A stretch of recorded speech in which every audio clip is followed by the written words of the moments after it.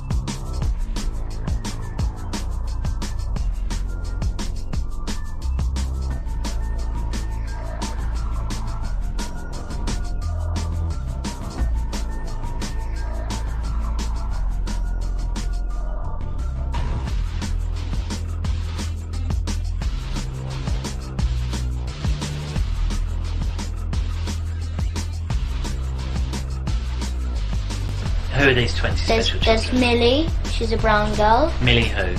Millie Cowell. Millie Cow? Yes. Okay.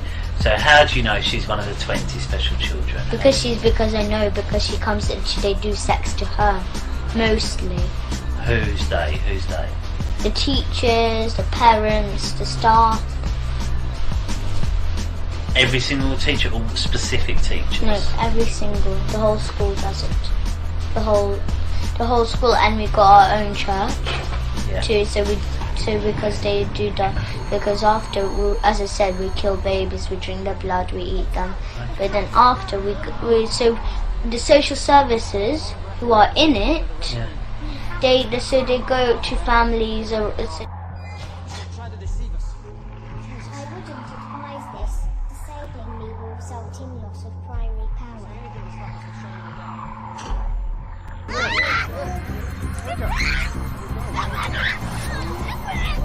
Captain.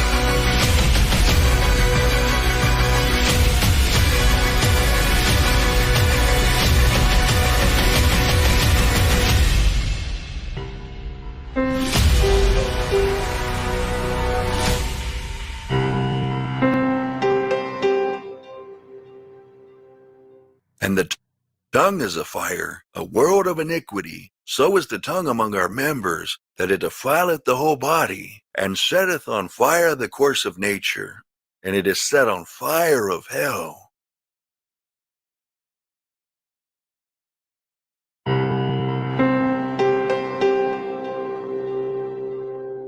In the multitude of words there wanteth not sin, but he that refraineth his lips is wise.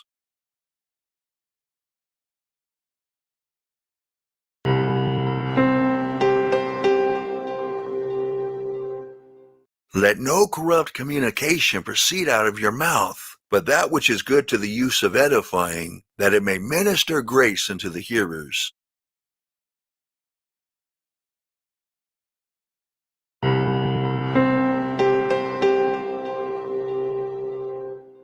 Keep thy tongue from evil, and thy lips from speaking guile.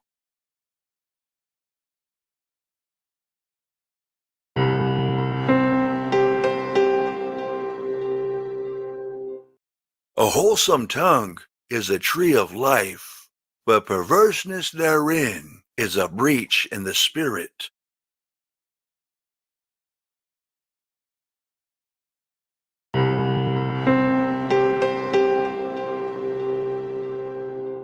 Lord, who shall abide in thy tabernacle? Who shall dwell in thy holy hill? He that walketh uprightly, and worketh righteousness, and speaketh the truth in his heart. He that backbiteth not with his tongue, nor doeth evil to his neighbor, nor taketh up a reproach against his neighbor.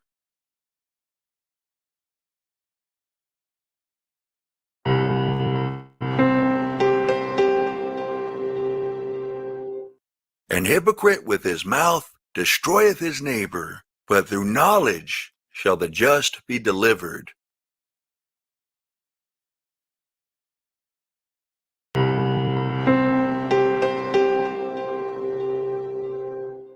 Blessed are ye when men shall revile you and persecute you, and shall say all manner of evil against you falsely for my sake.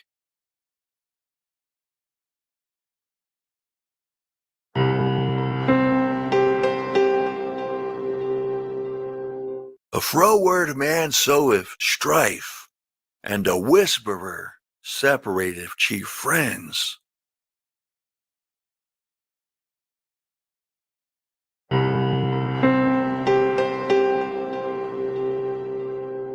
Thou shalt not raise a false report. Put not thine hand with the wicked to be an unrighteous witness.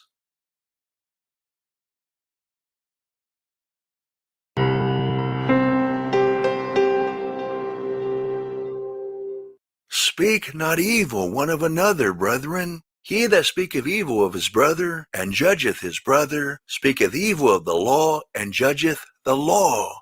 But if thou judge the law, thou art not a doer of the law, but a judge.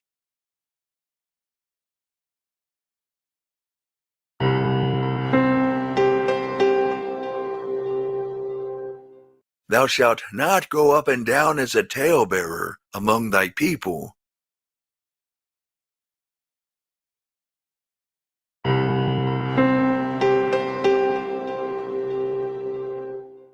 And withal they learn to be idle, wandering about from house to house, and not only idle, but tattlers also and busybodies, speaking things which they ought not.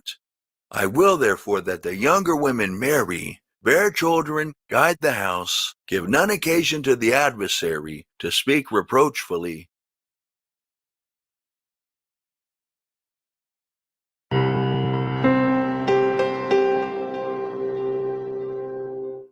If any man among you seem to be religious, and bridleth not his tongue, but deceiveth his own heart, this man's religion is vain.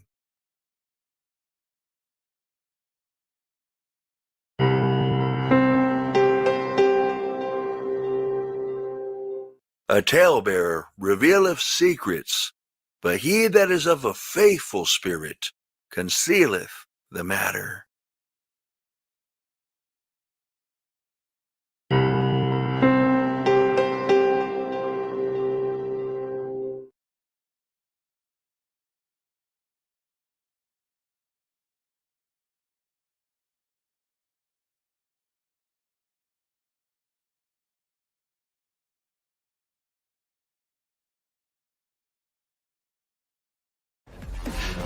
I've got nothing left!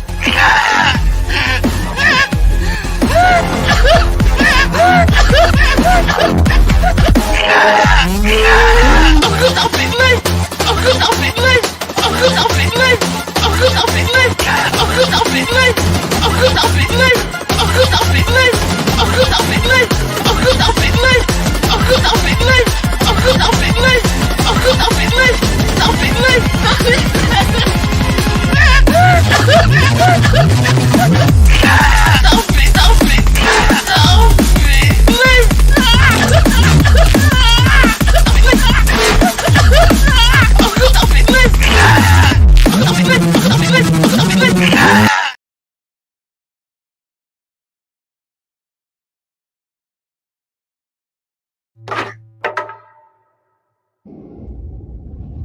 If you were a praying mantis, it would be socially acceptable to devour your mate. And if you're a honey badger, you have no regard for other animals. You don't care. If you're a panda with twins, it's normal to abandon one to take care of the other. But if humans do any of these things, we would call it wrong, unfair, or unjust. Yeah, why is that? Why do humans care so much about justice? Well, the Bible has a fascinating response to that question. On page 1, humans are set apart from all other creatures as the image of God. Yeah, God's representatives who rule the world by his definition of good and evil. And this identity, it's the bedrock of the Bible's view of justice. All humans are equal before God and have the right to be treated with dignity and fairness no matter who you are. And that would be nice if we all did that. But we know how the world really works. And the Bible addresses that too. It shows how we are constantly redefining good and evil to our own advantage at the expense of others. Yeah, self-preservation. And the weaker someone is, the easier it is to take advantage of them. And so in the biblical story, we see this happening on a personal level, but also in families, and then in communities, and in whole civilizations that create injustice, especially towards the vulnerable. But the story doesn't end there. Out of this whole mess, God chose a man named Abraham to start a new kind of family. Specifically, Abraham was to teach his family to keep the way of the Lord by doing righteousness and justice. Yeah, doing righteousness, that's a Bible word I don't really use, but what comes to mind is being a good person. But what does that even mean, being good? The biblical Hebrew word for righteousness is tzedakah, and it's more specific. It's an ethical standard that refers to right relationships between people. It's about treating others as the image of God, with the God-given dignity they deserve. And this word justice, it's the Hebrew word mishpat. It can refer to retributive justice. Like if I steal something, I pay the consequences. Exactly. Yet most often in the Bible, mishpat refers to restorative justice. It means going a step further, actually seeking out vulnerable people who are being taken advantage of and helping them. Yeah, some people call this charity. But mishpat involves way more. It means taking steps to advocate for the vulnerable and changing social structures to prevent injustice. So justice and righteousness are about a radical, selfless way of life. Yeah, and you find this idea all over the Bible. Like here, in the book of Proverbs, what does it mean to bring about just righteousness? Open your mouth for those who can't speak for themselves. And what do these words mean for the prophets, like Jeremiah? Rescue the disadvantaged, and don't tolerate oppression or violence against the immigrant, the orphan, and the widow. And like here, look in the book of Psalms. The Lord God upholds justice for the oppressed, gives food to the hungry, and sets the prisoner free. But he thwarts the way of the wicked. Whoa, he thwarts the wicked? Yeah, in Hebrew, the word wicked is rasha. It means guilty or in the wrong. It refers to someone who mistreats another human, ignoring their dignity as an image of God. So justice and righteousness is a big deal to God. Yes, it's what Abraham's family, the Israelites, were to be all about. They ended up as immigrant slaves being oppressed unjustly in Egypt. And so God confronted Egypt's evil, declaring them to be rasha, guilty of injustice. And so he rescued Israel. But the tragic irony of the Old Testament story is that these redeemed people went on to commit the same acts of injustice against the vulnerable. And so God sent prophets who declared Israel guilty. But they weren't the only ones. There's injustice everywhere. Yeah, some people actively perpetrate injustice. Others receive benefits or privileges from unjust social structures they take. Good morning, Danny West. I wasn't going to interrupt our service today just for you, but you are loved by the Lord just as much as everyone else. So we will stop it just for you to be the centre of attention again. So we're back to this, are we fake Jew thing. Do you think that's appropriate to do, like on a Sunday morning, to this woman you've been stalking already and abusing for so long? And clearly, when I'm saying the connection to being Jewish, I couldn't give a flying fuck, okay, if on paper, just because people couldn't prove DNA back in the day, whatever. My nan's house is still there, my family's still there, my dad still fought in the IDF. I have to say, I was there, I lived there, I really got a good experience of the entire situation. Really, really close up and personal. Okay, so to just say fake because something was changed on paper, so go fuck yourself. I mean, I shouldn't say it on the Sunday. I'm going to actually God's not a snowflake either. Go fuck yourself, you nonce cunt. Let's carry on with the service.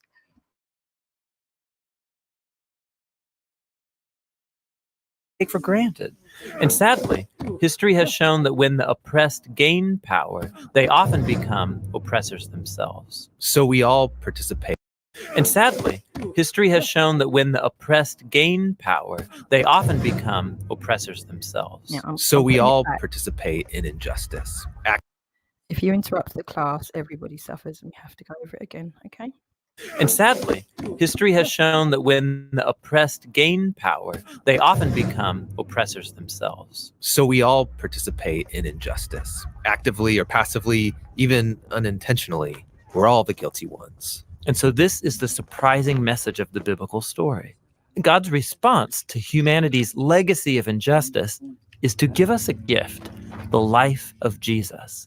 He did righteousness and justice, and yet he died on behalf of the day, every day.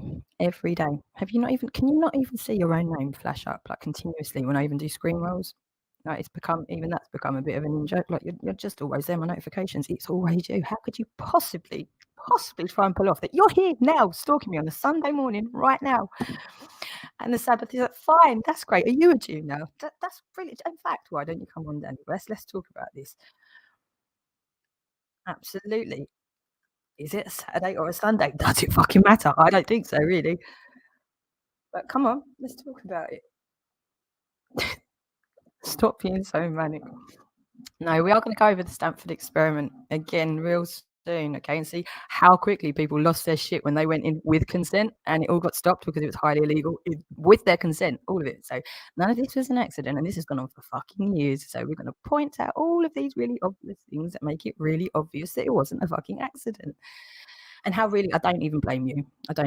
Just obviously a fucking weak ass melt like most of the other people that got involved, but that's fine. Yeah, tagging you is not stalking you. No. Tagging you is just literally attaching you to your own recorded, documented activity. That's what I've been doing. It's not stalking or harassing anybody, is it really? Especially when you fucking compare it to what you lot have done to me for fucking years, remember? Years.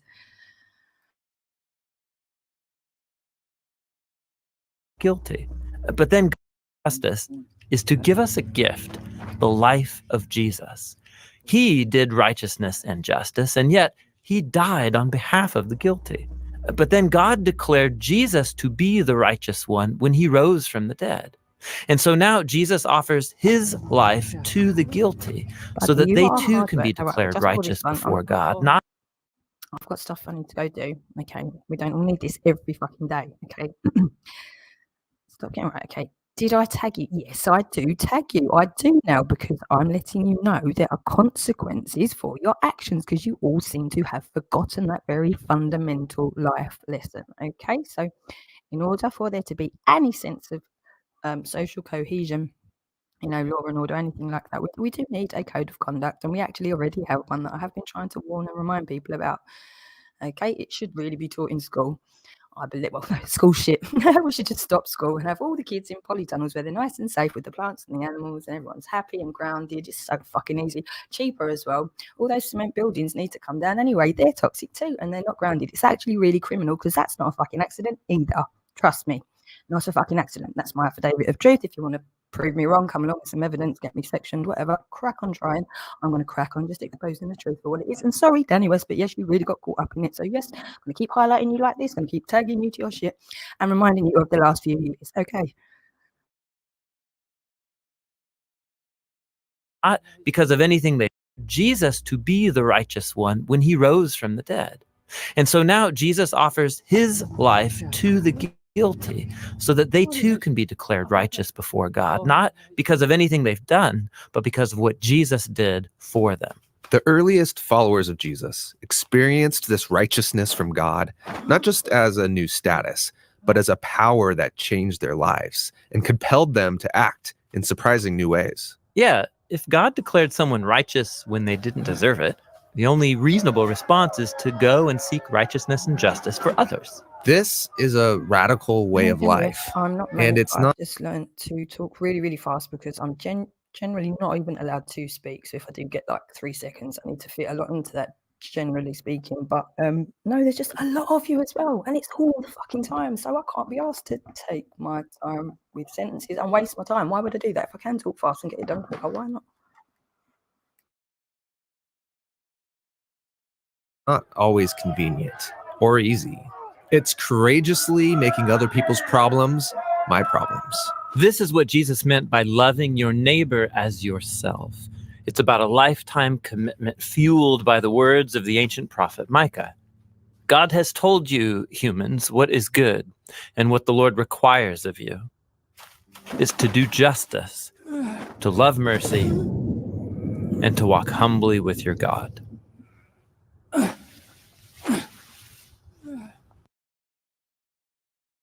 Hey, this is John and Tim from the Bible Project. Thanks for watching this video. This was a theme video where we take one biblical motif and trace it from beginning to end.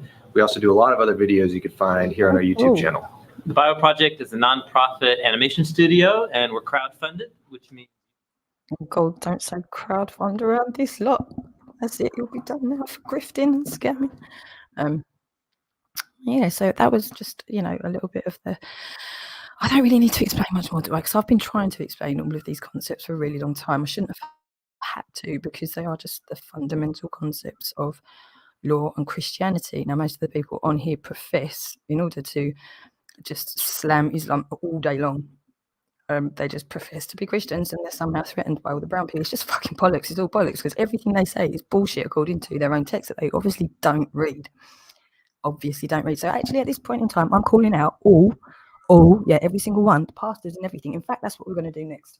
I'm going to start investigating everybody in this diabolical, blasphemous Christian system we've got going on. Okay, all the pastors and everyone making money in it, supporting Israel right now. I'm calling you all out as fake Christians involved in fraud. Okay, that's what I'm doing next. And yeah, go call whoever. 999 again, Danny West, is it? What was the last one? I triggered your post-traumatic stress disorder. So yeah, when I'm talking to idiots like Dave Smith and Wendy Wu and all these fucking twats trying to, blaspheming Cam Murphy yesterday, say what you want. I never said I'm a Christian, did I? You lot pretend to be. I'm just reminding you, you're not fucking Christians, okay? And I'm reminding you how clearly it's written in the fucking book you never bothered to read, okay? So God actually really frowns on you the most. Doing the devil's work in his name. That's what blasphemy means. Not, oh my God, or fuck this, or fuck that. That's not blasphemy. That's a bunch of people being snowflakes on planet Earth and trying to twist shit up again so that they can get away with fucking murder. Okay, God's not a fucking snowflake. He does not give a shit about swear words. He cares about cunts like Dave Smith, Tommy Robinson, sorry, Mr. Huxley, I'm sorry. You lot. Creating and allowing shit all over the planet for your perks. God's not stupid. He's very fucking angry with you lot. So I'd think twice before carrying on in his name. By all means, you've got free will to do whatever you want in your own name. But fuck me sideways. I'd go read that book before you start fucking preaching from it for your sins. That is well risky. Well risky.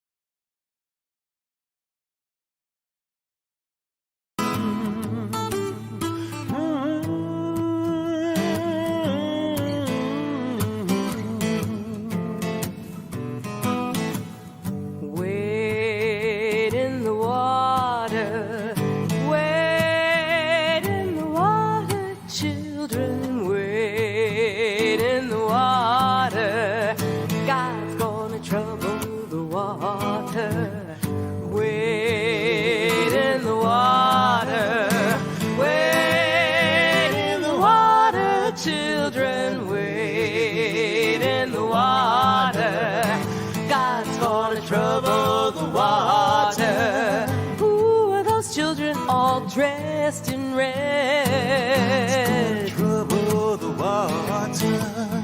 Must be the ones that Moses led. Trouble the water. Wade in the water. Wade in the water, children. Wade in the water. God's gonna trouble the water.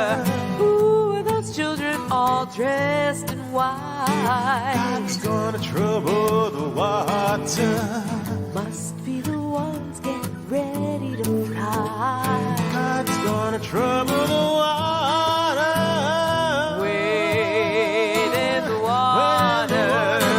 Wade in the water, children. Wade in the water.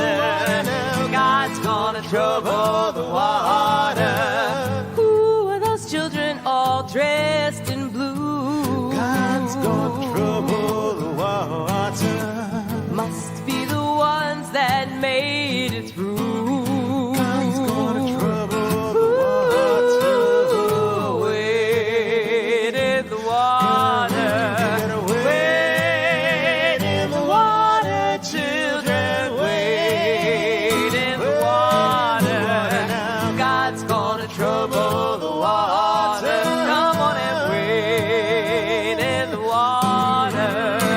Wade Oh yeah, I'm Jamaican. Fuck off.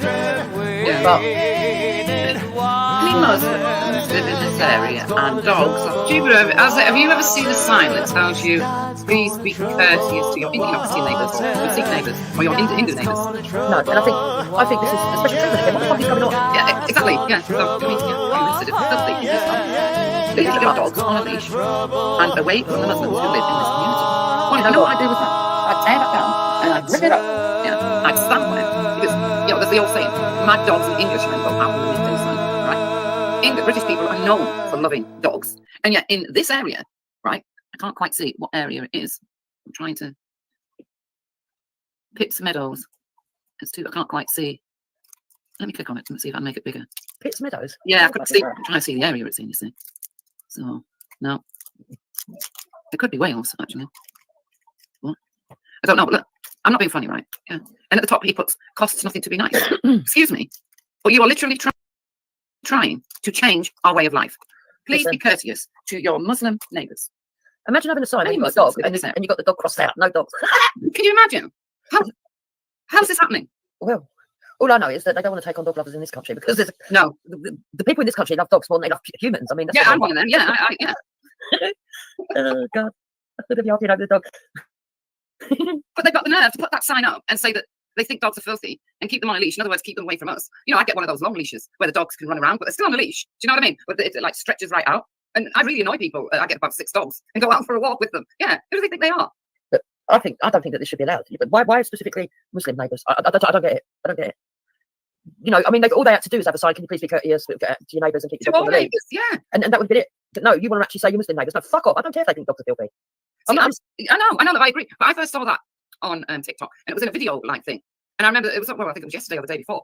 And I thought, bloody cheek, you know, the way you do. And then I moved on, forgot about it. And then today I saw that Ghost has obviously, took a screenshot of it because he believes in it. He doesn't see nothing wrong in that. That's bad. And yet he wants to fight for Islamophobia laws. Listen, Ghost, I don't know whether he was trolling or not because I just see him as a troll now as well as a horrible little hobbit. Yeah. But he was over on Bleeding Arts talking about how they've got 4 independent Muslims, that he wants that to increase. They want to protest to get Keir Starmer out, and they want Sadiq Khan to go in. He went, and then we've got what we wanted. I was like, oh, is that the game? Is it? No, that's not going to happen. I mean, that's still, that might be their plan, if you know what I mean.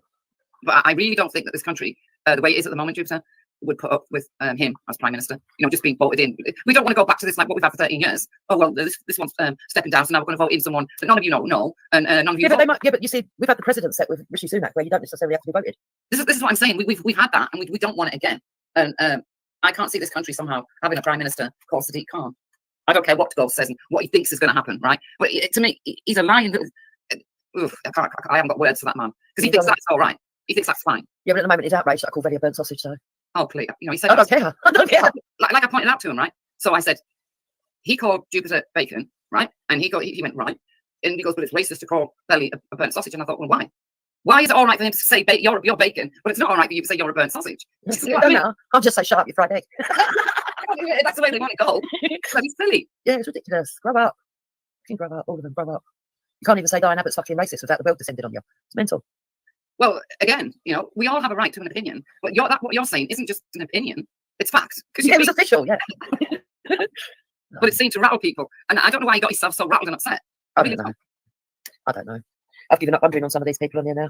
If people want to get outraged, let them get outraged. I think they love getting outraged. Do you know what I mean? Yeah. Seriously, I mean, everybody, I'm not just talking about one group of people, everybody at one time or another gets out. I mean, look at us, we're getting outraged over this. So, you know, at the end of the day. All they have to do is change it to everybody. Everyone. And yet they say they want to be inclusive. This is why I'm against any kind of Islamophobia laws. Right? And I do hope that Starmer doesn't go down that route. That'd be terrible living in this country if he does. Well, it won't stop people talking, Wendy. It'll just make people a bit cleverer with their language, that's all. Well, yeah, I guess it will. In fact, it could actually make things a lot worse because people will get really resentful then. Oh, I hadn't thought of that, you know. You know, it could actually make it worse because then you're causing retention, aren't you, of anger. But I don't know. I think this is what they want, everybody arguing and screaming with each other. And as someone said to me in my side chat late yesterday, because I was like a mad woman, weren't I? I was up to 4:15 yesterday trying to find it. I don't know, I fell asleep, so you didn't finish till 4:15? No, I found it in the end, the bit where what I was looking for, to do with what Benny said, because he denied. All right, okay, right. Danny West, just before I go and have a break and make something to you, I'm going to put the link in. Just come on. Lock up the courage and just come on and just say your shit with your voice. No. Do we remember Athena's video? Athena and Mandy, the video. Do we remember that shit around the darkness? Or do we remember Cam's mental reaction at being asked if she, do we remember any of that?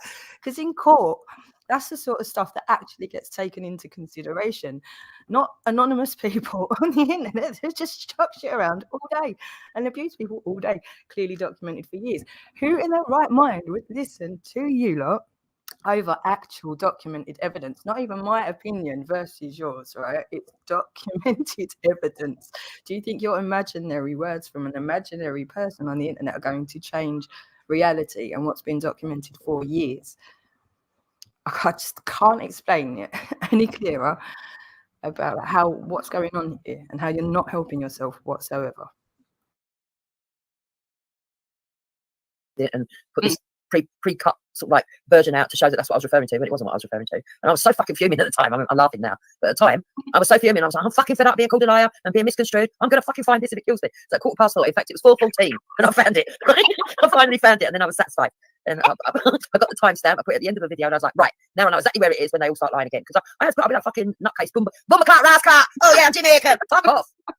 Do you know what I mean? The two women who have to jump in as soon as every time my name's mentioned. I was like, what's this? What is this? What is it? Well, I mean, no understanding. So yeah, I was so fuming. I mean, I can laugh about it today, but yeah, I was really fucking. I was like, right, I'm gonna find it. You got that tank to find it. Yes, I found it and I put it out there. But, I've even forgotten the fucking point I was going to make now. But yeah. So yeah, that's it. So at the end of my stream, someone actually said, you know, this is terrible. All these divisions, you know, that are being caused by these lot, and we might be being dragged into war. And if we don't stand unified as people, you know, it could make our nation really, really weak. It could. Well, trouble is, you've got people who live in this country who claim to want to be British, but at the first hurdle, they will pull this country to bits. We come across them all the time on here. Yeah. You know? And this is just like a microcosm of what it's really like. So, I mean, I was quite shocked at the way Valley was behaving because she thought that Diane Abbott was racist. And the reason I say this is because he behaves the same way if I start talking about Meghan Markle. Yeah, they do, don't they? They can't see anything wrong with her either. No. It's mental. And they really do believe that it's down to the skin colour and not just because of their character. This is what I don't understand. Listen, if we had a white politician who put on wigs wonky and had fucking kept going out with 2 left feet on, right? When they're meant to be a lefty, 2 left feet, odd shoes, and couldn't add up, we'd be taking the piss out of them and all. It's got nothing to do with colour. It's about them. I mean, especially when they're claiming that they're the best mum in the world. Meanwhile, their son's grown up to run around the streets chasing nurses with knives naked. See, I didn't know none of that because I haven't took that much interest in her, simply because of the Jeremy Corbyn connection. But I didn't know none of that, so her coming out with that. And why did she come out with that kind of statement anyway? What was she trying to prove? God knows.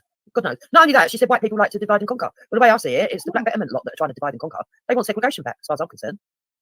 You know, and that is my opinion, and I've said that for years. That all these ones that pretend it's black betterment, but actually it's black power. Right. They want segregation back, and it's all come from America, by the way, because you know America went so far as to have black only schools again, didn't they? Oh, what again? Yeah, in America, you've got some places where it's black only, and that's what they were pushing for here. Well, when you think of the freedom riders and everything in America, the young black men that got killed and murdered, they were fighting for their civil rights, stupid. Yeah. And then you think of these idiots today that don't put up with a tiny bit of what they had to put up with. I think that the people in this country that are black, they don't understand what, you know, like not being able to get on a bus or getting on a bus and being told to get to the back because of your skin colour. Well, I think they romanticise that they're doing the same level of social justice warrioring, but they're not. No. Because Schiffer summed it up. You know, they should be proud of the people that actually made the changes when they did push for change and who really suffered the most. I mean, even us, really, even when we're complaining and saying, oh, it's unfair and stuff, even now, even though we've got positive discrimination, it's still not at the levels of what it was for black people back then. You know, well, no, of course not. When it was really racist in this country, like even at football matches, which hopefully it's been kicked out now. But you know, when the fans, they used to be really racist back in the 80s, weren't they? It was terrible. Yeah, but for me, Wendy, it's not so much the language. I mean, yeah, okay, the language is nasty and stuff, but so that's just the tail end of it, isn't it? I mean, the height of it, the worst of it is when it was violence induced or actual discrimination, where people were intimidated out of areas or services and stuff like that. That's the worst of it, and that was what those black civil rights people all those years ago in the 60s were fighting against, and they're the ones that suffered, not today. And when Benny said to me, right, he asked me a question. He said to me, when you went to Nigeria, he said, was everybody being racist to you because of your colour? Right, I can honestly say that no, not everybody was, but I can tell you that there were some people that looked down on me because of my colour. I'm not going to say I didn't meet any racism because that would be a fucking lie, right? Yeah. But for him to say that, I said to him, but do you get that in Britain in 2024? He said, yeah, when he goes to raves. I was like, oh, behave. How do you know that's down to colour and not the fact that you were drugged out your head? He said, oh, because 20 other people got allowed in differently. Well, that don't mean that it still wasn't, because you still got to show that the circumstances were exactly the same. Did you look rowdy? Did you look drugged out? Was you drunk? Was you drunk? Yeah. Was anyone in your group drunk? Did you look like you might come there and cause trouble? And I don't mean because of the colour of your skin. I mean, we all know that a group of males together can look pretty intimidating and troublesome, no matter what colour they are, and depending on their behaviour. Yeah, if they're rowdy, yeah. You've got to look at many things, but certain people will always pull a card out, you know what I'm saying, and use that instead of thinking, well, hang on a minute, what was actually going on? Do you know what I mean? Because if a bunch of white lads had walked up and they got sent away, they haven't got a card to use, have they? Think about it. They don't have this card they can magically pull out and say, well, that's racism. Exactly. But I mean, let's be honest. If we see a bunch of 20-year-old fucking white guys who look like a bunch of hooligans, I'm sure they'd get turned away as well. Yes, they would. So we can't just assume that it's down to skin colour. Look, I'm not saying that racism doesn't exist. People always make this charge against me that I say that it doesn't exist. No, it does exist. I've seen it in my lifetime. I've seen it from black people. I've seen it from Asians. I've seen it from white people. Yes, it exists. But anyone can suffer racism, and you have to be sure that it's racism. Do you know what I mean? Yeah. And I'm not going to say that it didn't happen to him. Let's just suppose that it did. He suffered that little bit of racism. That's still not comparable to somebody not being able to drink out the same fountains or use the same toilets or use the same buses or the same seats on a bus. Or do you understand what I mean? Yeah, it's not the same. Yeah, in coffee bars, they weren't allowed to sit with the white people. The total segregation in America. Danny West, see, look, I'm not even sat at the computer. Jake's out and about himself. Okay, I'm just like doing housework. I'm at home, but I'm just saying, hey, Sunday morning or Sunday early afternoon. You're here. Morning, DJ Darkside. How are you, Mr. Abusive? 1 second, then trying to kiss my ass the next. How are you today? Oh, hello, AJ. You've shown up as well. Yeah, the entertainment. Okay, what's this?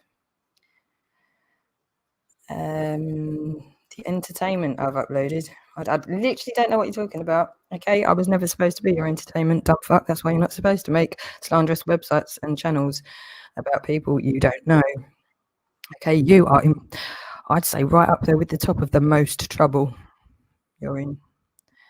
So, I mean, yeah, by all means, crack on. I'm going to carry on in the kitchen now. I'm just listening through my phone like other people are just listening to it. That's literally exactly what I'm doing. The same way we can all be going on about our day, doing other stuff, other work. I'm not obsessed. I'm not living my life through this shit. It's just clearly exposing who's coming to who and creating shit for who. Okay, that's what I've been doing. I am a journalist. Don't tell Clyde Stanhope he really doesn't like me saying that, because he pretended to be one, but he's a nonce.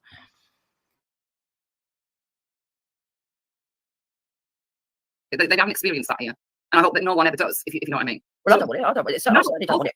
I mean, look at my family. What happened to my family? Exactly. You know, I'd have to talk to Hector over the garden fence. Well, people like, in America, people like you and Hector would have been shunned back then. Not now, obviously, but back then they would have. Yeah, but if they brought segregation back, that's exactly what it would be. I mean, don't get me wrong, love conquers all. I wouldn't bow to that pressure. I don't give a fuck. But yeah, no, I could see that would be terrible for me. It would be really terrible, you know. And not just me, lots of other interracial couples. I don't look. Years ago, when I first got with Hector, the main worry, and I'm not going to lie about this, I've said it for years. The main worry when we first got together was, oh yeah, we knew there would be some levels of racism from people, and it didn't even enter my head that it might come from the black community. It was the white community that I thought were going to be the most sort of like audacious about it. As time's gone on, it's actually the black community that I now look at and think, wow, you've regressed so much. Yes. All those rights that you fought for, and yet the minute that you've got equality and everything seems to be going in the right direction, you turn into the very thing you hate. And I'm not saying all black people, because that's just not true. And in the real world, realistically, it's not like that out there in the real world. But on these channels, well, yeah, it is. Oh, on these channels, it definitely is. In the real world, no, it's not. Thank God. But I don't think they realise, because they haven't experienced it, if you know what I mean. They don't realise how bad segregation is, real segregation, and they never went through it. But they're trying to Americanise themselves and imagine. I think they're trying to imagine that they went through it. Do you see what I mean? Oh yeah, that's our suffering too. Respect used to be good at that, didn't he? Yeah. I remember he said once that his nan was in a march in America, and this dog apparently come running up to his nan, and she was in a civil rights march, and this dog bit her. Apparently, you know. Oh God. Yeah, and he could feel the pain in his leg where the dog bit his grandmother. I mean, is he trying to say the dog was racist?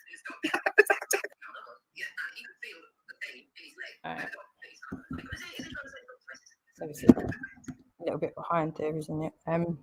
Yeah, I'll tell you what we will do. Okay, so when you've got people like, I'll tell you what, let's not even discuss it first. Let's just literally type in definition. Okay, and I'm going to compare it against what it is that I do. So definition, I just spell this one down. Do you want me to spell it out loud? Will it help things? Of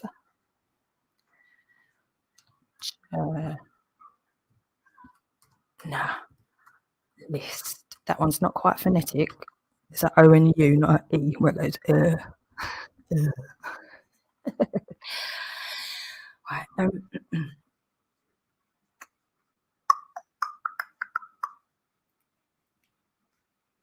Oh, actually, no. I wanted to do me. Oh, no, I made a video and I haven't put it out yet. I've actually made no. Scrap that. I'm actually just going to go and finish the video I was making on media because that actually makes the point far better and doesn't interrupt the flow of this anymore. Very important news broadcast from last night from the Gangster Grannies. Oh, this is getting mental. But I actually said that to Benny the other day. I asked him if he's going to take Shahada, is he becoming Islamic? And he got angry. And I said, well, you sound just like Respect used to all those years ago. Yeah, he has become Respect. I'm sorry, he has. He's certainly changed. Why? Well, you know, if the people I'm thinking about are listening, yes, start with your emails, you know, to Velly. Start with it all, you know, telling them how nasty and horrible we all are. Yeah. Simon, yeah, because I don't know you'd be involved in it. Well, yeah, it's not fair because they're playing on his emotions. And I just wish that these people, if you want to click what I say, just click it and make sure that it's in context. Stop taking it out of context to shit stir, because whether you like me or dislike me, you think you're causing me on, but actually, you might actually be causing on to the person that you're sending all this stuff to. Because I think that we can see a deterioration of his personality and his mental health. I'm not even joking on this. I'm not. And we all know, Wendy, I'm not sitting here laughing at that or trying to slight Belly or anything, because we all know how that feels when you're under pressure and it's your family and everyone's slagging you off. And it's for a lot of people that do all this trolling, right? They manage to go under the radar, just shit stirring in the middle. You know that, and I know that, right? But for the rest of us that do panels and stuff, there's a different degree of pressure and nastiness that goes with it. And I mean, at the moment, it's got one channel that's got all this family kid going out there in the pictures and everything else in it. And that can't be nice. I wish they'd stop it. There's no need for it. Because I have to be honest, Belly hasn't done anything to them. Yeah, but you've got to look at the right hand. I agree. But then you've got to look at the right hand corner of his own screen and the videos that he's playing at the beginning. It's like both of Wendy, sometimes, whether people are going to mock you or say that you look weak, sometimes you have to put your family first and sacrifice your own reputation or credibility for your family. You know, peace of mind. Yeah, right. And I just think that all right, he doesn't want to go that route, but the only people benefiting out of that are the ones that are actually getting enjoyment out of seeing the argument. Well, so you said the picture of the right hand. I don't understand that. It's bleeding out on it on somebody. I don't know who the person is with him. Oh, okay, right, okay. Well, something's got to give. You've got to give, haven't you? You got to take. I'm a big believer in taking a look at yourself and, as you know, and like what you've been doing and all the rest of it. And if you can't put yourself right, how are you meant to help anyone else? Well, we've all had to do it. We've all had to do it. Yeah. You know, and I'm not sitting here saying I'm perfect. I've still got a long way to go. But the thing is, there are a lot of people on here who do think they're perfect. Oh, perfect in every way. Perfect in every way. Yeah. A lot of them. And they're always ready to give their opinion from the side chat. Side chat opinions. I mean, I think Khan thinks he's perfect. Khan in his 59 personalities definitely thinks he's perfect in every perfect way, especially since he's got this job, which he can't never shut up about.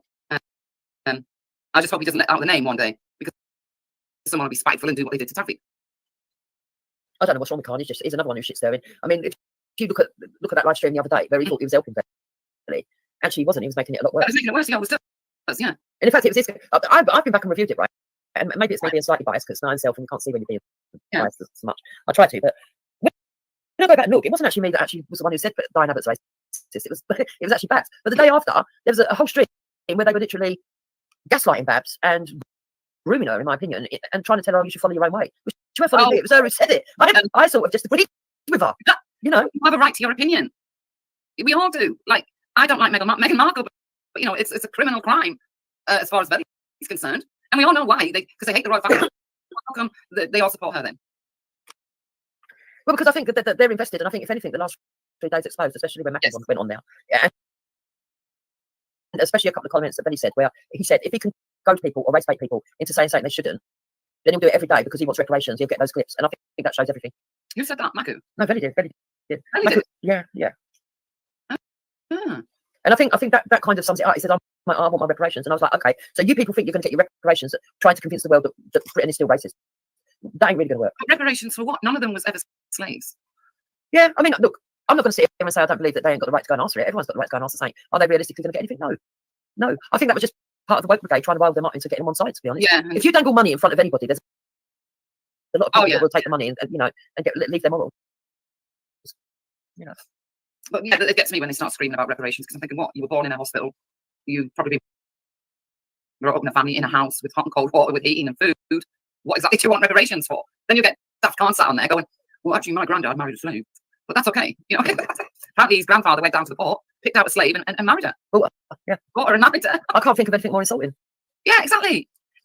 And it's there to use that as if to say he's got some right to speak. Look, look, there's a lot of hypocrisy with a lot of people on here. I mean, I've tried to move on from and try to just stick to their ideals, and I'm not really interested in their personal lives or anything. No. I never really was, to be honest, and I did get dragged into the spiral of using things that I heard on other channels to mudsling when people were being particularly nasty to me. I did do that. I'm not going to sit here and say I didn't. But if I'm truthful, I don't care who's sleeping with who, what they do, or as long as I know the essentials that you're not a fucking goody fiddler, because that I want kept at a distance from me. Do you know what I mean? Yeah, of course. Yeah. You know, but even then, to be fair, if you know, you keep them at a distance. But if you don't know, you're only talking on a platform. You know, you're not in the same room. You're not really realistically in that much problem. Just talking. For me, it's just about opinions and being civil. But we can't. I got out of that the other day, love. I got out of that, and I still wonder what on earth was that all about. Why so angry about Diane Abbott? It didn't make sense, and to me, it still doesn't make sense. It doesn't make sense to me. And I think if you want we've all got our own conspiracy sort of mindset, haven't we? You know, if you want my own true opinion, I might be connecting the dots wrongly, but I think that certain individuals are probably funding him. And what I mean by that, I don't mean on a huge scale. I mean giving him little bits of donations and encouraging him to put out what they want to be put out with the videos that they sort of like do. That's what they do. We all know what they've done, and they send clips to try and manipulate and that because they're not big enough to do it themselves. And yeah, I wouldn't be surprised if he was told to attack It's me. like that screenshot he's got of Danny Roscoe. You know where he was saying about what Danny was apparently had done or something, because it was I think it was in your chat, and Belly's got the screenshot. That's a typical Mandy Mosley move. That is, she goes around taking all the screenshots. Well, yeah, definitely. But the funny thing about that is that Danny Roscoe didn't put any name there. He just made a comment that could have been ambiguous about anyone. Oh, okay. Oh, right. Benny was the one that latched onto it and said that it was about him, which means that he grasped himself up. Danny Roscoe didn't do it; he done it himself. You know. Oh, right. But yeah, the screenshot is definitely a Mandy and Athena thing. Well, a Mandy thing. Not so much Simon's not really interested. She is. Yeah, she takes screenshots of fucking everything. If someone says boo on a channel, she'll screenshot it. Do you know what I mean? Yeah, but what I found interesting is that Simon was in the side chat putting popcorn things up right from the beginning, and he's right, yeah. And I thought that tells me what I need to know, really. Yeah, he was silly there. That was as soon as I spotted him, and then he said what he said. I thought, all right, there's been a lot of talking going on in the background, the emails flying around. Very, and you've fallen for it. It's silly. Yeah, and it's sad, isn't it? Because you see people getting paid, but at the end of the day, that's up to them. Listen, I've got Kaylee who sits there saying that I stream about her 24/7. I've got fucking Lady Divine who says I stream about her 24/7. I've got Nine who says I stream about her 24/7. I think, well, where do I get time if I'm meant to be doing it about you lot 24/7? You can't all be fucking right. You know, and actually, if people care to look, I haven't really been doing regular streams, Wendy. No, I know. Do you know what I mean? And most of the time, I'm not even mentioning these people. It's only because all this drama kicked off 3 days ago because Babs innocently said, well, yeah, there might be some racists in reform. In fact, she worded it very badly and he's clipped it to make it look like she agrees that all reform are racist. But, you know, but every party's got some racists. And he said, like, who? And she said, Diane Abbott. And I happen to agree with her, her example, because Diane Abbott was officially found to be racist. Yeah, exactly, it's official. You couldn't get more official than that. I expect that'll be, oh no, we're not taking that as official because that was said by the white man. Well, yeah, I had a bit of a disagreement with Triller as well the other day because he was going on about how he's really happy that Labour are in and this, that, and the other. And he said, am I bothered? He went, I bet you're really bothered that you're really bothered. I said, no, I knew that Labour were going to get in. And to be honest, I got the result I wanted. I mean, the Reform got 5 seats. Yeah. I thought they were only going to get 1 or 2. I said to you, if they get 2, I'll be happy because I just want a couple of people in there, the cat amongst the pigeons. So exactly. Yeah. So to get 5, I'm pretty pleased with that. But I'm realistic, Wendy. I think it's all a big fucking drama show. You know, I think a lot of it is all false and a facade. But if it is going to be a fucking drama in the show, well, let's make it one worth watching. Let's have Farage and the others. Yeah. That they didn't want in the script, but now they've got to fucking find a way of putting them in. You know what I mean? Yeah. Didn't that Lee Anderson? He still regained his seat, didn't he? As for reform. Yeah. Yeah. So hopefully there's only 5 of them, but 5 is better than nothing. It's never happened before, Jupiter. It would never happened before, but people are fed up and they got a lot of votes. You know, more votes than what do they call it? The amount of people that voted for them, they should have more MPs, that kind of thing, really. Yeah. Well, they can't ignore the amount that did vote for them. They can't ignore it because if those 5 go in and carry themselves properly and carry on speaking about things that the public want, that will increase at the next election.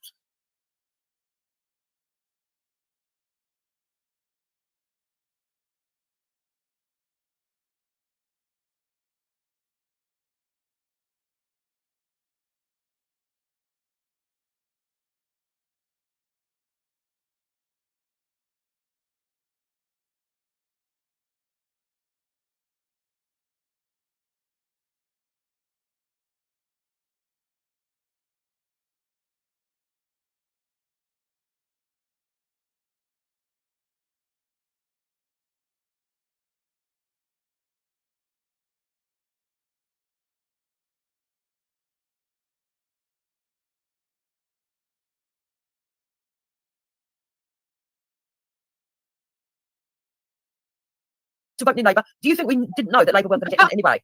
Well, the minute that And then we're voting Reform. I know. Realistically, it was not going to change the results. Just let Labour get in. Just let them fuck up everything. Just let them escalate everything. Because hopefully more people will wake up because people are just not listening. Well, that's how I felt. But after seeing the result for Reform, there's a huge amount of people that have woken up already. Yes.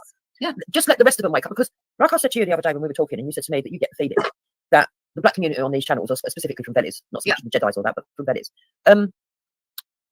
they seem to think that white people are still getting all of the amenities as per normal, and it's only them that are suffering. They haven't realised that actually it's across the board, and I agree with you on that. And I do think that once Labour's in, and because at first Labour are going to chuck money, because this is what they're going to do, they're going to chuck money, and people are going to go without amenities and services, and they're going to have extra money. And look, chucking extra money at people that don't know how to spend it or are going to spend it unwisely is not the way to go. I don't mean that nasty, but you know yourself that if there's somebody that's living on universal credit and they're spending their time fucking not having to go to work, just sitting there being a bum, spending it on fucking on leisurely stuff that don't mean fuck all, and alcohol and cigarettes and God knows, giving them extra ain't gonna make a difference in their life. They just spend more. Just spend more and buy more gadgets. Yeah, right. So that is not the answer. I'm not saying that I want the welfare state. I don't think that the welfare state does need improving. It does. People do need a little bit more money, and people do need. But we also need it refined a little bit so people can't take advantage as much as they can. Yeah, I agree. It needs shaking up, and I'm not one. I've done some washing up.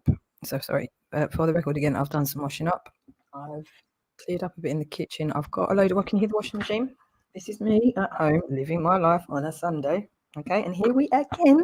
Like all the other rest of my life, we have DJ Darkside, who the fuck are you? Danny West, who probably is the script, or was the script. Yeah, in fact, right, Danny West, right. Let's just be logical. Why didn't he go to the Film Writers Festival then? No, the Screenwriters Festival in the end. Why didn't he go? And considering you've tried to get everyone to get rid of me, if I was calling a random person a nonce, surely you'd get straight onto that fella and say, can you do something about this? Or we'll pay you loads to do so. That would so happen.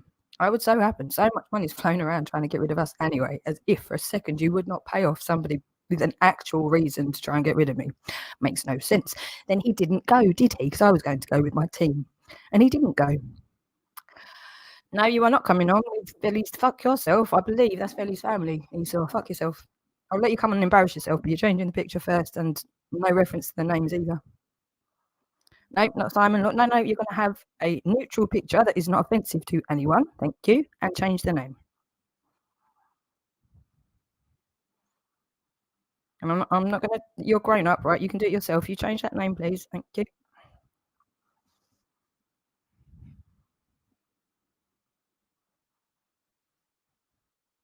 See, all right, you're just keeping it... All right, okay, fair enough. Right, okay. So welcome to the stage. In case you didn't know, this is Esau. Hey Nance, how are you? Hey Nance, how are you doing? I hope you and Jacob can get away from children. I need to change my picture. I don't want it to look like I'm literally aiming a gun at your face or anything like that. No, that's aimed at Ugandan soldiers at your face for poisoning their children. I'm sorry, say that again. I'm just going to turn you up a bit. That's the Ugandan soldiers' gun pointing at your face for poisoning their children. That didn't happen though, did it? Right, again, all right, so who do you think these people are? I mean, Luke made a right tit of himself, didn't he? Not so long ago. So, right, who do you think... You said it yourself that you're in touch with people in Uganda to push MMS. In touch with people in Uganda. The poison. You're looking to push poison and kill children. No. This was, right, when... Okay, right, let's just... This will calm. Let's everyone calm. What am I looking for? I've forgotten. See how quick that works. Do you feel calmer? That's right. Focus on the colours, Beachy. That might make you feel calm. Focus on the colours. Focus on the colours. So take a breath. Now, can you see the screen? answer my question. Does it? No, wait. You poison children in Uganda. I don't poison anybody. So no, right. What are you doing? What are you doing? Healthy. Are these the kids you killed? Didn't kill anyone. See now, actually. Are these the kids you killed? Yeah. Are these your victims? No, are these your victims? So see how happy they are. They're your victims, aren't they? The whole of Africa should be. Well, what about you? Where's your happy family picture? Oh, that's right. Tom doesn't want to. I honestly don't think you're not going to say smart. I don't think you've invested enough time into global policy. Tom won't let you be a mother. This picture here is a family. Something you don't know what to keep or have. You've never experienced real love in your life. That's why you're so bitter. You realise that? Do I sound like I'm bitter? You do. No, I'm fucking furious at people that haven't learned. Your lover, Jake, is a sex offender. I'm furious. I'm not bitter about anything. You're I'm dangerous to very both of content you. and at peace, actually. I'm very content and at peace. Not bitter. I am fucking livid, though, at a lot of you. Livid. And it's not just you lot. I'm actually more livid at people that got you into the situations. And we are going to get to it. You can do this drama on YouTube for a little bit longer, Esau, but we are going to get to the nitty-gritty of how this came to be, how you got involved. Oh, shut up, you dumb No, fuck. it's gonna happen, babe. You're talking loco again. No, I'm not. No. But no, right. You take that off. That's right. You do that one more time and you're just gone. Okay. I had to. Yourself. You know what I'm like? No, You know what? I'm not even chancing it. We know what you're like already. We're going to carry on. Okay. And do not even try to come back. Okay. I'm not being taken the piss out of you. This actually, yeah, no, I should have just not even questioned that. That dickhead does this and has done this for years. And men, like, I don't want to name people, but you just sit and let this fella on your panels as though he's a valid, reasonable person to be having any public opinion about anything, especially in front of his own child. Like, come on, people, you're grown-ups, no? Fucking hell. I swear on a Sunday.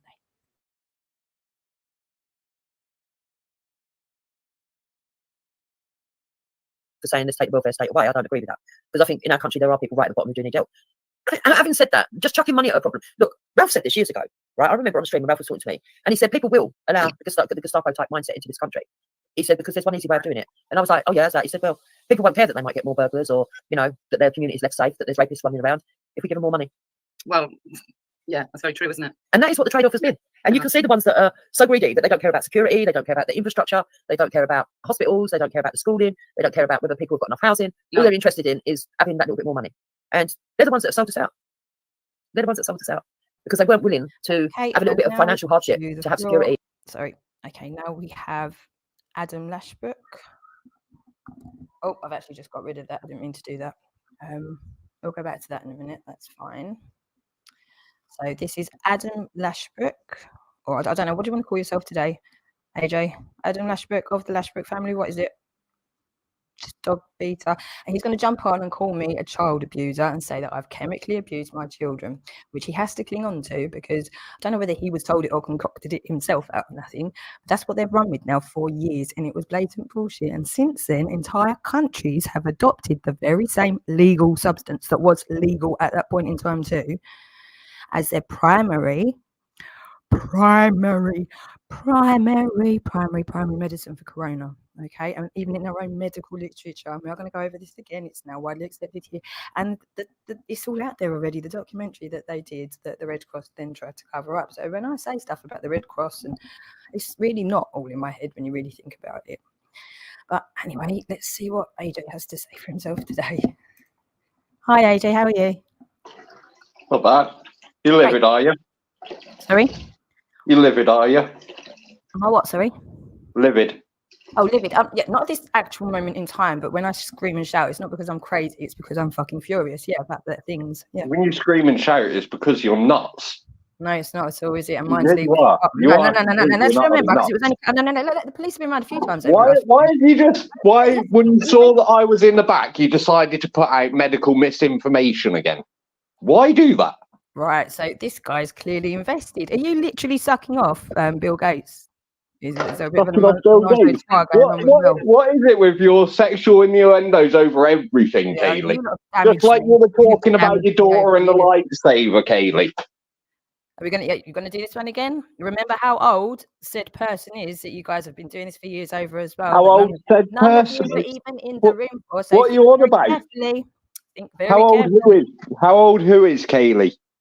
Your daughter was a 15-year-old when you made out sexual innuendos about her, wouldn't she? Separate it up all you like, AJ. This has already been spoken about and will again be spoken about. It hasn't already been spoken about, has it, Kaylee? Because I haven't put out the recording, have I, Kaylee? So here we've got Lucifer, who's now going to embarrass another woman who's a fully grown adult and can sue the fucking arse off of every one of you cunts as well. So by all means, go ahead, make a whole channel. Oh, great, Kaylee. Great. You're going to make yourself really extra popular. And please explain to us how your daughter can sue anyone. Excuse me? Explain away how your daughter can sue anyone for you making sexual innuendos about her. No. So you're missing the point again of intention and law and harassment and conspiracy. These are the Kaylee, things you that got no clue about law. You crack on with your stupid You videos. keep showing commercial law, thinking it applies to the general public when it doesn't. You're not immune to the law. You're not immune to the law, okay? You don't understand the law, or that it's been misinterpreted to you to get you to do some really shitty stuff, perhaps, okay? But the law is still the law, and intention is actually the most part of it, and yours is fucking disgusting, you nonce. When are you going to get into your thick brain, Kaylee, that commercial law doesn't apply to the public? If you're talking about the maxims of international commerce, they were established for people to trade, right, across jurisdictions. You dumb fuck. When we engage with one another, especially when here it goes, more dribbling, doesn't know it. you force your engagement upon other people and they have to respond under duress, it's very appropriate. And again, the police were here very recently and agreed that they are wasting more police time. They're very relevant, especially in places like YouTube where there's lots of jurisdictions. Have you always been a coward, Kaylee? And that's his response. So at that point, he can fuck himself. And let's go back to the service. In fact, no, let's go to the news for a bit because I've lost that. No, let's have a break. Let's have a song. I'm just going to rebalance. Ariel, listen to me. The human world, it's a mess. Life under the sea is better than anything they got up there. The seaweed is always greener in somebody else's lake. You dream about going up there, but that is a big mistake. Just look at the world around you, right here on the ocean floor. Such wonderful things around you. What more are you looking for? Under the sea, under the sea. Darling, it's better down there, it's better. Take it from me. I'm not sure they work all day. Out in the sun, they slave away. While we devoting full time to floating under the sea. Under the sea. Under the sea. Darling, it's better down there, it's better. Take it from me. I'm not sure they work all day. Out in the sun, they slave away. While we devoting full time to floating under the sea. Darling, or the fish is happy as up to the wind. The fish on the land ain't happy. Fish on the day in the cold.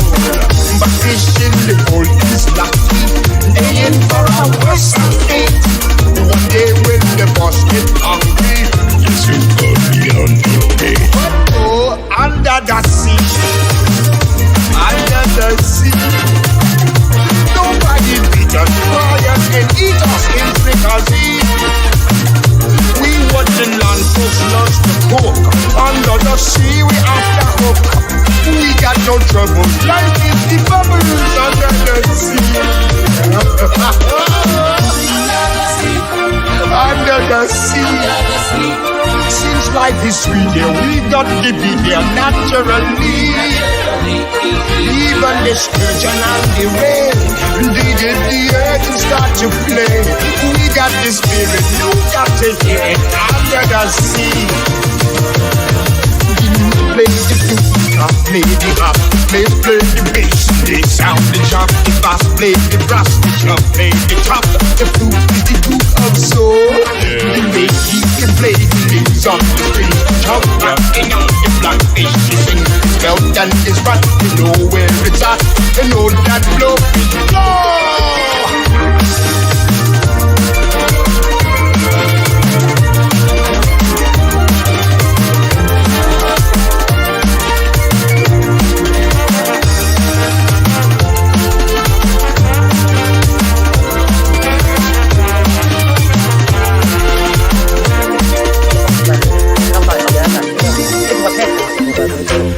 That their community is less safe, that there's rapists running around, if we give them more money. Well, yeah, that's very true, isn't it? And that is what the trade-off has been. And you can see the ones that are so greedy that they don't care about security, they don't care about the infrastructure, they don't care about hospitals, they don't care about the schooling, they don't care about whether people have got enough housing. No. All they're interested in is having that little bit more money. And they're the ones that have sold us out. they're the ones that sold us out because they weren't willing to have a little bit of financial hardship to have security and a better community. Exactly.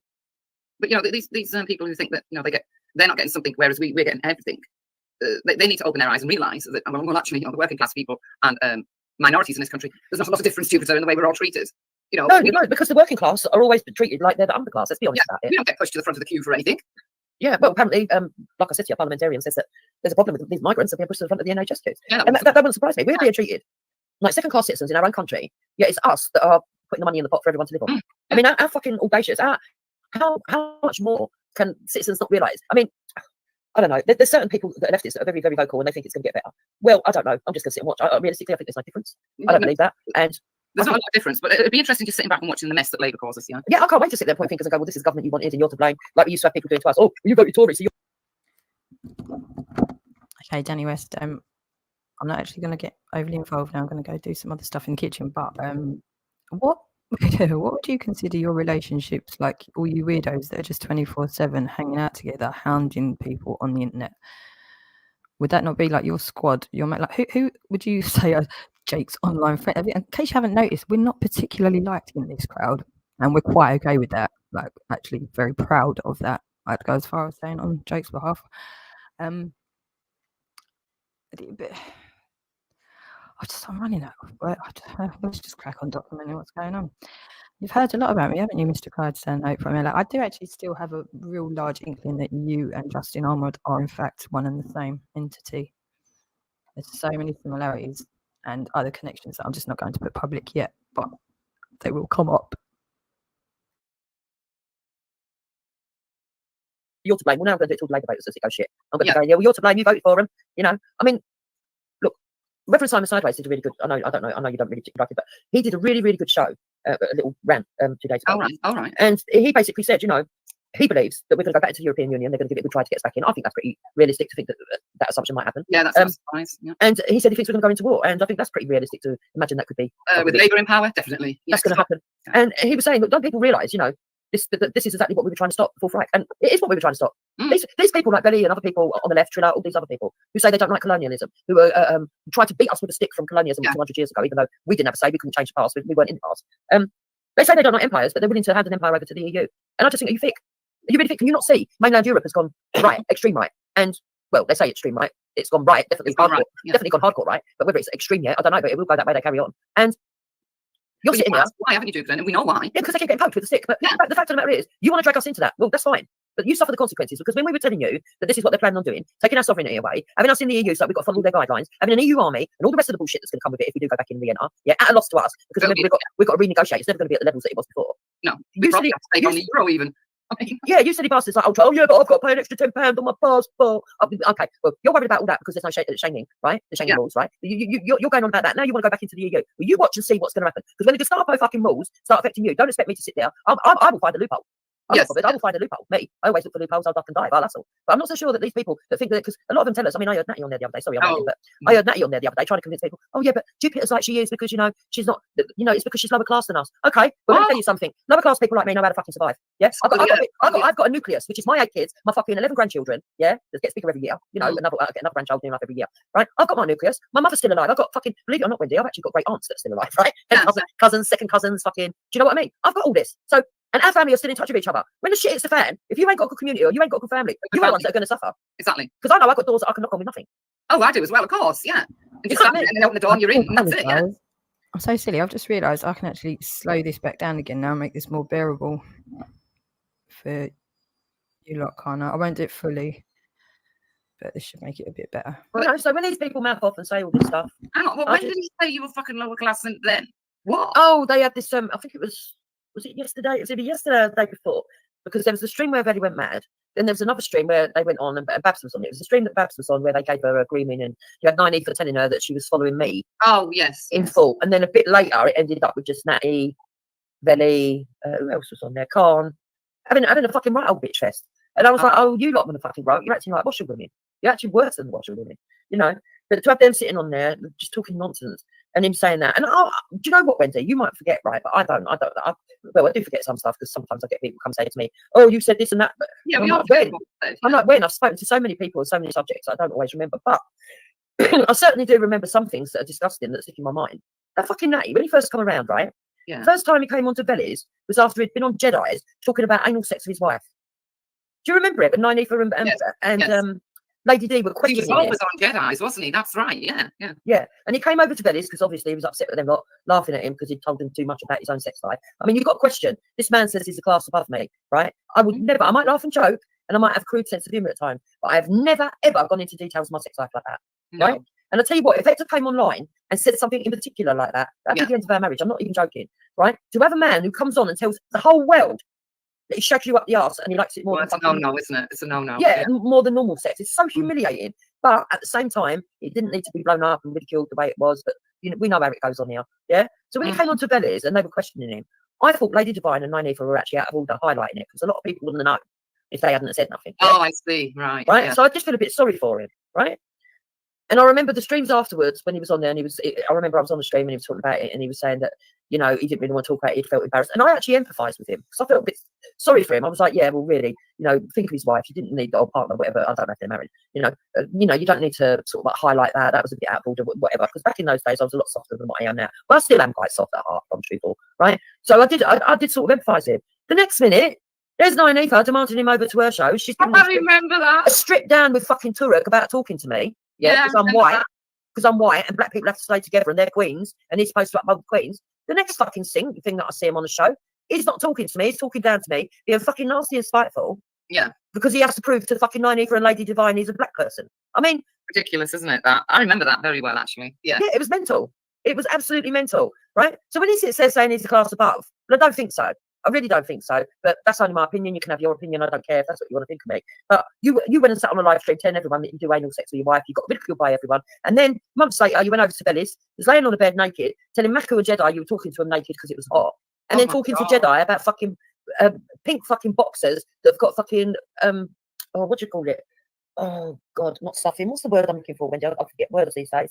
You know, an enhancement to make your balls look bigger around the crotch area. Oh, yeah? Right. And you know what Jedi said? Jedi was like, what are you talking to me about this for? And he was like, no, bruv, you need to look it up. Look, it is the link. Jedi clicked on the link, and I'm not kidding you. These boxes had some of the most audacious names. I can't remember what they were now. They were really funny names.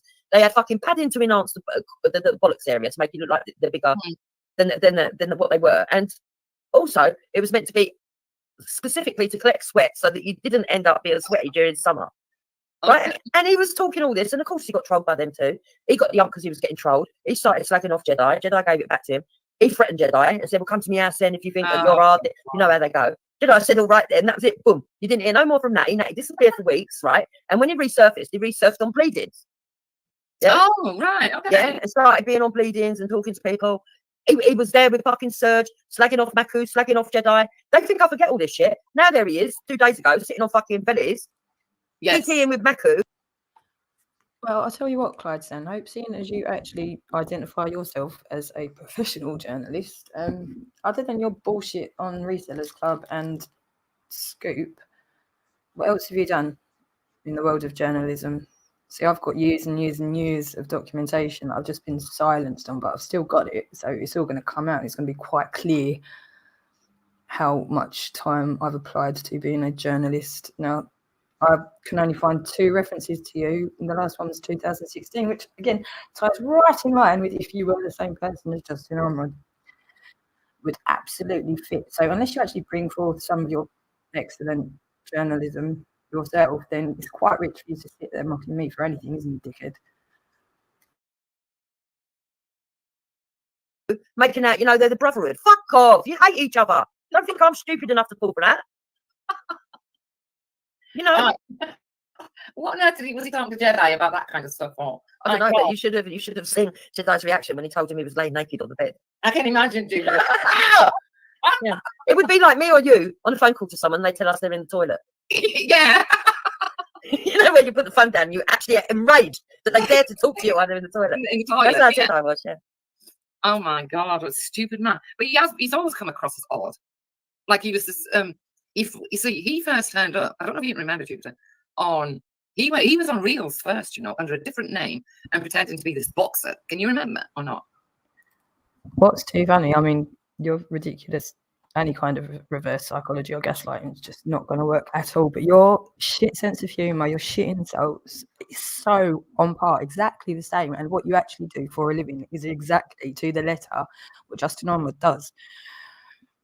So when you come back with that, and you know, like, oh, that's too funny. No, that bullshit doesn't wash at the best of times. But when I feel like I'm really onto something that is quite likely, and to be fair, according to the evidence, would support more that you are than not, I believe. But again, that would be down to a jury, maybe. But again, not helping yourself out by being here, continuously telling me I'm wrong. Because if you weren't concerned about how wrong I am about everything, you just wouldn't be worrying from all those miles away in America, like all over a big sea. I'm literally, I'm a geography shit, but I'm literally looking at a map of the world right now, and there's a lot of water and land and headache between you and me, supposedly over there in LA. It just doesn't make any sense. You shouldn't know who the fuck you are, mate, so it's just not going to work.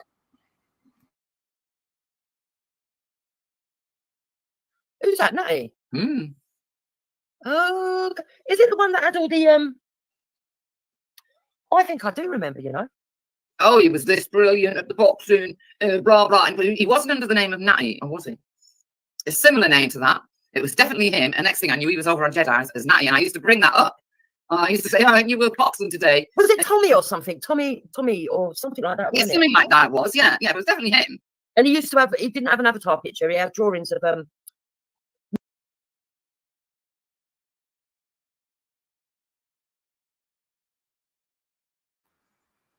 Okay, yeah, Clyde, you need to remember that in the grand scheme of things, you're absolutely irrelevant. I'm not concerned about you being a threat to my safety. Okay, there's a lot of important things that I need to do before getting you into a court. And plus, until the C court has been sorted out, I'm not going to start faffing about with international courts for a dickhead like you, am I? So I've created my own court, and I'm the judge of that one, and I'll just pick the jury myself. So you'll get your wish, but it's just when I can be fucking asked. not matchstick people, but similar sort of thing. That's right. Yeah. With triangle. Yeah, I know who you're talking about. I'll have to try and remember the name. Yeah, that's Natty. Yeah, because I used when he started coming around as Natty, I used to ask him about his boxing gun. Shut, like you know, he didn't want to talk about it because I knew he was lying. We all knew he was lying on. Well, do you remember him telling us that he had a business in hemp soap and that? You don't even mention that no more. No, that doesn't get mentioned. No. Yeah, that's all bullshit. But I also remember that when Lady Divine and Nine Eagle were questioning him about his sex life, they was all kicking until he said that his wife was Asian. Do you remember? Oh yeah, then they went. Yeah, then they got upset. Oh, why did you have to go to marry an Asian? This, that, and the other. But they're not racist much, are they? Wow. You know what I mean? What's wrong with marrying an Asian? God, you can't. I don't like the guy anyway. I never have. I've never liked him since I realised he was lying about who he was. Wake Up UK says, was it Tommy Gunn? I think no, that's an American. No. Oh, okay, all right. I think it was Tommy something though. So either Tommy or Kenny, or it was a name a bit like that. I know you're talking. I'll have to think. It will come back to me. Brian Delboy, people don't enjoy it. Well, I certainly don't. I don't think about being bummed. It was that's definitely a no for me. You're gonna fuck right off. But I do understand that the younger generation apparently it's seen as a bit of a norm now. Ugh. Yeah. No, thank you. Yeah. They don't come online talking about it, eh, Jinx? Exactly. Oh no, you know. And this boxer was from Loon, just like Natty, right? And he turns up and he's calling himself Natty and trying to deny that he claimed he was, I don't know, a national championship boxer of something or other. Yeah. We've never got on since he realised that I knew exactly who he was. Little bastard. Yeah. But all of them, they've all had. What they do in their private lives is up to them. I don't care, you know. But don't sit on here making fucking story. Have you got Khan, the fat cunt, sitting there going, yeah, well she was in it. She was raised by racist. Listen, my parents couldn't be more left if you ask them. You know, my dad's dead now, but they were old school Labour. You know, where everybody voted Labour. The nans, the granddads, the aunts. You didn't even have to ask. You knew who they were voting for, didn't you? Yeah. And my dad was the fucking father of the chapel for the union. He was a union man. So when they sit here, you know, my mum and dad were really I'm not just saying this, right? My mum has actually been online and confirmed it. And if people really think I'm going to get a fucking old lady to sit online and confirm what I say about family just to fucking score a go over them, then they don't know me at all. I actually love my family, right? My mum has confirmed it. When she gave birth to my brother, who's got a cerebral palsy, her body went into shock, right? Because what happened, he got stuck in the birth canal. Sorry to be crude, guys, but that's what happened, right? And he lost oxygen at birth, which is quite sad, because if he hadn't got stuck, he would have been born normal, nothing wrong with him. Yeah. So he lost oxygen at birth. They thought he was going to die. It took ages for them to get him out. My mum, she nearly died as well because he was stuck, etc., etc. And her body went into shock afterwards, so she couldn't.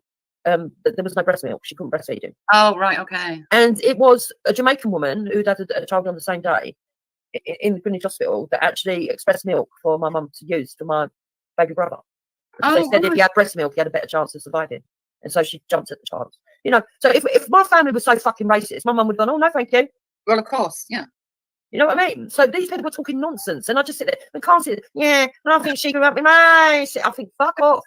You have no idea. Oh, God. He's such a little wimp, isn't he, Khan? Oh, ugh. He's a jealous little cunt. That's all he is. Jealous of other people. You know, he likes to row. He got kicked off Jedi's. And, you know, he lives at home. He's a mummy's boy. He lives at home with his mum.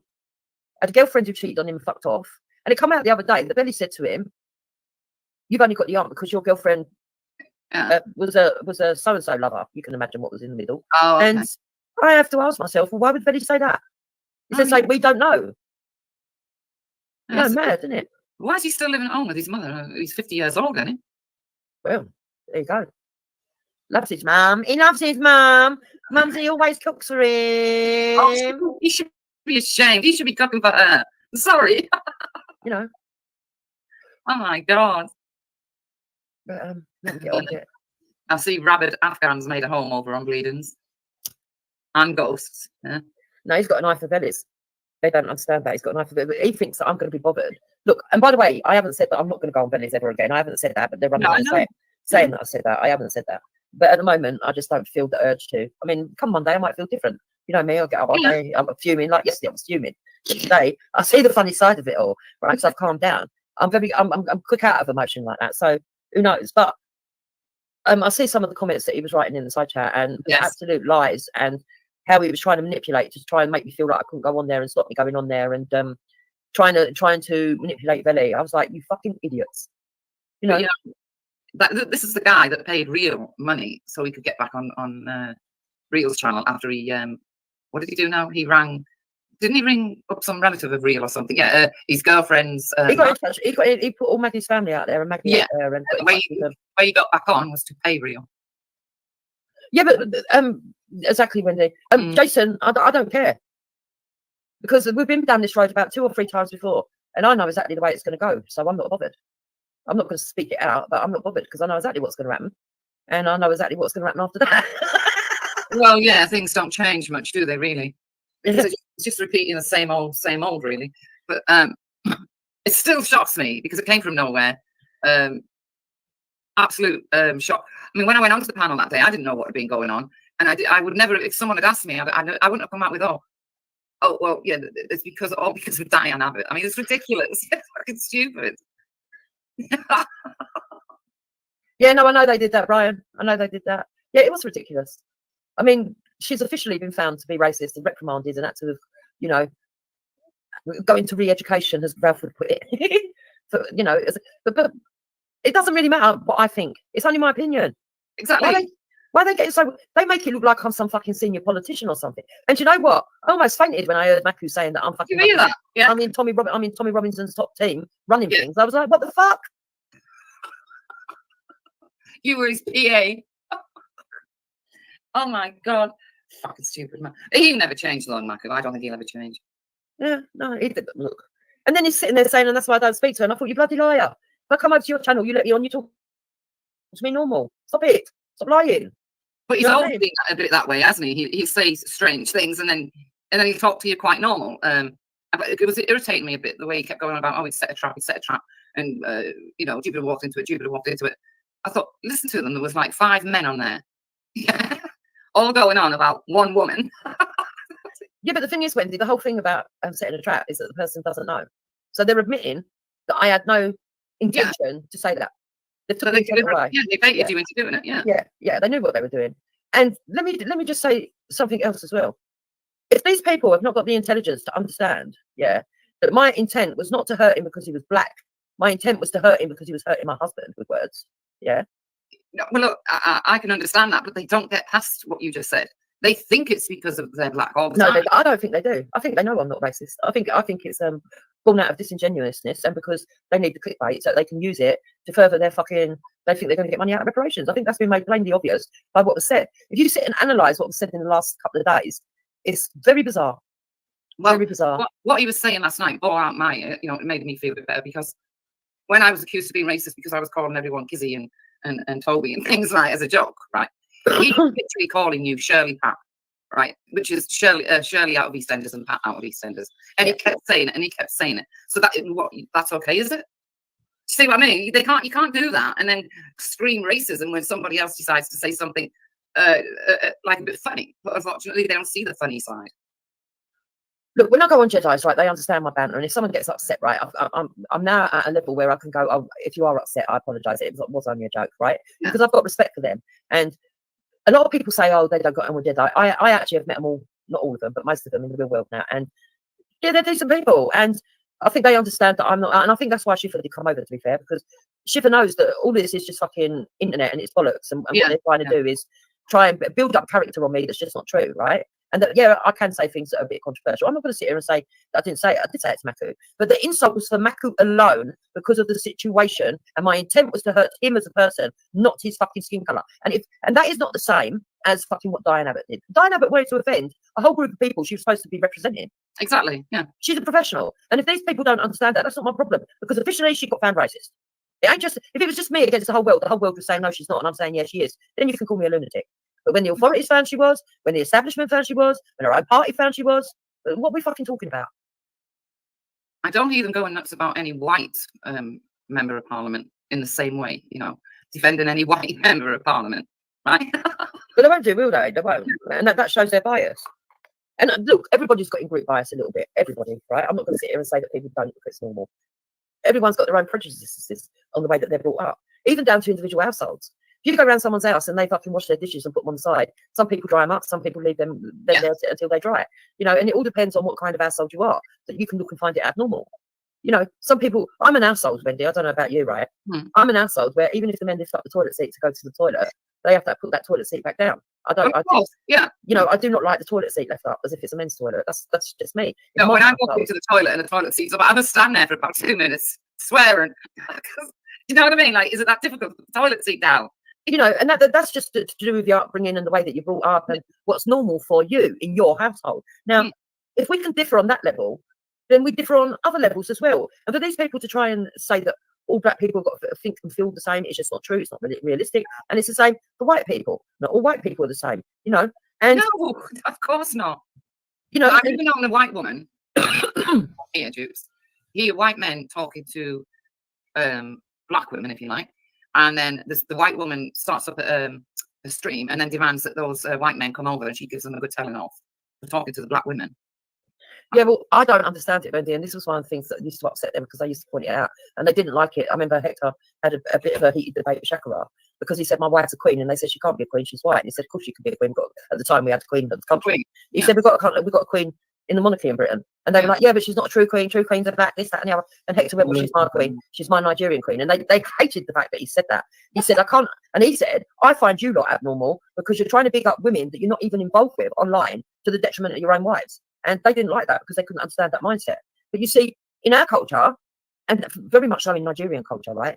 People often don't understand that one of the reasons why I can get on with Hector so well is the way that he was brought up. And I'm not saying that every Nigerian's the same, not by a long shot, but the way that he was raised. His mum was a teacher, his dad was in banking, and he went to a private school and then went on to uni. And he was raised up very much. And when I went out there, you could still see the sort of like the British culture still sort of out there as well, because they were a British colony. And he was brought up very much the same as what I had. So it's all about you respect your wife, you respect your parents, you're very family orientated, you believe in education, this kind of thing. And so he couldn't understand, just like I couldn't understand how you would want to do that. I mean, how insulting would it be, Wendy, if I came on here and in fact, this has made me remember something else that he said that made me laugh. I'll tell you that in a minute. If I came on here and I wanted to call all the men on here kings, then I've got Hector sitting at home. It don't make sense. I think there was something very wrong with you. If I came on here and started calling all the white men kings, and exactly, it doesn't make sense, does it? No, I don't. But do you know what Billy actually said? I need to apologise to him for saying that I think Hector's better than him. Well, that's never going to happen, Wendy. Never. Oh no, you can't. No. Never. Not in a million years. Not even on my deathbed. Never.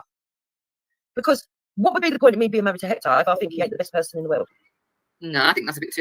All right, I'm not going to analyse this entire thing, but can I just point out what a ridiculous statement that is? So, in order to marry anybody, you have to automatically see them as the best person in the world, which would mean then that they can't really do much wrong. So you're not going to be holding them to much standards and not holding yourself to very high standards. It's just a stupid thing to say that you automatically, because you fancy someone or married someone for whatever reasons. Let's not pretend that all marriages are perfect, hey? I mean, it's not your first one, Michaela, is it? So obviously you can't have found the two most perfect. I'm not going to be a cunt here, but I doubt you found the two most perfect men in the world, one after the other, to have all of your beautiful children with. You know, that's just such a dumbass thing to say. You've obviously got no fucking standards. You've got no morals. You've got no code of conduct. And because you have none, you try to make out that nobody else does to make yourself look okay. But that's not how it works. Too much to ask Hector is your husband, you've got a family. You are never going to. No, that's silly. Belly, what the hell is wrong? You know, well, just let them get on with it. Yeah, then you're saying, oh, stop talking because I'm giving them content. I don't care if they have content. Listen, I don't care about their shows. Seriously, I don't care. Them sitting there just bitching about me, as people not learn. It'll become boring anyway. Yeah, it becomes boring. People get fed up with it. You know, I couldn't care less. I think they started getting bored on the other night. Last night, was it? Yeah, last night. I think they were already starting to get bored because it was already turning into an echo chamber. Yeah, but not only that, I'm not there to argue with them, and that's what they want. They want me to actually go and argue with them. No, fuck it. I couldn't care less what you think. You know, you want to sit there and or this, that, and the other. Feel free. I don't care. Yeah. But there's no way you can apologise to Velly. Danny West. Okay, why do you feel that you've got the right? I mean, obviously you can ask anybody any question you like, but given this situation, the fact that you're still supposedly anonymous, okay, and I'm very much not anonymous, am I? We're going to get back to the very fundamental first step. To even engage with one another, we need to be equal. So that means we both need to be identified, and we're not. So do you remember how I put it? No ID, no fucks given, basically. I mean, it's in the maxims. You can go, I'll put the maxims up again for you in a second. You can go and check which one you think applies. In fact, it's not actually, I think that's a step too far in the 10 maxims. I think you might find it difficult to pick out of this. I'm going to go and find you some easier laws to actually make it really, really clear. Okay, but we'll just carry on for now. Unlike you, Kaylee, so who we've got Danny West there. Okay, so you can't hear me, I'm imaginary, but Danny West, who is literally just something on the screen that abuses me all day, every day, and phones the police sometimes, and threatens his daughter on me if she even exists. And I'm retarded, because that's polite, that's nice on a Sunday, isn't it? Can you not see that? This isn't helping, Danny West, it's really not helping.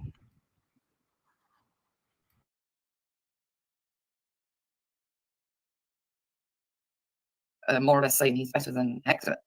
That's no, you cannot do that. That's wrong. And I'm surprised at Billy for even saying that. No. Right. Yeah, well, that was on the stream when he was there with Nani and other people. But no, you're correct. There are two different types of law: commercial and contract. But I think where you're getting confused is that the commercial. Right, how do we put this? I'm going to try and make it the maxims of commerce. Right. So we're not talking about commercial law. We are talking about commerce, which is engagement of entities with one another. So you could say countries with each other, but more than likely humans with one another. And it crosses all of the jurisdictions.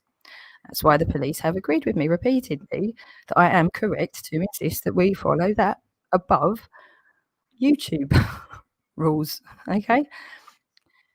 They're not 10 irrelevant maxims. You're going to have to go and ask your legal representation because, again, my solicitor agrees with me and so do the fucking police. And the law is just there in black and white. Why don't you just see how this smear thing is just not going to work anymore? All this confusion and whatnot. It's just so clear what you've all been doing. Okay, you're clearly linked to one another. You can't really get out of it now. So just continuously doing this. Like still here calling me all the evidence now proves what's gone on. Okay, the law is always going to be the law, whether AJ likes it or not. That's always going to be the law. Okay, you can't change that. That's not even if Sharia. It's not that even about that. It's the international, between all jurisdictions. It just is. You can't get rid of it. Okay, so unless you find somebody with authority to override that, or the police, or the solicitors, or the people that have agreed with me, okay, then it's just you being a nonce on the internet saying shit because you're in trouble. That's it. It's as simple as it is. And people aren't all thick, and they're just not going to. All we have to do is look at who you are. You're convicted for beating up your dog in public. The first one drowned in weird circumstances. Okay, now you've sent me pictures of some of the fucking kinky shit you and it just makes me feel sick to even think. And that's what you've shared. So you know how this works. You know what you see, and then what might be going on behind. I don't even want to think about it. And let's not forget about Sabina. Or have you forgotten about Sabina? You seem to have forgotten about Sabina in 5 minutes because you were like literally back. You didn't even stop, did you? This is where it's going to get really tricky again. I don't think the wider audience are going to believe that you were genuinely in love with Sabina at all. I mean, maybe he doesn't even realise what he says, but no way, it ain't never gonna happen. I don't care. And then you had, and maybe it's the way I interpreted it, but this is how I interpreted it. You had Maku sitting on there. Maku, when he was bragging about, oh yeah, I goaded her, this, that, and the other, and everything else. He went, yeah, but she's trying to say, he played what I was saying. She's being oppressed because she's not. If she was a black woman married to a black, and she's saying it's all because Hector chose a white woman, which it is down to. Yeah. He went, yeah, but that's why Hector. The fact that Hector did that, basically marry a white woman, is why he is the N word. And I thought, is Belly going to say anything? Oh, right. He didn't. So effectively, indirectly, it could just call Belly it as well because Belly's got a white wife.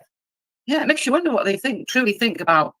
What do you call it? Mixed race marriages? Is that what you call it? I don't know what you call interracial, it. Yeah. Interracial marriages. So it makes you wonder what they truly think about that then. Well, that's in it. I was just like, whoa, there is no way. If I was sitting there on a white panel and they were calling somebody else who's in an interracial relation, I was just like, nah. But there's a lot of there is a lot of black men that they do marry white women. I mean, it's there is, it just is. Yeah, there is. Especially there's more Jamaican black men that marry white women than there is Nigerian, but borne out by the statistics in this country. Yeah. And maybe that's why Lady Divine and Nynaeve are as spiteful as they are, But I don't know. And I don't really care because for me, at the end of the day, how many times are we going to go round and round in circles in this? Get over it. Well, Valley needs to get over the fact that when officially somebody is deemed as racist and she's kicked out of office because of that racism, he cannot say she's not just because it hurts his feelings. Yeah, but I don't understand that overinvestment, right? I really don't. Because is she a fee for where he lives? I don't know. I don't know, but all I do no, she's not, is she? Because he lives in Greenwich, the same as me. Oh, okay. All right. So it doesn't make sense really because she's just a public official, and everyone has got opinions on public officials, whether people like it or not. Yeah, everyone has.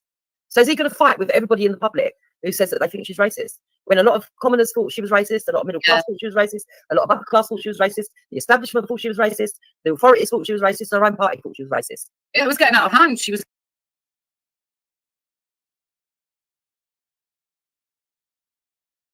getting that bad. It was getting out of hand. Yeah, it was.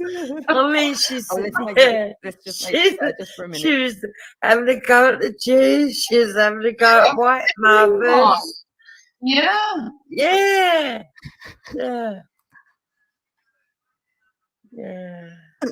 I think the power went to her head a little bit, the power that Corbyn gave her, because she never had any power until he became leader of the Labour Party. And then he shoved her in the front bench.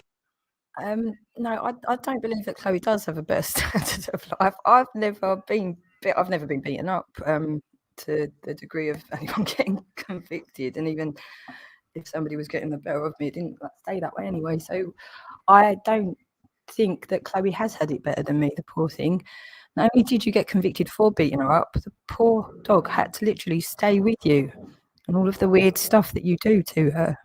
It was actually, was it not, part of your begging plea to keep her that she helps you get undressed? And you want to see her calling me shit? Yeah, I mean, we'll get the article up in a minute, and you can tell everyone again that no, it's actually me that's done all the bad things, and you're somehow a fucking saint sat there literally with the picture of fucking Lucifer. You dumb cunt.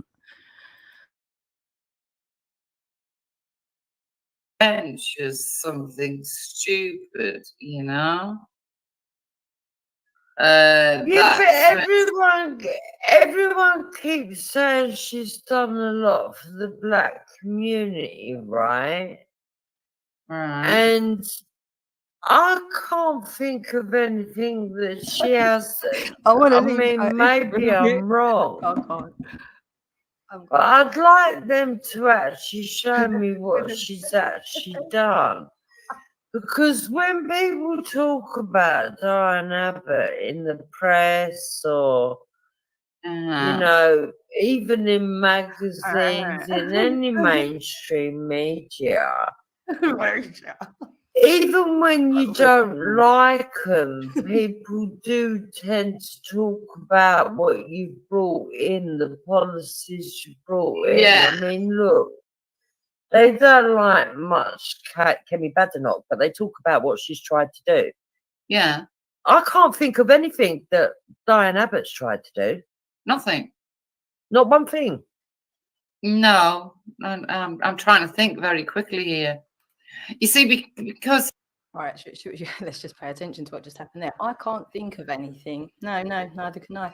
So, like, they're sat here with Google. Okay, so they've got the order of this completely wrong. They're sat here in public, doing what they do best, literally just slandering somebody they don't know. Again, a woman, a more successful woman, that they don't know. Okay, so publicly swaying opinion on somebody's reputation and character, which, as we've touched on, you know, these people supposedly are Christians and whatnot, they should really pay attention to gossiping. We're not allowed to do that because of very fucking obvious reasons, and that's why it's been so beautifully used for this digital lynching that you're too thick to have noticed that you've slipped right into. You've done exactly what the Bible tells you to not do. You've been an actual host for Satan. Literally a host for Satan. You actually did that. So the blasphemy as well of using the Bible to actually do the devil's work, we've covered that. But again, so you haven't got any information because you haven't looked for any information. It's very similar to the Hampstead cases, and all of this shutting up the children that you never fucking listen to side with a paedophile who psychologists have already assessed. Okay, everyone's too scared to do jack shit about it. That's just what's happened. We've told you this. Okay, it doesn't change the truth or reality and the fact it's all going to come out. And you chose your position in the whole scenario based on what we will establish, whether it was just your fucking ego or very more sinister than that, I don't know, but you've still been involved in disgusting crimes that have affected the whole planet now. It's not just about Kaylee, it never was. Before Corbyn became leader, she was on the TV on that bloody program, Newsnight or whatever, Politics Night or whatever. And she was a backbencher. He became leader. All of a sudden, she's a frontbencher and becomes whatever in the Labour Party, and that's when people started to recognise her racism, her anti-Semitism, and everything else stupider. It was her own fault, and the fact that she couldn't add up and put a wig on straight. Yeah, exactly. But we all know that he only gave her a position on the front benches because he used to shag her. Oh yeah, good God, yeah. You know. But she had no power until then. Well, kind of power. And then, of course, once Corbyn's gone from the Labour. And so who are these people? And again, so on about appearance, over a wig, everyone I think because she had a moment. This is absolutely disgusting. If these cunts can't see at this point, well, no, they can. That's the thing. They can. there's no way in hell. I mean, Wendy, this is how ridiculous this woman has told us she knows who the second coming of Christ is. Hang on a minute, Brian Hull. Great. Hi.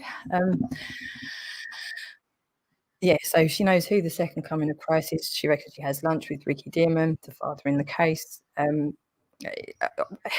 need, this is just, again, this is coming out, isn't it? So this is for documentation. But okay, so for anybody who doesn't know, this is Mr. Brian Hull. And have you got your brother Charlie with you today, or is it just yourself, sir? It's just me, sweet cheeks. How are you today, Brian? It's good out in Chiltern. It's lovely here, you know. It's a beautiful day. Oh, you are actually there. Oh, yes, I'm really crap with jokes. So how close is that? Chiltern, it's just down the road from you. You know where Chiltern is. I'm really crap with geography. Yeah, no, I know you said it was in Sudbury. You said you'd be at the Sudbury Wetherspoons. You're hanging out in there a lot. I'll go watching the football. And they do a nice curry in their sweet cheeks. How are you? Anyway, why are you, just a question, why are you doxing old Thingy? Your neighbour, man? She's all right, you know. Is she? Okay, well, that's your opinion. You're no, come on, let's have a chat like real people. I wouldn't give your address out when I know. Right, okay, right. I'm not even here to have a discussion about my cunt of a neighbour. I don't like people that abuse animals, even after kicking over sunflowers. I'm just not into that kind of people. Couldn't give a fuck. She was recording me and threatening that she's going to show. Take back. Someone's calling me, sweet cheeks. All I'll call you okay. 2 seconds, darling. I'll come right. straight in 2 seconds. Crack on. All right, Brian. Okay, so we'll just. Okay, no, we don't want to hear your. Okay, right, he's done it himself. Excellent stuff. Okay, where were we? What was the thing? Oh yeah, back to these idiots. Yeah, just how disgusting it is to just literally be tearing into people that you don't know. You just don't do that. And again, especially not as Christians. Now, what do these women? What do they offer? What have they brought to the table? How the hell are they going to justify their entire YouTube career? What has been their purpose? Jupiter clearly states that everybody's always saying that they're a victim of her. She makes out that, oh, it couldn't be that, but no, because you've just been a nasty cunt to pretty much everyone. And just because you're so drunk most of the time, you don't want to remember it, whether you can or not, who even knows, doesn't mean it didn't happen, wasn't recorded, and didn't have influence and impact on other people's lives. Now, when you decide to sit with nonsense like Esau, and I will just call him that, and I'll call him an outright paedophile because the video is out there, isn't it? And I'll find it again to play later, maybe, of him literally noncing over my children in real time, watching them, describing them, zooming in on them, clearly getting off in some weird way. Now, you've chosen to not only sit with that guy day in, day out whilst he does this, you've allowed him to completely abuse your platform to say that my children's father actually has asked him to torture me the way that he has. You are such a disgusting cunt, Michaela Omnivosa of 7 Joan Crescent, and you've accepted nothing, apologised for nothing. Okay, you are going to be judged very harshly. So you can keep convincing yourselves that your neighbours are going to come out for you and Hector to beat me up. Like that's going to happen. We'll see. We'll just see what happens, won't we? Welcome back, Brian. How you doing, sweet cheeks? I'm great. How are you? I'm good. I'm a little bit, if I'm honest with you, I've moved to this new area. I'm a little bit lonely. Oh, yeah. Bit lonely. Got no friends. If you're in Sudbury Wetherspoons, you will be seeing me really soon. Yeah. I'm just finishing up some stuff. Would you want to go for the footballs on Wednesday, the semi-finals? Would you like to have a little date? I'm really not into the footy, although I am going to be passing through Ipswich because we're back in the Premier League. It's not in Ipswich. Do you know where Witherspoons is? It's on the High Street. You know where Witherspoons is. Train and be in Ipswich in no time at all, right? We've got the big stadium there, Portman Road. You know where it is. I stayed there. There's got the Premier Inn opposite, around the back of it. I know where it is. Catch up and you can explain to me all the fucking abuse over the years, can't you, Brian? What have you done? What about Victoria? Can we have a truce with Victoria? Because your doxing her, man, and she's all right, you know. You're saying her name. I literally couldn't give a fuck. I was just letting her know. I don't get intimidated by people, not even on my doorstep. So that's just how that went. You're the ones bringing it up and saying her name and all the rest of it. Because I know Victoria. She's only like a minute away from me. I don't care, Brian. Why do you? What happened? Talk to me. Help me, help you. No, Brian, we're not going to get derailed. Okay, it's lovely to talk to you. No, I will see. If you are actually literally in Sudbury, I will see you really soon. So that's cool. I am in Sudbury. Do you know? I'll tell you where I am. I'll tell you where I am. Like, you know where the petrol station on the roundabout. All Do of you your know, abuse. let me talk. You know where the McDonald's is at the roundabout and the don't. Premier Inn petrol station at Sudbury? Yeah, the roundabout McDonald's is on the roundabout. Yeah. I live 2 minutes from there. From home base. Yeah, yes. Yeah. Right, you know, you go over the roundabout. There's a new estate there. I live on that new estate. Oh, do you really? Like literally? Yeah, it's just been built. Brian, you are so integral actually to whatever the fuck happens on YouTube. So I'm okay. I'm cool and excited. That's good news. Are you excited? Not like that, Brian. I knew that was coming out of my mouth. That was not the right word to use around you. Well, you said you're excited. I have that effect on women, as you know. So let's go on. No, I am actually excited to get to the bottom of what happened here, and I don't hate you. I don't hate you at all. But you are quite. Am I coming off your wall? no. Actually, my wall's not finished.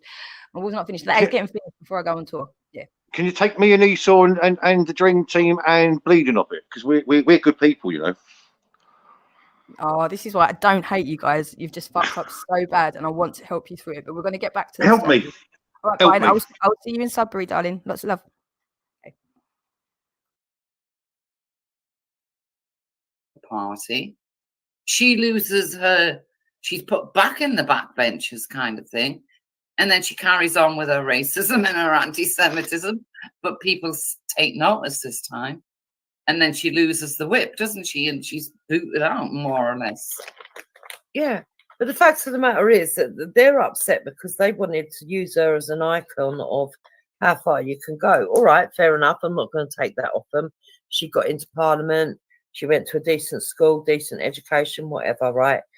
Not that she actually achieved anything in Parliament, but she did get on the front benches. All right, whatever. Yeah. I mean, she might have played the long game like Meghan Markle, whatever, right? Yeah. We've got other people that have done that. Look at Camilla. We've got our own people that do that. Yeah, right? Whatever. If you want to uphold that, that's fine. But don't try and sit here and tell us that what she done wasn't racist when she was in a professional position and she was found racist. Not just by me. It's not just my personal opinion. Officially, she was found racist. Yeah. This is what I couldn't understand. You know, I just think that it was disproportionate outrage. I don't know why Belly lost it. I don't know. But then I've been seeing, maybe I'm seeing something that weren't there before. But that isn't there. I've seen a change in his personality. Yes, very much so. And it started with these lefty videos that he started playing. And he wasn't just playing them. He was dictating what you couldn't like, how can I put it to you, Jupiter? He was playing a video and you couldn't have an opinion on it or he'd be down your throat. Oh, you can't say that, that's racist. Do you see what I mean? You can't say that about Israel, Palestine, that's racist. Well, you want a genocide, do you? It wasn't meant to be like that. It was meant to be play a video and then we discuss it. And it got to the point where I was avoiding going on there because of these videos he was playing and the change in him. Yeah. I think there was a big change and I don't know what that change was. It could have, it just could be. Someone said to him in the side chat, you left there the crypto king saying that you was going to make millions and you've come back moaning about money. I mean, what happened? Wow, and gone left. What's happened? Who are they? Are they talking about? I lost track. I wasn't even really fully paying attention. Are they talking about Philly at the moment? This is unreal. Have you ever known people to just sit around all day long, just talking shit about people they don't really know? This is why at this point it's very clear that most people left are caught up in something, so they have to be doing this because every aspect of common sense, morality, law, religion, any code of conduct would not allow for what has gone on here for years. And whether these people have just gone nuts because they've got so invested into their roles they can't remember what it is to be real anymore, Or it's just gone on for way long. Oh, well, the app got closed down, didn't it? And it's probably that a lot of them didn't realise what was actually going to come of it and what the purpose of this entire fucking mess was in the first place. But that is now where we're at a fucking school yesterday. Okay, and this is happening 24/7 and has been for years, okay, which is why people like myself have been targeted for a long time, because we've been speaking up about this sort of thing for years. We didn't come onto YouTube to be famous. This entire fucking circus was created for chaos, exactly like this, and to hide all sorts of crimes and digital lynchings like this, all this sort of shit. Cover up stuff like Hampstead, create so much confusion around it that innocent people get dragged in and suckered in and seduced by the devil. It's all kicked off, all of it, but it wasn't an accident. And if you haven't picked up that you have been a very useful fucking stupid idiot criminal, very highly criminal idiot with a lot of fucking blood on your hands now, never mind what you've done to my life and Jake's life, and John Patterson's life, and John Manoa's life, and you know, whatever you love or hate Andy or whatever, when you target and smear people as a fucking job, especially when it's noted very clearly now the amount of money that's been flying around, never mind all the drugs and dirtier stuff that's been going on behind the scenes. This is a very criminal operation that you've all been part of.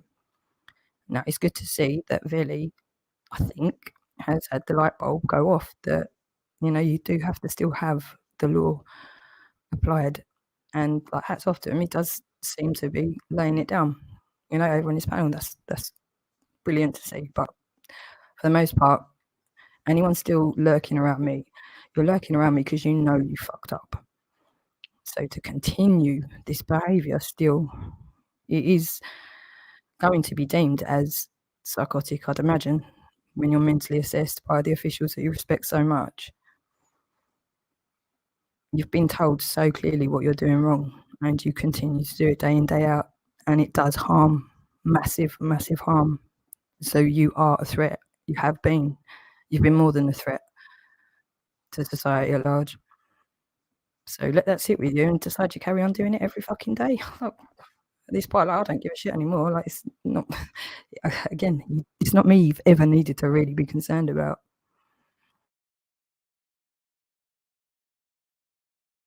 But some people really do get, when it comes to politics, you know. I don't know if you were ever told it when you were growing up and that, but I was always told by my parents, when you go out in a pub, never talk about religion or politics, right? I was always told that. And I'm just wondering if Belly's one of them that can't hold it together when it comes to real politics, like a general election coming up. Do you know what I mean? Because that's when he changed. All I know is that, yeah, you're right. And it was Brexit that really sort of like changed people talking about politics. Everyone was talking about it. That's when it became a little bit different, weren't it? But I don't know. I mean, if you compare his old streams on cognitive dissonance to now, I mean, don't get me wrong, there were still things on his old streams to criticise. Everyone's got something to be critical of, isn't there? But he's gone from taking money off of that Brad, who was dissing Islam, to taking money off of Mandy Mosley and Islamists. I mean, it's mad.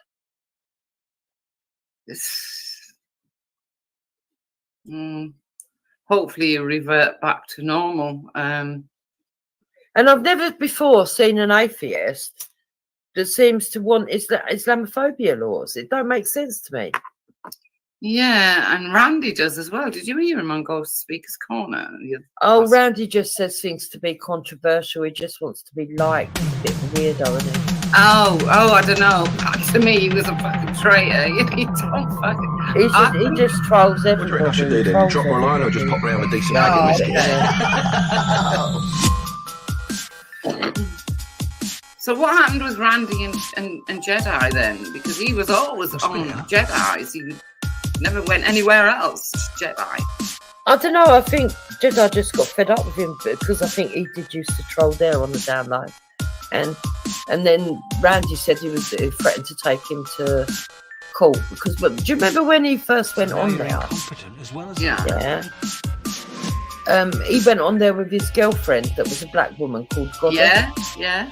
and he used to brag about what they were doing sexually, all the weird stuff and everything. And obviously, you know what Jedi's like. He's got a funny sense of humour. He's going to mock it and take this. And I think it got to the stage where they used to call him Jimmy Savile every time he come on.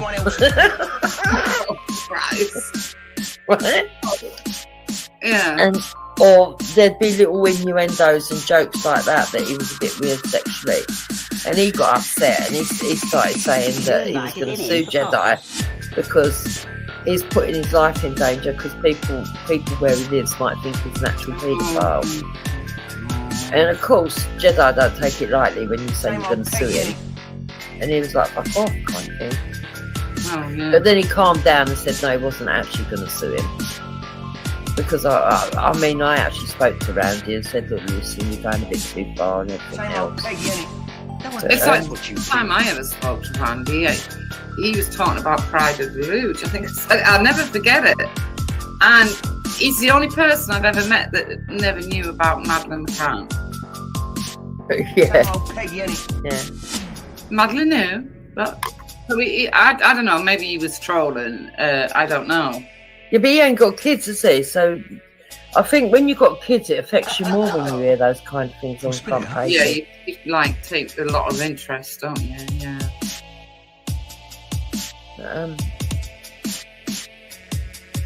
I don't know. You and me and the Gatepost is quite keen on it. Yeah, you know, Randy. Won't let on.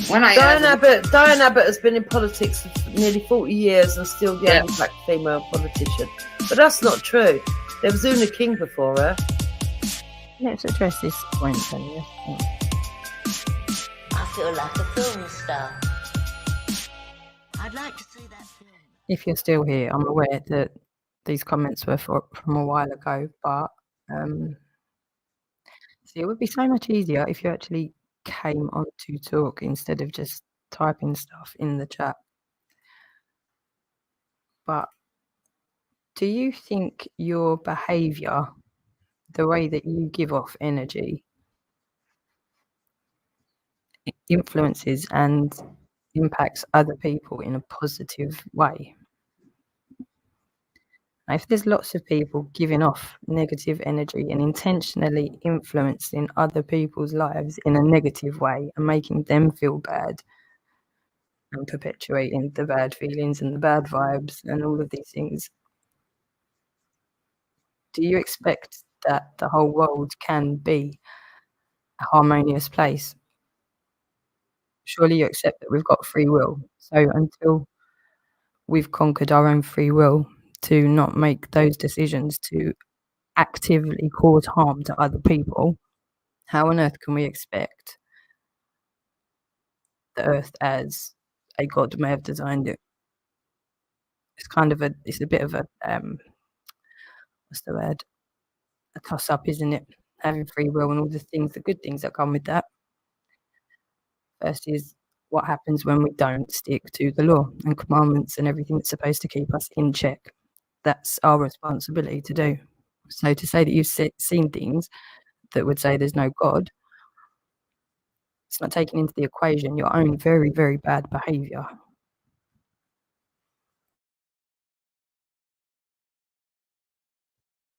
And also there's Kemi Badenoch. What you on about? I'm going to say, and there's loads of them. What are they on about? Yeah. I know what it is. It's because Diane Abbott is the only one name they know, so they don't think there's any more. Well, it's gone down ethnic lines, whether Velly wants to admit that or not. The reason they like her is because, you know, she's West Indian. Yeah, of course, yeah. That's why he goes nuts if you say anything about her. I mean, I could sit all day and start shouting and screaming and calling some woman who's white, MP that's white, names, and you wouldn't say a thing. You say something about Diane Abbott, Meghan Markle loses it, completely loses it. You know, you could have replaced Diane Abbott, Dukes, yesterday with Meghan Markle. same kind of attitude about it, if you know what I mean. Now you're incompetent. Yeah, because he believes all the nonsense that's coming out from America, that people didn't like her because of her race. That I think that's far from true. It's not true at all. And if people want to remember, I mean, she was welcome in this country, and it was only when it more or less started when they went to South Africa. I think it was South Africa, and then she was on getting interviewed, right? And she goes, "Well, there's a difference in living. You've got to remember the privilege she's living, yeah? There's a difference in living and surviving, whilst she's surrounded by a lot of poor South Africans, if you know what I mean, Jupiter." Listen, when she went to Nigeria, she tried to upstage the royal family. We all know that. Same old Peggy, ain't it? Yeah, but she didn't even have the decency to dress correctly, did she? You know, with her low-cut tops. But she was good. But then again, what was she there? Why did they play the national anthem, Jupiter? Our national anthem? Because he doesn't represent our country anymore. Yeah, exactly. Same old Peggy, ain't it? You know, so no, let them be happy in America. Yeah, let Harry be miserable. Yeah, who cares? But I, for one, didn't even know she was mixed race of any kind. I thought she was just a woman. Why is it people think these days, Jubilee, you can't look at someone? And I know you're not supposed to say it because it's not PC, and not see colour. Well, I always say that I don't anyway, because look, to me, when you meet somebody who's got a different look to you, you do register it, but it don't really fucking mean it doesn't stay in your head. I'd like to see that film. These people don't think things through. The biggest donator of reform is that Habib guy, and he's Muslim. Yeah. Someone asked me, am I not concerned about that? I said, no, I've got no reason to be. No. But if I start seeing actions like Sadiq Khan's, where he's going against one part of the populace, then of course I would be concerned. But at the moment, no, he's for all British people, and he's trying to help all British people. So, and even they said, oh yeah, but what about the money and the influence? I said, look, there's donators, and this applies to people who go on about Jewish donators, by the way, as well. Yeah. It don't matter how much money and influence they've got to try and influence parties.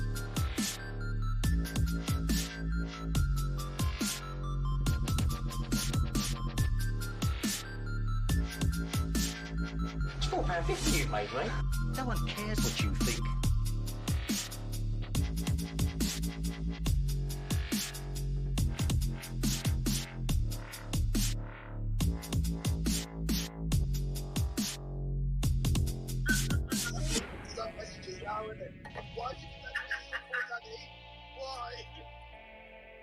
Isa, what is this? That link is to her Listen to sister. the evil laugh. I mean, they've all just said that this lot have all just sat around laughing about me going to prison and getting carted off. There's all this has been going on. Everyone's trying to get me sectioned. And Esau's saying that it was to try and get him to run with it. Well, remember you did. That she would end up in a mental institution. You did it on, see? So have I been crazy all along? Or is everyone trying to make me look great? They've just done it themselves as well. Is this all in my head? Is it? So he's still saying he wants to so everyone wants to. Why is it that everybody wants to see me? Literally everybody wants to see me banged up. And how is it that I'm still here? So I don't actually need Lyndon's help to go at her. Do I do? Thank you anyway. You know what I mean? I get you. I think I'm doing alright to still be here, really. Like, where do I go, guys? How do I fuck off? How do I make all of this okay? How can Kaylee fix this fucking situation just because I didn't get sectioned or go to prison? I mean, look at this. Like, on top of everything that's already happened. Like, how is one person supposed to deal with all of this and come out unscathed? Between all of you, You could show my what have you messages. done I'm to me? showing all our messages, not just this one. Everything I said. I have no secrets. I don't care, Lyndon. I haven't spoken about Drupa. I haven't spoken about Wendy. See, you're all fucked, though. You're all, and here I am with nothing. Even that fucking idiot Sean has just taken everything I've worked so hard for yet again. I'm 40 next year, guys. I've worked so hard so that I can create something for my children. I think I fucking deserve it. And yet again, it's taken away, and I'm still trying to build everything from nothing. And all of this is still going on, and look what's been going on the whole time. Everyone is trying to get rid of me. Now, are we going to talk about why the fuck that is? Jackie, that's no victory. Her dad died. I didn't believe it. Can you imagine how horrendous this entire situation is on one person who has already overcome so much abuse and stuff? Of course she is. Of course she is. Because it needs content. The bitch is so original. Why can't you be original like me? Look The at bitch that. is so average. I've got all of this going on. The bitch is so average. They've just been talking about... I'm so average that all of this is going on. Can anyone explain how all of this shit has been going on for so many years to one average person that deserves to die, deserves this, deserves... Why? Why? What the fuck is the bounty that is really on my head? For what reason? There's surely something else going on here. Not physically. Disclaimer. Now what do I do? Because John's just been in touch, so I think I ought to email him this, or what do I do? Can't say that I haven't allowed the space for remedy in various ways. Now, you can keep fucking calling me a scammer and trying to get me sectioned and hope that I go away, but what else can you do? Other than kill me, and I've said that how many times, but I'm not going to kill myself. Definitely. It's happening. There's going to be so much blood on the ground when I'm done. This is all so fucked up, guys. So fucked up. If anyone can explain what the fuck has gone on here, then by all means, I think you all know where I am.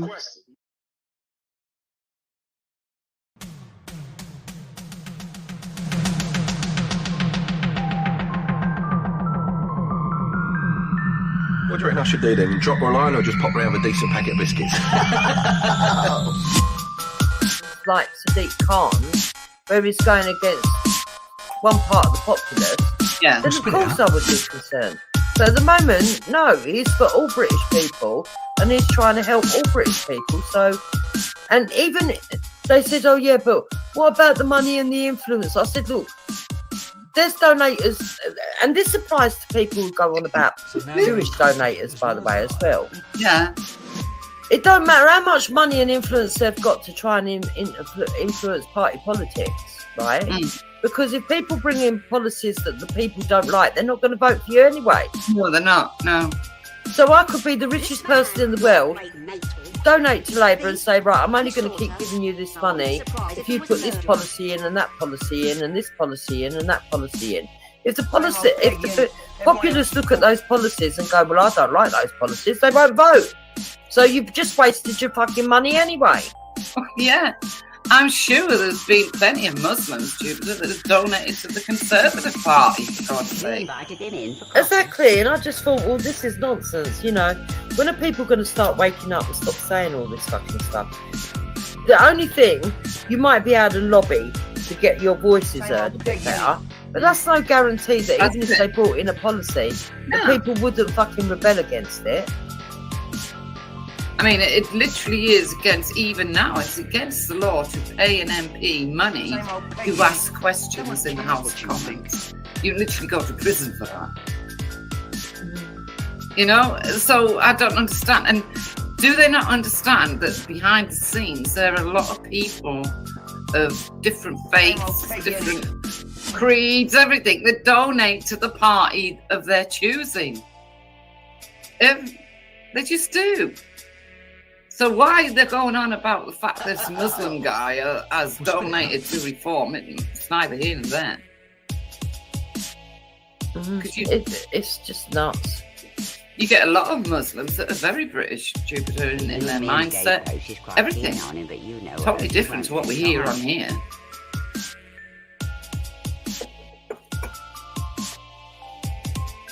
I'm just looking into it. I'm just going a bit quiet because I'm trying to look up who the father is of her child, that Abbott.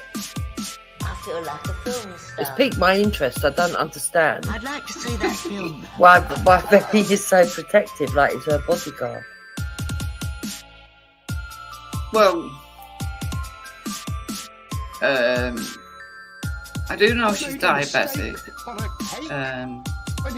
Because once she was on the TV and she was being asked some questions and she started to get all muddled up, and it was obviously her diabetes playing up and made her all funny and she couldn't add up properly. Other than that, and the fact she had an affair with Corbyn, of all people, I don't know a lot about her, and the fact that she's racist and she's anti-Semitic. Yeah.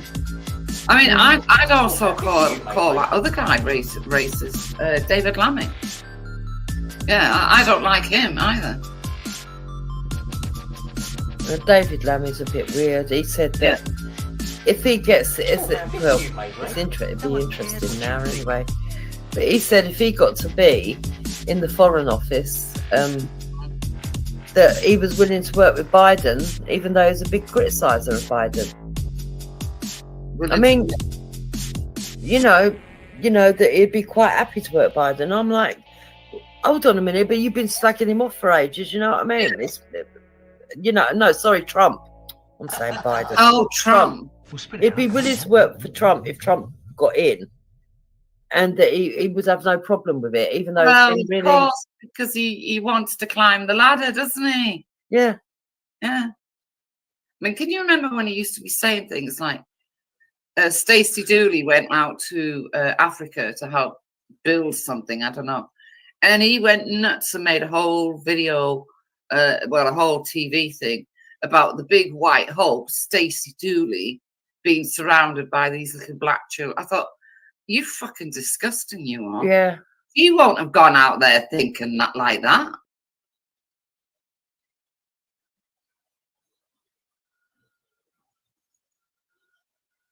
I think that's why a lot of people, I blame him, why a lot of people stopped donating, on that Red Nose Day, whatever it's called.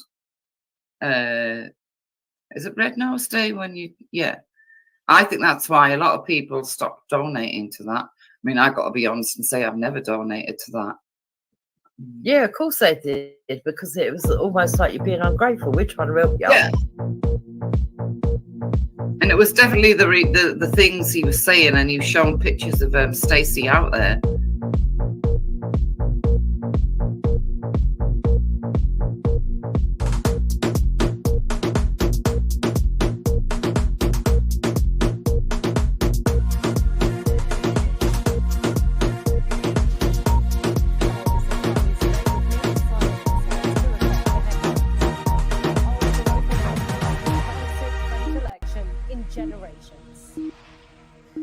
An immediate reset. The Prime Minister kicks off his tour of the UK with a trip to Scotland.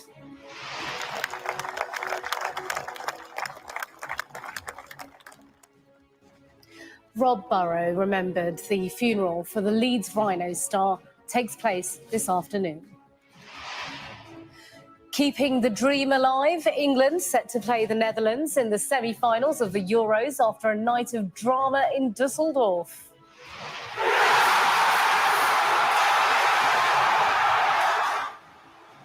Fans celebrate across the country as England win a penalty shootout. Now bring on Holland. Gareth Southgate hails his team's composure.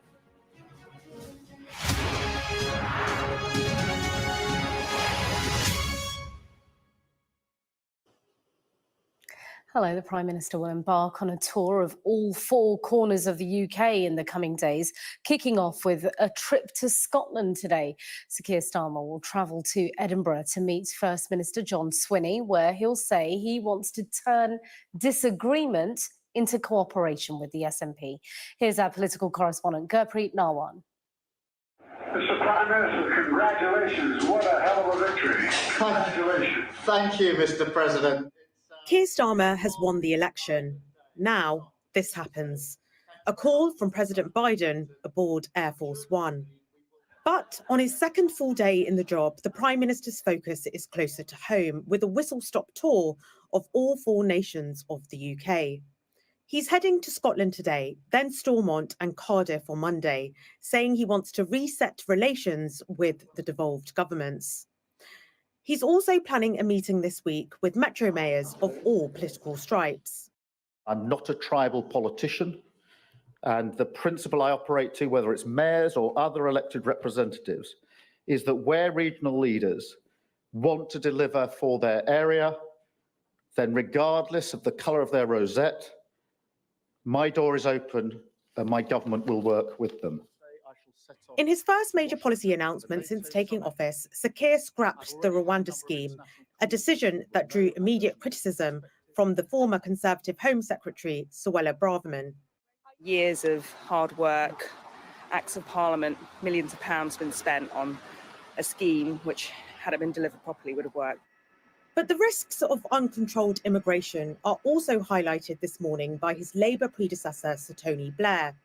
Writing in the Sunday Times, he warns, "We need a plan to control immigration. If we don't have rules, we get prejudices. We should move, as the world is moving, to digital ID. If not, new border controls will have to be highly effective." In a throwback to the previous Labour government, the Prime Minister's bringing in some familiar faces from the Blair and Brown years to help him push through his wider agenda. He's appointed the former Home Secretary, Jackie Smith, as Education Minister. Former Transport Secretary, Douglas Alexander, will become a Business Minister. And it's reported Blair's former Health Secretary, Alan Milburn, has been drafted in to help with NHS reforms. Later today, he's expected to announce more ministerial appointments. Gurpreet Narwan, Sky News. Let's take you live to Westminster, and our political correspondent Amanda Acass joins me now live. And Amanda, he's clearly trying to move through his in-tray at a pace. Talk us through what we can expect from these meetings in Scotland today. Yes, I think this is really quite a symbolic moment. Sir Keir Starmer's barely had time to get his bags unpacked in Downing Street, and he's off on a tour of the country, talking about this reset in the working relationship between Westminster and the devolved nations of the UK. Famously, of course, Scotland and Westminster, particularly under Boris Johnson and Nicola Sturgeon, had a very difficult relationship. This is all part of the kind of changing tone in government. Labour are so keen to be able to bring in, and certainly that's a large part of what Sir Keir Starmer has been talking about. He talks about the need for meaningful cooperation, which will be key to delivering the change Labour have been promising. He also says he's got a mandate from all four nations of the UK. Now, of course, Labour are the largest party in England, Scotland and Wales, not Northern Ireland, because their candidates weren't actually on the slate there. But still, it's significant that he is going to Scotland, first of all, meeting with the First Minister John Swinney. Yes, of course, it's all about trying to say we're going to have a more cordial relationship between London and Edinburgh, but also it's really pushing home the political advantage here, because last time, of course, Labour suffered near annihilation north of the border. They were down to just one MP. Now they've got 37. That's a massive comeback. And instead, it's the SNP who are really on the back foot. Their vote collapsing from 38 to 9. It's John Swinney really now having to face his party and the Scottish people. Some soul searching, he said, is going on to try and work out what went wrong there and what the Scottish electorate want to see. So Keir Starmer really making a point of being in Scotland first of all. Then tomorrow he's going on to Wales and Northern Ireland. Then once he's back again, he won't have that much time to get his feet under the desk in Downing Street, because later on in the week he's off to the US for a NATO meeting as well. But clearly there's a lot of work to do, and Sir Keir Starmer's very keen to signal he's getting on with the job straight away. Amanda, thank you. Meanwhile, the Irish Prime Minister has spoken with Sir Keir Starmer following Thursday's general election win. Taoiseach Simon Harris told Sky News that EU leaders will give the leader a fair hearing when it comes to potential changes to the post-Brexit deal with the UK. And the newly appointed Northern Ireland Secretary Hilary Benn says the UK government needs to keep its word when signing international agreements. Our senior Ireland correspondent David Blevins has the latest. Well, Hilary Benn is certainly hoping for that as Northern Ireland Secretary. He has hit the ground running today, but there's a lot of ground to cover in Northern Ireland. He took questions on many things.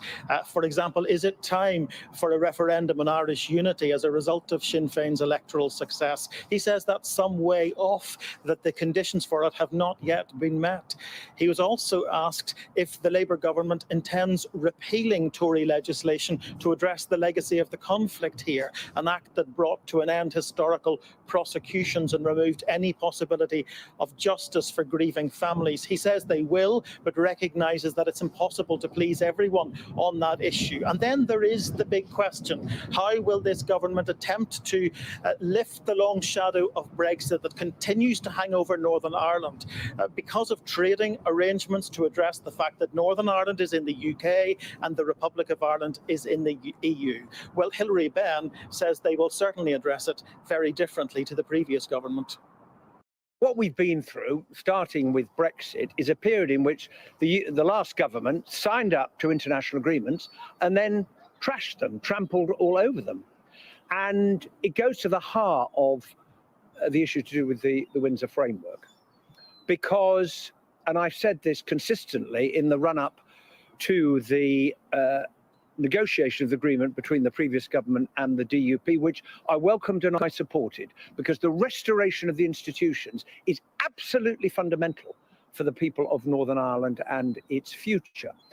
So the European Union, including the Irish government, want to see a UK government that, when it signs international agreements, keeps its word.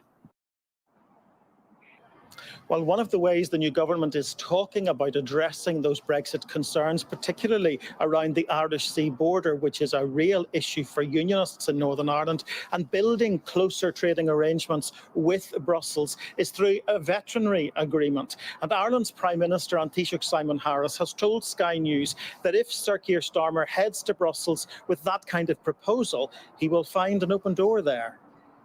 I do absolutely think there would be a fair hearing for any proposal that the British government, or indeed that the EU has, about ironing out practical issues in terms of having a relationship that works. You know, Brexit has happened. The people of Britain have made that decision. But absolutely, is there space to have a veterinary agreement? Is there space in terms of student mobility? Is there space to work closer together on issues?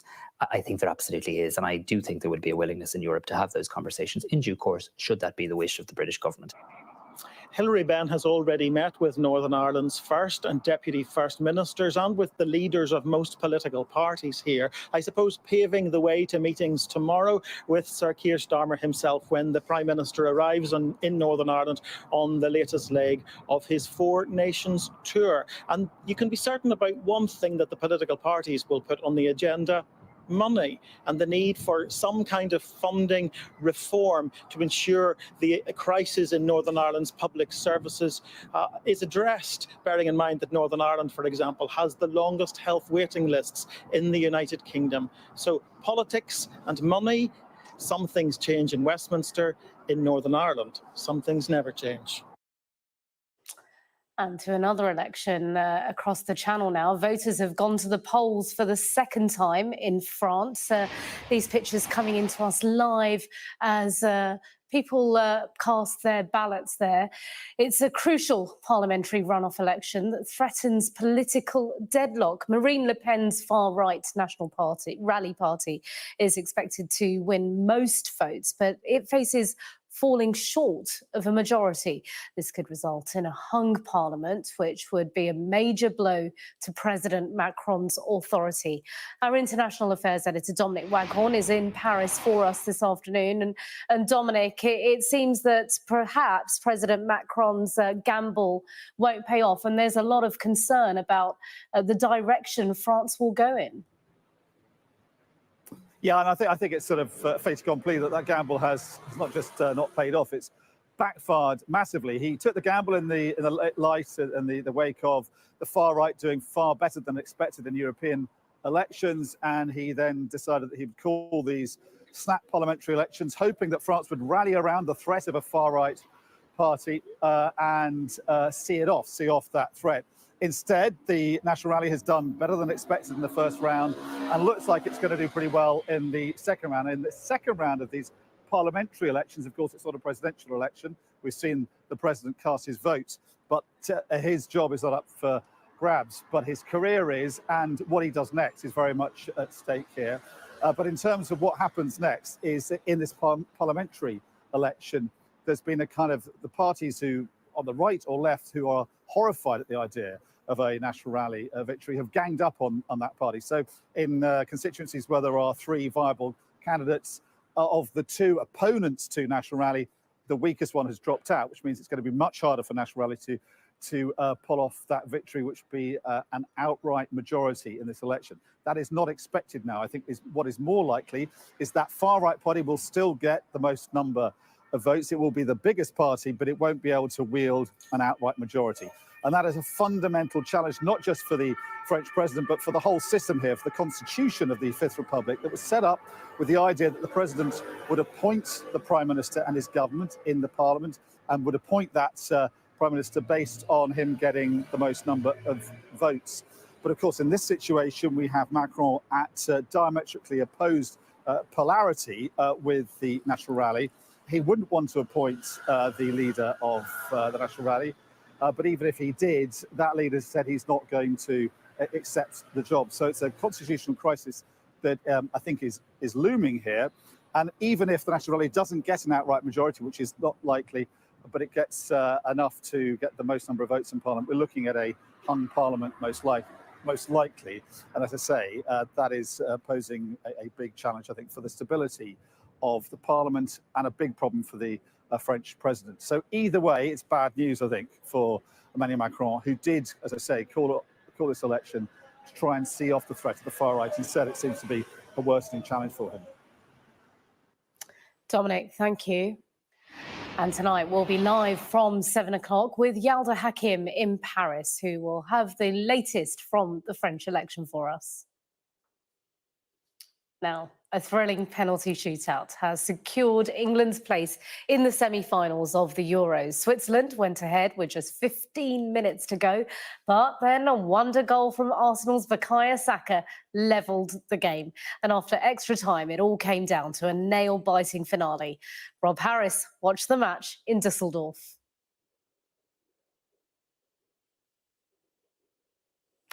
Okay, well, we'll take you to that in a minute. Let's just take you through some dates for your diaries first. Following England's win yesterday, they will next play the Netherlands in the semi-final on Wednesday in Dortmund. If they manage to beat the Netherlands, they will play either Spain or France in the final next Sunday in Berlin. Well, let's take you to our Europe correspondent, Siobhan Robbins. She's in Blankenheim, where England are based, of course, for the Euros. We've been reporting from there throughout. So, Siobhan, look, no one can deny a really thrilling match last night. They had us all on the edge of our seats. You were there as well, watching. So England, obviously, kind of confident at the moment, can't rest on their laurels. They've got one big game ahead of them. I'm jumping the gun too now, aren't I? And then, of course, we do know that Germany is out. So what are people there talking about? Because you are in Germany. Well, if you talk to obviously the thousands of English fans, all they're focusing on is the fact that England carried off 5 flawless penalties last night.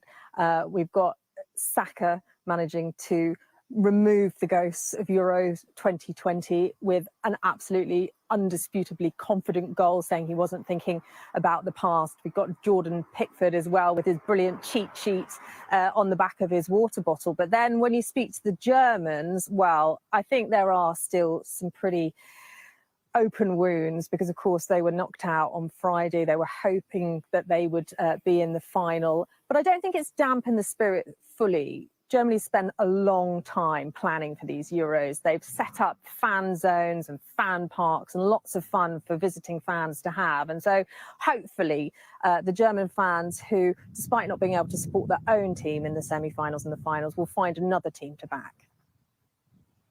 Siobhan, thank you. Well, England's victory is good news for pubs and fan parks up and down the country, of course. I'm joined now by Gemma Cook, who runs the Cabin Pub in Dudley, where they are very proud, of course, of local boy Jude Bellingham and no doubt the whole team. Tell me, how was last night? Just describe the atmosphere to us, because it didn't start great, did it? There was quite a crescendo. No. It was absolutely amazing. Once again, what a match. Everybody was just on the edge of their seats, as I'm sure you can imagine, as you said. Last game, it was, it was Jude, and this game, it was Saka. Well done, boys. Like, you are literally bringing it home for us. But it's nerve-wracking, I'm not going to lie, it is. Very, very nerve-wracking. And was the pub packed? Was everyone just in there, like, glued to the screens? Oh, very much so. So where we are, it's on the Northway in Sedgley, which is a community. It's a small community, but an absolutely amazing community at that. And all of the, the locals, they come out on a regular basis. But things like this, it really does help just to bring us all together and just to show what a great community we have. Yeah, that's a good point, actually, because that's what pubs like yours are all about. They're the heart of a community. Everyone can get together in small places, especially like that, where everyone knows each other. But also, it must be very good for business as well. I mean, let's admit, post-COVID, it's not been great for everyone. There's also a cost of living crisis. So has this helped, Gemma? Oh, massively, massively. As you said, everybody is struggling at the moment. It's not just big businesses and small businesses alike. It is your everyday, average Joe that is struggling to pay the bills. So to have something like this just to bring everybody back together and to give us something to be positive about, it's absolutely amazing. It really is. And of course, Jude Bellingham, local boy from Dudley. Yes. That must be extra special, right? I mean, I know, by the way, because I'm a Palace fan. I like to throw that in every time. We've given a lot of players to England too, so that must be extra special for you. It is. It is. I mean, he's got a lot of pressure on his shoulders, being a local lad. He definitely is. But we're behind him 1,000%, as we are the whole England team in general. Again, though, it's just brilliant to see the pub busy, to see, people enjoying themselves, cheering along. Why not? We need something to be able to lift our spirits in these trying times. So well done, lads. Keep it up. It is coming home. Yeah, we do. And also we've got a little fun fact. Sky Sophie Ridge was saying, our political presenter, that it's the first penalty shootout England have won under a Labour government. So there's another fun fact there. So tell me about your punters. I mean, are they just keen to get back in and watch the next match as well? Are you going to be playing? No doubt you're going to be playing the semi-finals, right? So Wednesday night, I mean, we're already gearing up. We're getting the staffing in, we're getting everybody ready. It's going to be an absolutely epic Wednesday night. Our punters, they're absolutely amazing people. They all stick by each other. We come together. When one of us is struggling, as a community, we will come together. We have our eccentrics, just like everybody does. One of our customers actually has an obsession with llamas. And so I've promised him that I'll get him a llama teddy if England win. But, why not? I thought you were going to say he can bring the llama in and pull up for a pint. But he can bring his llama in if he wants to. We'll get him a little England jersey, shall we? A llama teddy seems a little more under control, I guess. And of course, look, you mentioned coming together.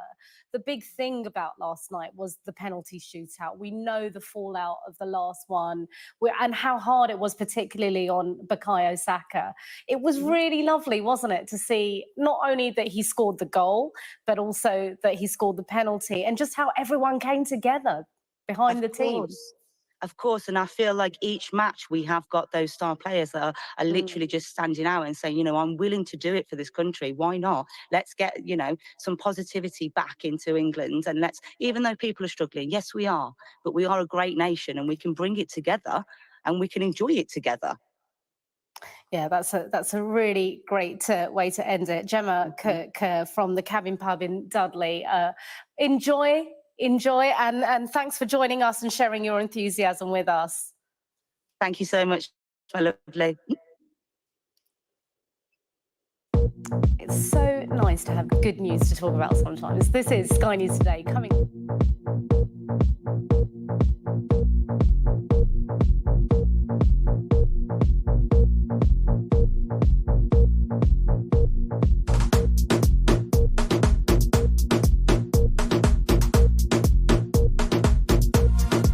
I think that's why a lot of people, I blame him, why a lot of people stopped donating, you know, on that Red Nose Day, whatever it's called. Is it Red Nose Day when you, yeah. I think that's why a lot of people stopped donating to that. I mean, I've got to be honest and say I've never donated to that. Yeah, of course they did, because it was almost like you're being ungrateful. We're trying to help you. Yeah. And it was definitely the things he was saying, and you've shown pictures of Stacey out there, surrounded by. It's not her fault that she's white and that those other people are black. Well, do you know what I mean? But she was out there helping. We don't need you. We don't need the big white hope out there. I thought, well, you're not out there. She is, and you're in London. You know what I mean? Yeah. Have you found out who the daddy is? Not at the moment. I'm just looking at her brother. Her brother got robbed at knife point. Oh dear, that's not good. Just being a nosy cow, seeing what it is. So they live in. Her brother lives in Buckinghamshire. Oh, okay. Yeah. Got a job to do with nuclear. So let's have a look. Let's go back. I mean, I do know her and Corbyn spent about 6 months out in Jamaica when they was young, when they were having their little fling on motorbikes, you know, and living the life in Jamaica. And so was she ever? Huh? I'm just wondering if she was having an affair with Corbyn while she was married. I don't know. I haven't looked into it that deeply, love. I don't know. Right, could this get any clearer for just pure gossip and slander of somebody they do not know in public? It doesn't need explaining, okay, why this is bad. Morally, legally, spiritually, and the fact that people like Michaela Omnivosa, Seven Joan Crescent Elton have got the audacity to do it in the Lord's name. It's just beyond me. You can maybe still kidding yourself, Michaela, but you're kidding nobody else here on planet Earth, and you're certainly not kidding God.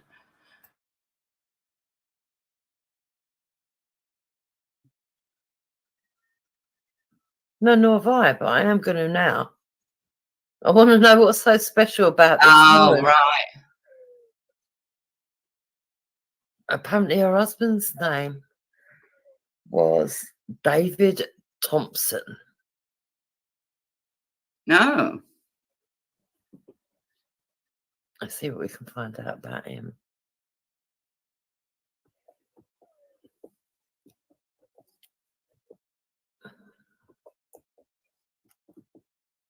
I don't think there's anything here. That's strange, isn't it? Yeah, very odd. Right. So there's nothing about her husband? No, that's very strange. So she's 71 years old? Yeah, exactly. And yet if you dare to say that she's going a bit senile, they get upset. Oh, okay.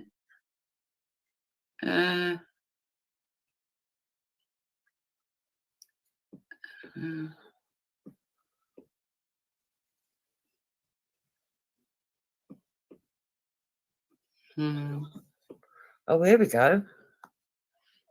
The former husband of the Labour MP Diane Abbott has claimed that she warned him to keep quiet about her decision to send their son to one of London's top private schools. Yeah, yeah. I remember that really well when that all came out. David Thompson, who was separated from Miss Abbott in 1993 after only a 2-year marriage. She said, I shouldn't say anything about it, and that if reporters asked questions, I should tell them to go away. She knew there was going to be trouble. Yeah. Well, of course.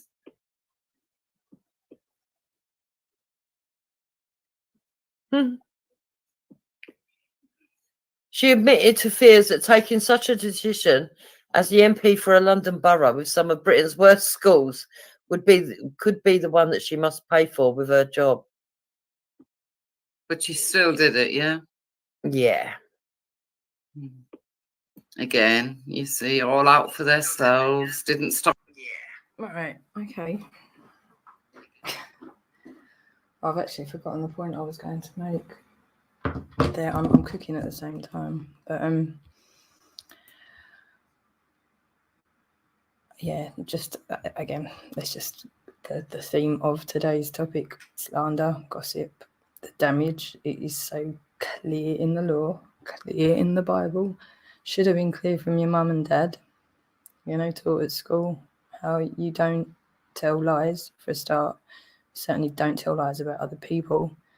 You don't be a part of a big conspiracy to tell huge lies that cause serious harm to not just one person, not just the target. Think about if you allow it to slide a little bit here, a little bit there, and there's lots of you that are allowing a little bit to slide here and a little bit to slide there, do you not think there are going to be extremely nefarious people that are not very moral, don't believe in God, and are quite happy to take advantage of useful idiots like yourselves to do mass damage and mass crime? That's why you're warned about it in the Bible, in the law, in your gut. That's why you've got free will and you're supposed to use discernment.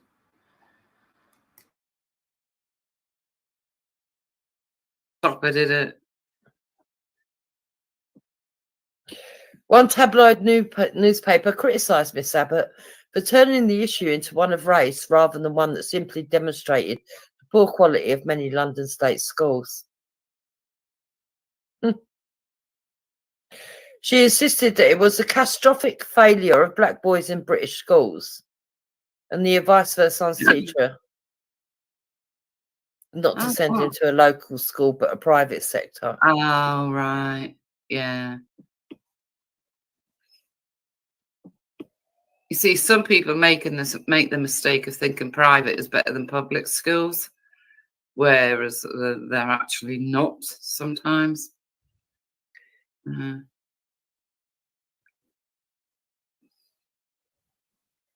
So she's been divorced for quite a while then. Yeah.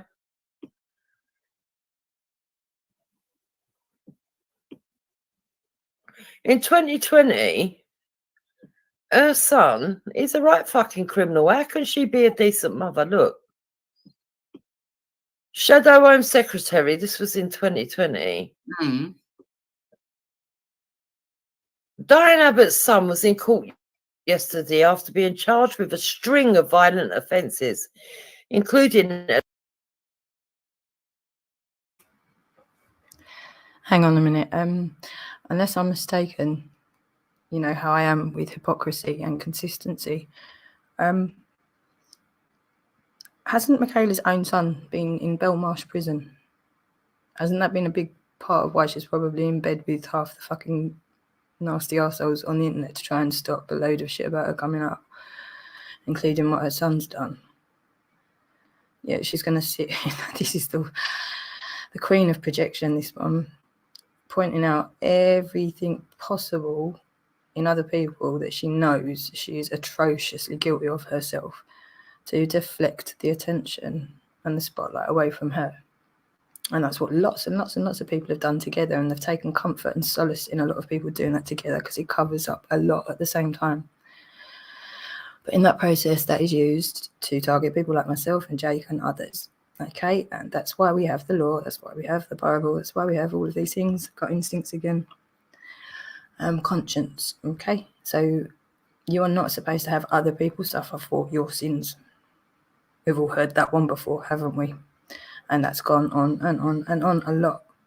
So again, it is a really good time to repent and say, sorry, I fucked up, and let's all just, I can't say pretend it didn't happen, that's not going to be an option, but we can deal with it far more delicately than it may end up. It would help if people just accept that you've been part of something very bad because you allowed yourself to get involved because of bad things that you yourself did. Okay, like with any problem, you have to accept it first, acknowledge it first. So all this pretending she doesn't exist but abusing her all at the same time is never going to work. Wouldn't work in any court. Certainly not going to work in my court. But yeah, so all this spotlight and, the deflection tactics, it's not going to work because each and every one of you have got a separate character profile stream set up before your individual investigations, if we get that far. But obviously, as we're going with Hampstead and COVID first, your names are going to be cropping up a hell of a lot. So there's going to be a lot of evidence getting compiled into your personal character profile pages as we go. So the public are then going to probably start to get to know you, get to see what you've been to see where this is going. Why it's probably a better idea that you get involved in the process and humble yourselves a little bit before you go. I don't even want to imagine. Can you imagine how pissed off people are going? This is what I've been trying to tell you. Allegedly beating up police, emergency workers and doctors, as well as exposing himself in a hospital. James Abbott Thompson appeared before a judge at the Thames Magistrate Court, where he was accused of 11 crimes, most of them on NHS property. He is alleged to have gone on the rampage, attacking 9 people, including 5 emergency workers, 2 of whom were assaulted on the same day. The 28-year-old faces 9 charges of assault, a charge of racially aggravated criminal damage. Oh my what that was. God. And 1 of exposure over the past 5 months. Oh, there was something seriously wrong with him, isn't there? Yeah, Abbott Thompson is the only son of the Labour MP and Ghanaian architect Richard Thompson. Okay. Who divorced a year after his birth following 2 years of marriage. So he's Ghanaian. Maybe he ain't here. Maybe he's gone back abroad. The alleged attacks took place over the last 6 months at 3 London hospitals. The Homerton Hospital in Hackney, the Royal Free in Hampstead, and Mile End Hospital in Tower Hamlets. The last assault on a hospital worker is said to have taken place just 2 days before Christmas. He also faces 1 count of exposure on a hospital ward. Yesterday, the Cambridge graduate appeared at Thames Magistrates in Bromley by Bow. District Judge Jane McAvoy granted Abbott Thompson bail yesterday. The former diplomat left the Foreign Office in June this year. So he was actually a diplomat for our country. Fucking hell. Oh my God. Just weeks before the first alleged attack on July the 26th, when he's accused of carrying out 3 attacks, including 2 on emergency workers outside Homerton Hospital and elsewhere in Hackney, where his mother lives. Abbott Thompson had formerly enjoyed a meteoric rise within the Foreign Office after joining diplomatic Fast Stream in 2014. I wonder what that is, Fast Stream, but anyway. After 2.5 years in London, he was stationed in the British Embassy in Rome and was appointed as the first secretary for exiting the EU. At the age of just 27, he was working alongside the British ambassador in Italy, advising the British consul and representatives of the British community in Italy about their rights post-Brexit. The mother of one made headlines when she decided to send their child to the private school. Hold on. Right, so I found something interesting, right? Yeah, go on then. Appearing on the Andrew Marsh Sunday morning programme for the BBC on the 28th of May, Abbott apparent support for the IRA nearly 35 years ago came up, along with some parliamentary votes Ma thought questionable, right? These included her advocacy of the abolition of conspiratorial groups, such as, so she wanted to get rid of the MI5 and special branch in the late 1980s, both of which she said had been successfully reformed. She defended a vote opposing the prescription of a list of terrorist groups, including Al Qaeda. So she went against the vote to prescribe Al Qaeda as a fucking terrorist group. Wow. Yeah, she's done a lot for this country, hasn't she? Well, I can't get over this. You see, I've never looked into her. No, right. This is what Velly's done. Yeah. Right. So she's got a lunatic son. She supports fucking terrorists to the point where she didn't want, she wanted to get rid of MI5 and special branch. And then she refused to prescribe Al Qaeda as a terrorist group. There you go. Not very good. Not looking very good, is it? No. I want to find more out about this ex-husband.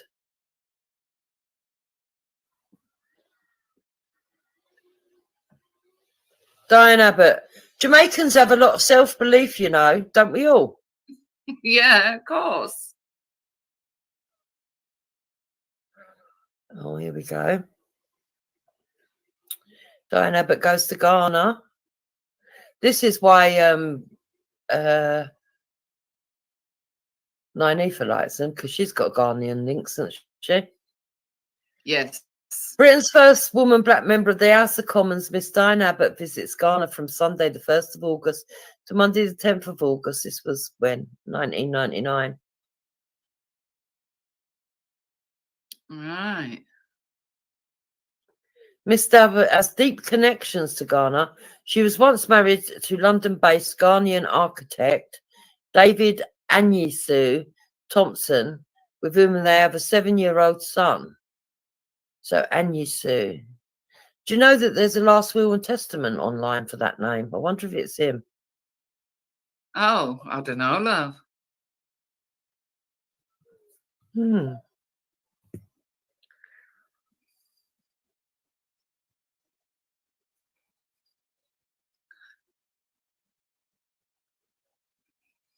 Yeah. David Percy Anyisu. I wonder if that's a partner. Company's house. Nova Trump Limited. Let's have a look at that. I'm going to fucking spend some days looking into this. People think I can't research, but I actually can when I put my mind to it. We need to research, Miss Abbott. Yeah, when I put my mind to it. You can research the personal bit. I'll research the fucking political bit. Because I'm not going to leave what I just read about her and the IRA and Al Qaeda, MI5 and special branch.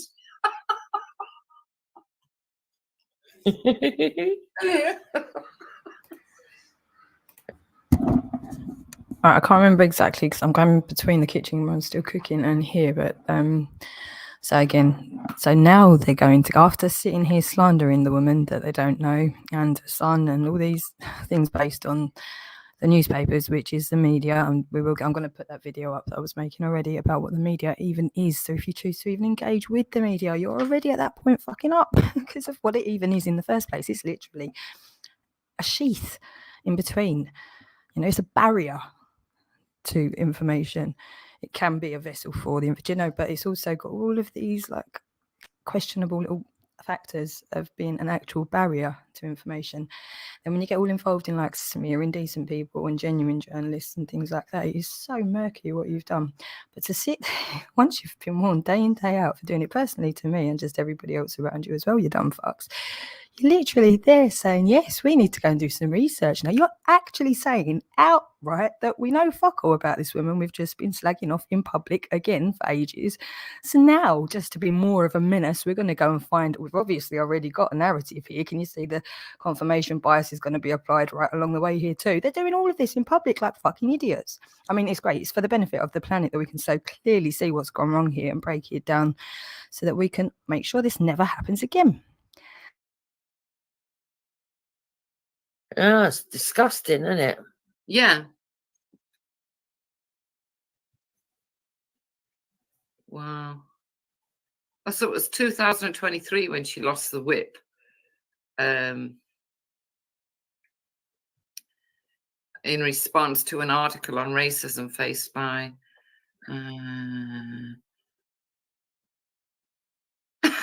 right, so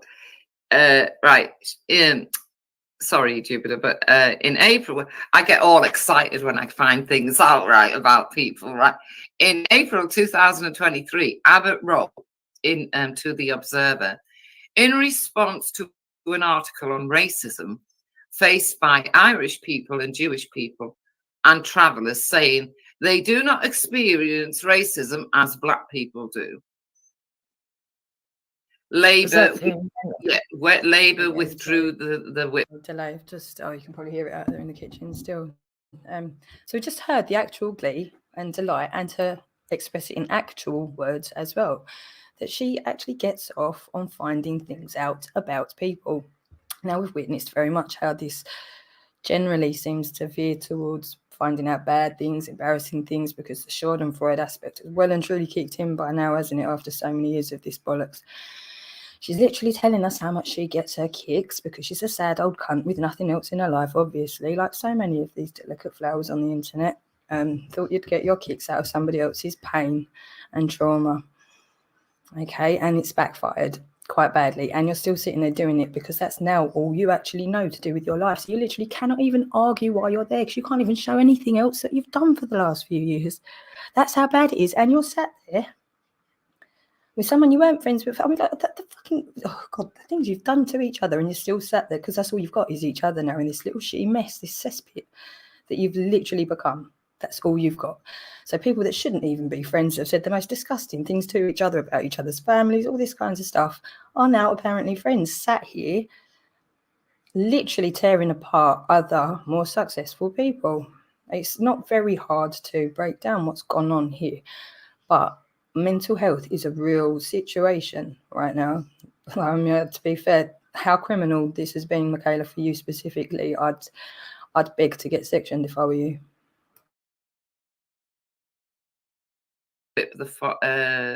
Following the publication, Abbott withdrew her remarks and apologised. Bit late by then when you're a public figure, isn't it? You got to be more careful than that. Oh, here we go. And in September of 2023, Abbott was still suspended, said that she had realised that as a Black woman, I will not get a fair hearing. Oh, come on. Wow. Come on. It was her that wrote the Observer article. And she's a supporter of the IRA, mad. Yeah.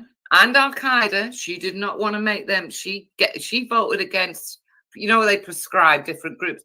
She voted against prescribing Al-Qaeda.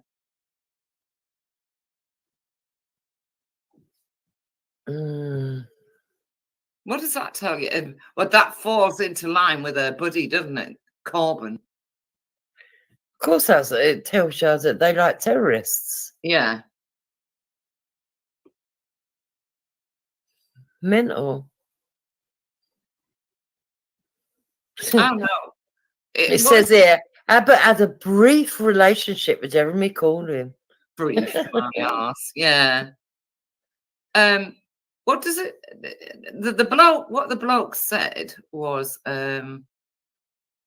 what was it? He said in 2019 that Abbott made him want to hate all black women. Oh, Yeah, dear. they got outraged over that as well. But he's not outraged about the fact that she supports the IRA, wanted to get rid of MI5 and Special Branch, and didn't want to prescribe Al Qaeda as a terrorist group.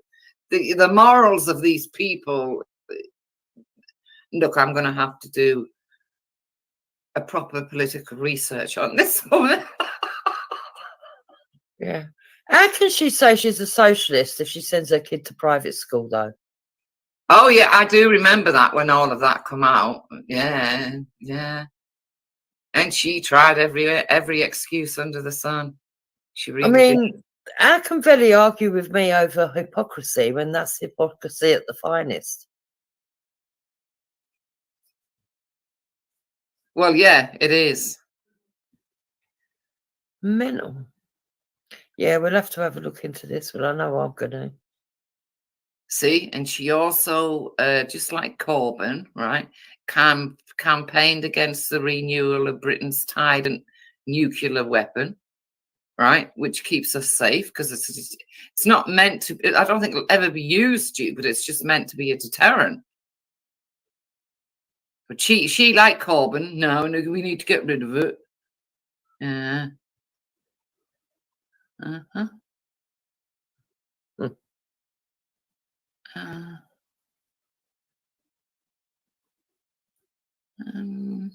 Her middle name's Julie.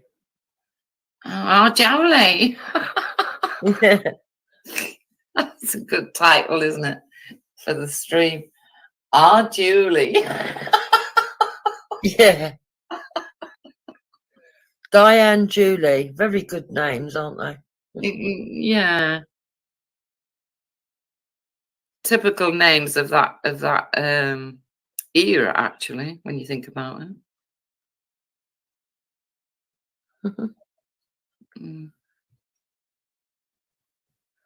Oh, James Abbott is married, so her son's actually married. Okay.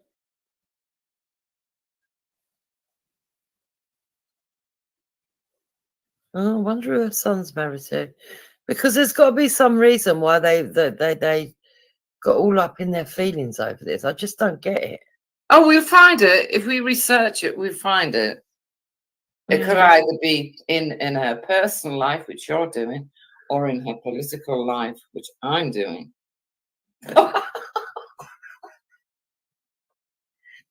You will find it. Yeah. But I mean, how can you say you're a socialist and then send your son to private school, and you want equality, but you like terrorists who blow people up? Mad. Yeah, absolute madness. You know, all of it's crazy. But I don't understand how people can get upset with me saying that I think she's racist when she was found officially racist. I still can't get my head around the reaction that I got, and it wasn't even me who said it anyway. Sorry to pass the buck, Babs, but Babs said it, and I just agreed with her and said, "Yeah, that's true." You know. Yeah, and they just picked up on the fact that you agreed with her. Yeah. And then gaslit Babs 2 days later or a day later to tell her that she'd followed me and what I thought. When actually I agreed with Babs. You know. Quite sad, really. But that's what happens, isn't it? Oh, there's an awful lot to get through politically, Jupiter. Oh, well, maybe we'll have to do a breakdown. I might have to come on and do an old Jupiter and Wendy collaboration on this one. We'll have to collaborate on this one. Yeah. I'll let you do your research and then I'll come on and listen to what you found and then you tell me what you found. Yeah. So we'll cover the political side and the family side. So that, yeah, that's good. That's leaving nothing out. Because she's not this little saint that everyone is led to believe that she is. No. Bless her and her 2 left feet, eh? And the wonky wig. And the wonky wig, yeah. Yeah. Right, Juice, I'm going to leave it there and go to bed, love. But you do that and I'll do the political bit, yeah? Mm-hmm. Shut these up for good. All right, then. Speak to you later. Take care, everybody. All right, speak love. to you later. Bye-bye. All right, bye-bye, love. Bye. Yeah, that's going to be really interesting. I want to get that done. Maybe look into a few more of them as well while I'm at it. So good night, everyone. Well, good morning. Yeah, good morning. People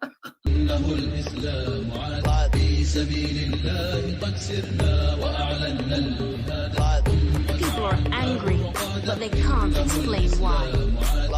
Are they certain why you're here today? I'm here to protest. Right. I'm going on a march. I want Britain to be back British. I want Britain to be back British. I'm going on a march. I want Britain to be back British. I want Britain to be back British.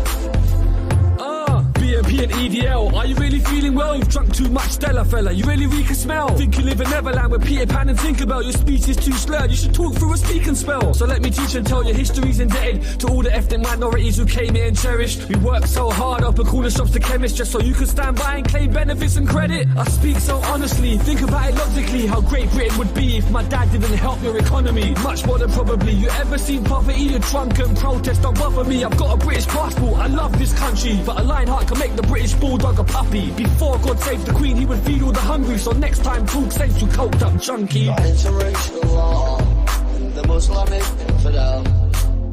They're trying to get their law over our country. And it's happening. What's happening? It's happening in other countries.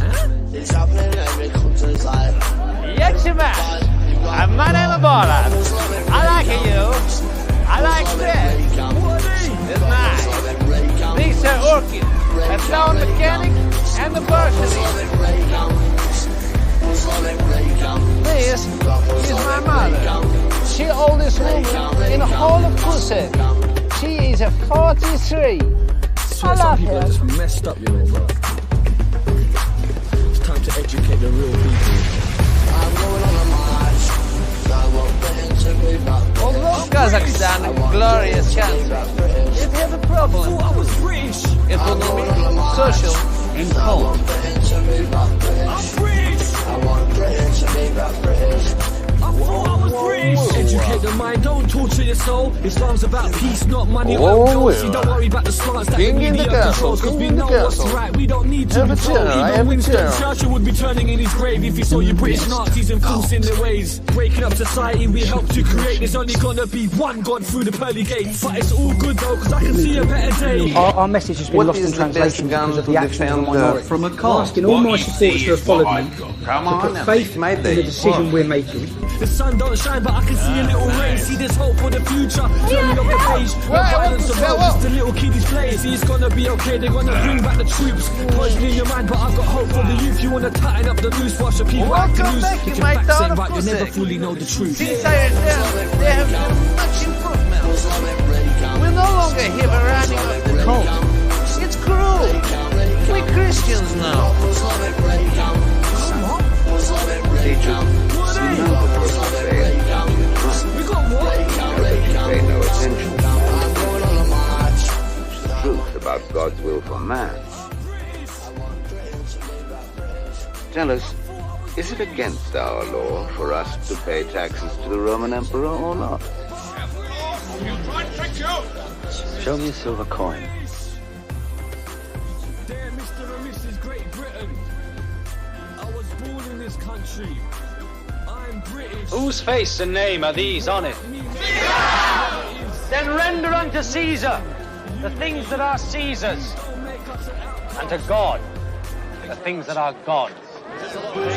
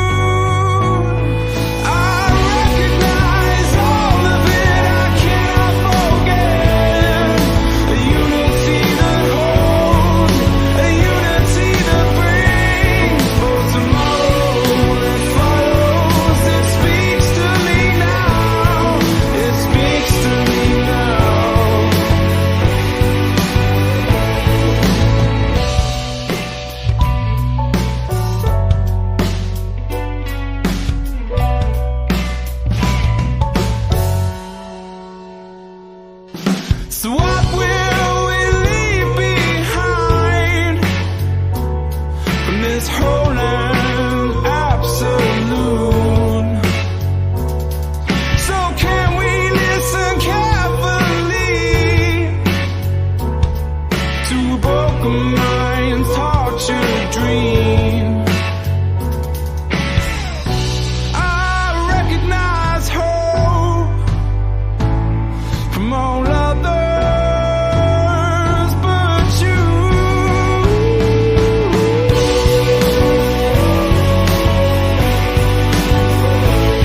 I recognize all of it, I cannot forget. A unity that holds, a unity that brings both tomorrow and follows. It speaks to me now, it speaks to me now.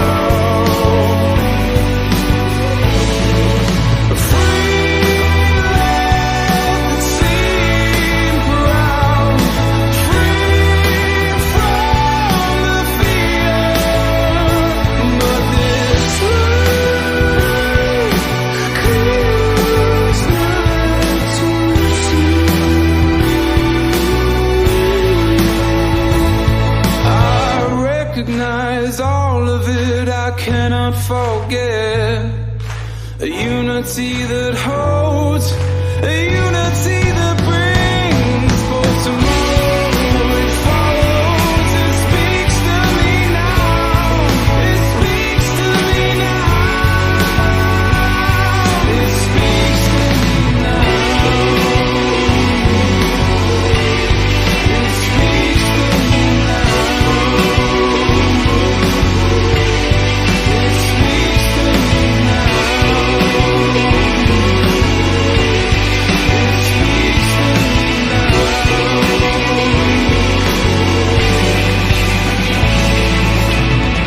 Upstairs there's a 4 and a 5, and after just like I'm in year 4, so in year 4 there's just there, and then year 5 is there on that side, and the staff room is just at the front of us. So just walk in the staff room, and then there's this this kitchen, and then there's a sofa, and that's where we do sex. So why do you go in there first of all? Why don't you just go to class? Like, we go to class sometimes too, yes. Right, so we go to class sometimes, yes. Okay, so you go to class. Yes. Okay, and then what happens when you get And to then class? they got this, in my classroom, they got this little door at the back, right at the back of the classroom. They got a little door, and it's just like a tiny little room. It's all stuffed with sweets, prizes, especially to pay the children with sweets, to do sex to them. Right. Yeah, so they give sweets as much as they like. Yeah. So they give sweets so till they're like full, they're done. So because while they eat the sweets, they do sex to them. So they pay them sweets, and then after they do what they want them to do. Okay. Because our children. Who? What children? What children? So there's children from our school, 200 children in our school. But it's not like all. Okay. There's 20 What special ones? Tell children. me, who are these 20 special children? There's Millie, she's a brown girl. Millie who? Millie Cowell. Millie Cow? Yes. Okay. So how do you know she's one of the 20 special children? Because I know, because she comes and they do sex to her, mostly. Who's they? Who's they? The teachers, the parents, the staff. Right, you have to go downstairs, underground. It goes underground. Yes. And what's in there underground? So then we go underground, and after there's this little hallway, and on the right there's this door, and then there's this big, enormous secret room. And what's in the secret room? In the secret room, there's cupboards everywhere. Looks like everywhere, but then they do sex there too. How do you know they do sex there? Because they took me there to do sex. Who took you there? My father, Mr. Hollings took me. So you're who? My father. Your father, sorry. Okay, do you call him father or papa? Papa. Is it papa?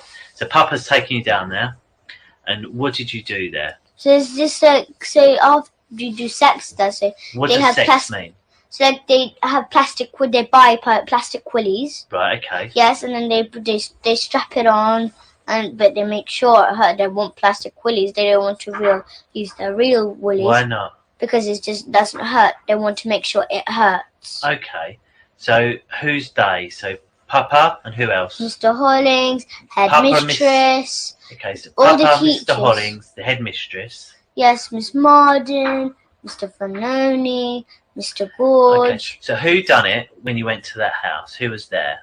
So all the staff, All the staff. all the the parents of all the children, they all know about it. Okay. They do it. Okay. And so you've got in there. Yes. And who's used the plastic willies? All of them. All of them. And where do they keep the plastic willies? They keep them in the cupboards. They got, as I said, they've got cupboards around. Okay. So they've got like maybe 2 cupboards there and 2 cupboards there. They've got cupboards around, all around the room. Okay. So I'll make sure. I want to just make sure I get it absolutely correct.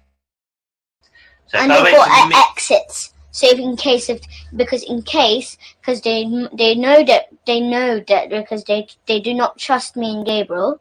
Yeah. That because they say that not to tell anyone about this. Okay. But they do not trust us. No, why not? Because they can see them because they when they tell us not to tell about this anything, they look so curious. It looks like they're not trust. They don't trust us. Okay. So I'll just get it right. Mr. Holling's house. Yes. I'll go there. You have to push outside.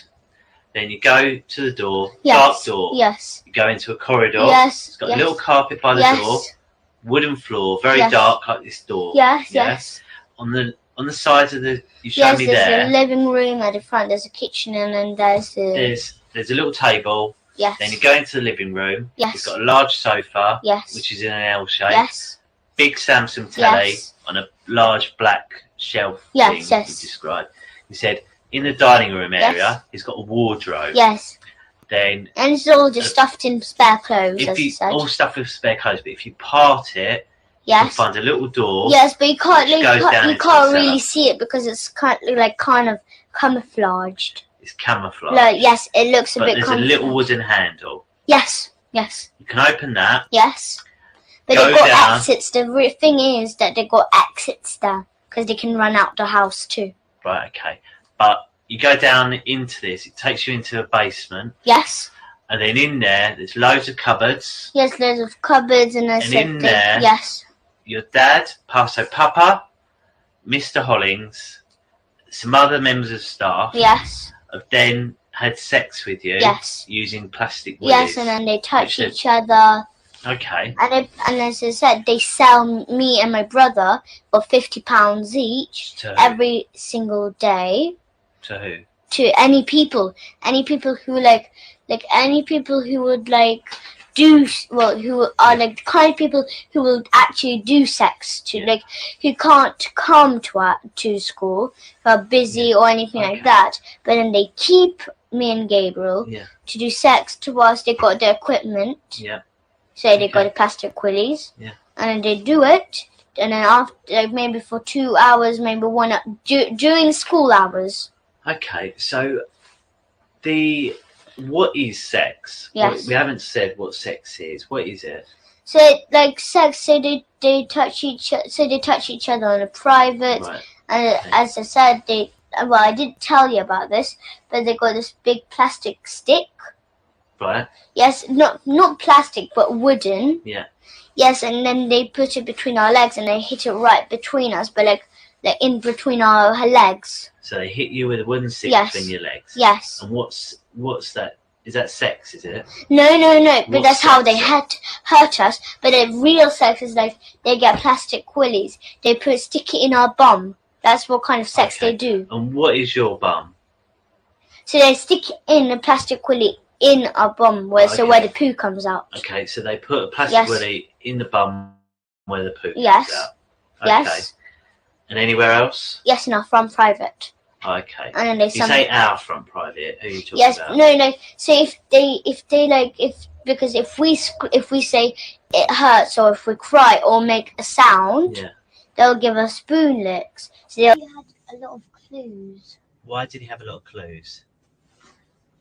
Once he saw me and Gabriel touch each other anyway. What were you doing touching each other? What do you mean? So touching each other in the privates. Okay, so what was you doing?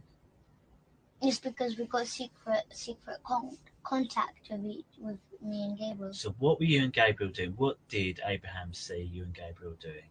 Yes, we touched each other in the private. How? How were you touching him? So like we were close together, and then we pinched each other bottom, and then we touched each other front private. Oh, okay. And how did you touch his front private? So he could like go like that because that's my father. That's how my father. Okay, so you were touching each other. Yes. Once my father taught me. Like, he didn't taught me, but he told me to make my brother's head bleed, or like maybe like so like my brother's head bleed, so that it actually bleed. Yeah. So I said, how should I do that? But I didn't want to do that anyway. I wasn't going to. I wanted to know. Told you that? Yes. Okay. I wanted to know, Ricky Dearman. Yeah. I wanted to know, like, I wanted to know how will he tell me to do that. But I wasn't actually going to do that.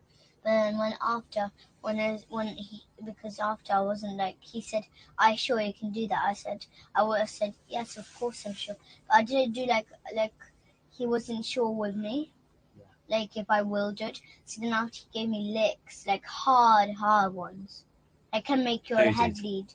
My father. Yes. Okay. Yes. So he gave me licks till I will say that I will do it, Papa. I will do it for sure. I promise you. And after if I say I promise him that I will do it, then I'll have to do it. Okay. So then after I done it, so he told me like, do I have any little glass frame or anything? Of a picture in it, but got glass on at front. I said, well, I think I do. It's like I told him I think I do have one. It's a picture of Supreme Master Ching Hai. So it's like that's the person that we pray for and meditate. And they're going to see if you're hurt or if you've got any injuries or anything like that. Do you think you've got any injuries or hurt anywhere?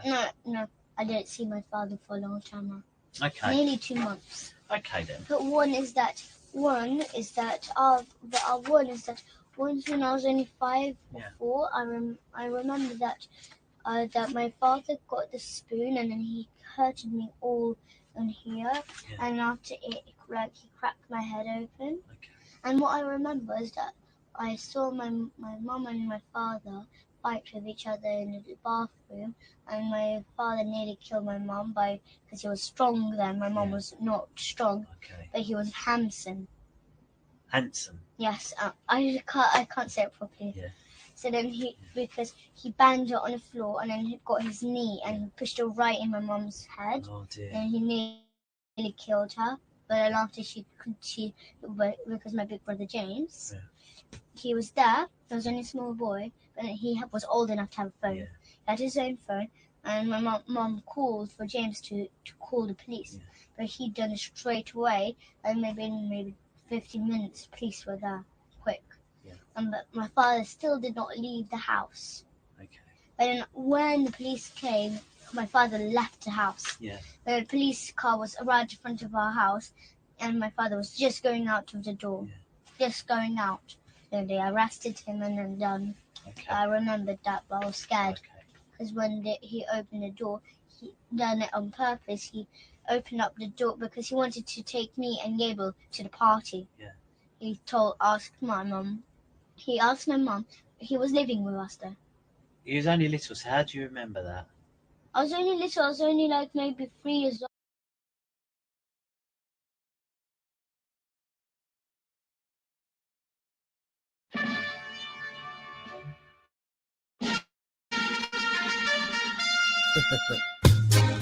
Freedom of speech, motherfucker.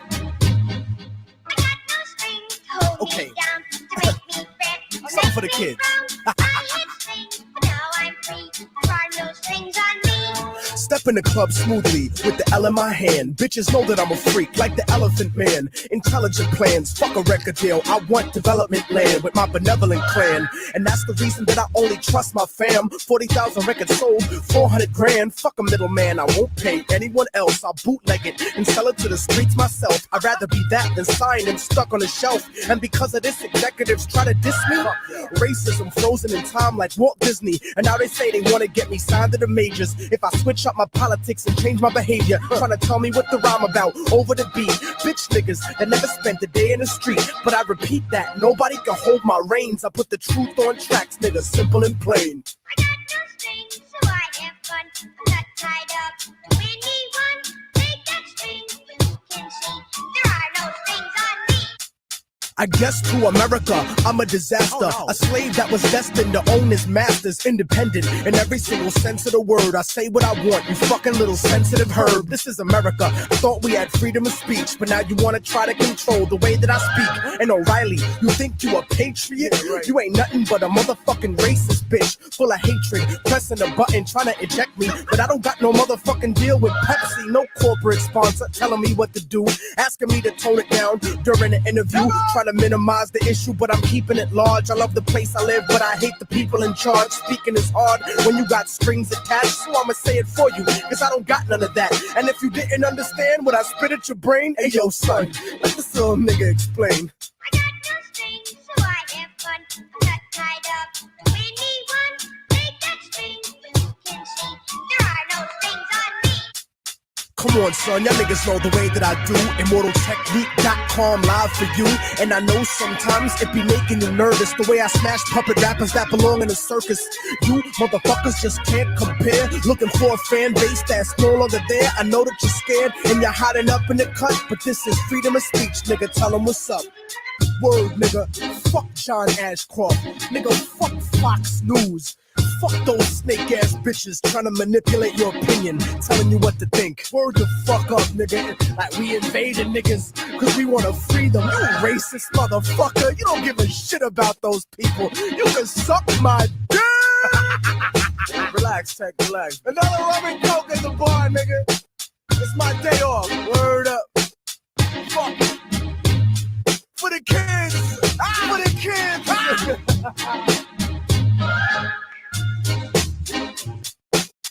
Beat bandits.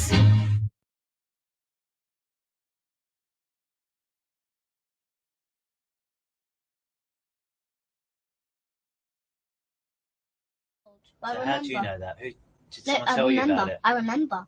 Oh really? I remember Wow. when I was From there. 3. Yes, wow. I remember. That's See, then after that's I good was because not a lot of people can remember from 3. because I was next to the door, and I was listening. I was looking. I was peeking through the door what they were doing. And then the door that time it didn't go in the room, in the bathroom. It went out of the bathroom into the corridor. So if you open it, you can hit somebody. And my father saw me peeking. So he just opened the door straight away. So that the door banged right on my head. Yeah. And I got knocked over. I got hurted. And then he pretended that he did not hurt me or anything. But then after, but he pretended to be nice then. Yeah. But my mum, she just my big brother James, he just called the police straight away. Okay. All right. What we'll do is we'll call it an end. It's 12 minutes past 7. It's the 11th of September. Okay. We'll do. If you go in the room, were you touching each other? Yes. You were. Yeah, but then after we just watched my friend Sophie from my school. She touches me. Who? Sophie. Yeah, she's my friend, but not really. Okay. She just believes me and all kind of stuff. Okay. And she touches my private. Okay. So she's a friend of yours. But yes, but she's not my friend actually. Yeah. But she learned me to do that because I don't know where she got that from, but she just done it to me. Okay. So Sophie showed you how to do it. Yes, and then that's after she. And what did she show you to do? So she touched me, and then she said, "Touch me." So then I said, "No, that's wrong." So then after she just told me, she just took my hand and just showed took my hand and grabbed my hand and touched it with to her private. Okay. And after I said, "Don't do that, Sophie, or you won't be my friend." And she said she does not care. And she said to me, she did to my brother, and she'll give me a whole big packet of sweets. And did she? No, she said, "I'll give you a whole big packet of sweets tomorrow if you touch your brother forever." So then I touched Gabriel, and then after the next day, when she said she'll give me a packet of sweets, she told me. She said, and after I said, "Where's the packet of sweets that you promised me?" Yeah. And then she said, I'm just joking. I'll never give you a pack of sweets. Okay. You told me a lot about plastic willies and. That was all not true because How did you know about it? Sophie, she has an iPad Mini and she likes sexy stuff and all this, and she showed me a picture of plastic willies sticking a bomb. Oh right. So I got the idea of that. Because I was thinking it was in year 3. Oh, in year 3. Oh no, and right. I'm in year 5 right now. Oh, okay. So I just remembered it from memory straight away, and then I just said, they stick plastic willies in my bottom, Abraham. So how did Gabriel know about all that? Because I told him. Because that time I told Gabriel that day when Sophie showed me on iPad Mini. Yeah, she showed me this kind of stuff, and he said, "Ew, that's yucky." What she done?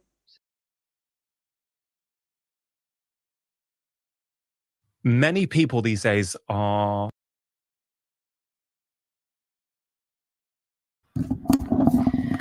Okay, just I'm not going to go into loads and loads of details now, obviously, because we'll be doing a thorough investigation that never happened. And all of the available evidence will be looked at and investigated because it wasn't. But the one point, just very, very logical, straightforward point here is if a story is changed, okay, an official account of something, whether you're a child or grown up, if you know that it's to the police, even probably more so as a child, you're probably going to be more scared about getting caught out in a lie. So the likelihood to lie to such a degree with such ease is just so fucking catastrophically unreal in the first place that people would believe that could happen. But then just the cold facts of it. If the child then says, actually, I lied that time, what on earth are you basing their credibility and honesty on this time? It's just fitting the narrative that you want it to, quite obviously. And that's exactly how the rest of the world are going to see it. No matter what you fucking do, 10 years of covering up this shit and the abuse that I've got, Jake's got, what's gone on around the fucking planet in conjunction with this has happened and it's coming out. And no amount of bullshit in my chat for the rest of your fucking days is going to change anything.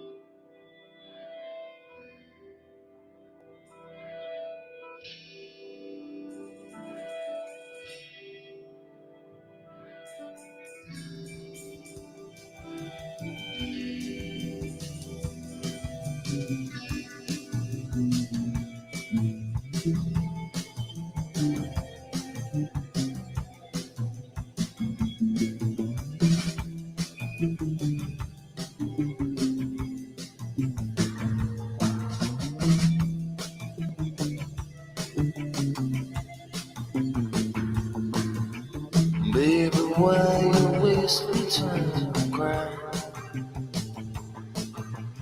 Like it's the only thing to do. Baby, don't you worry yourself cry. Your instincts all that's guiding you.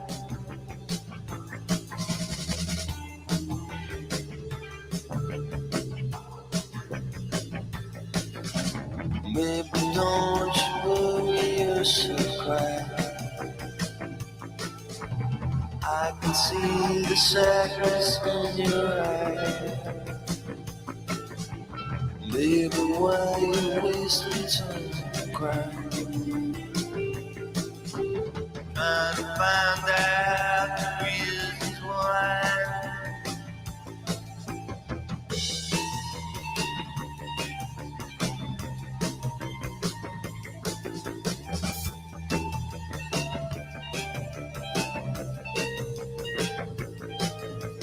Baby, don't believe it when they say it.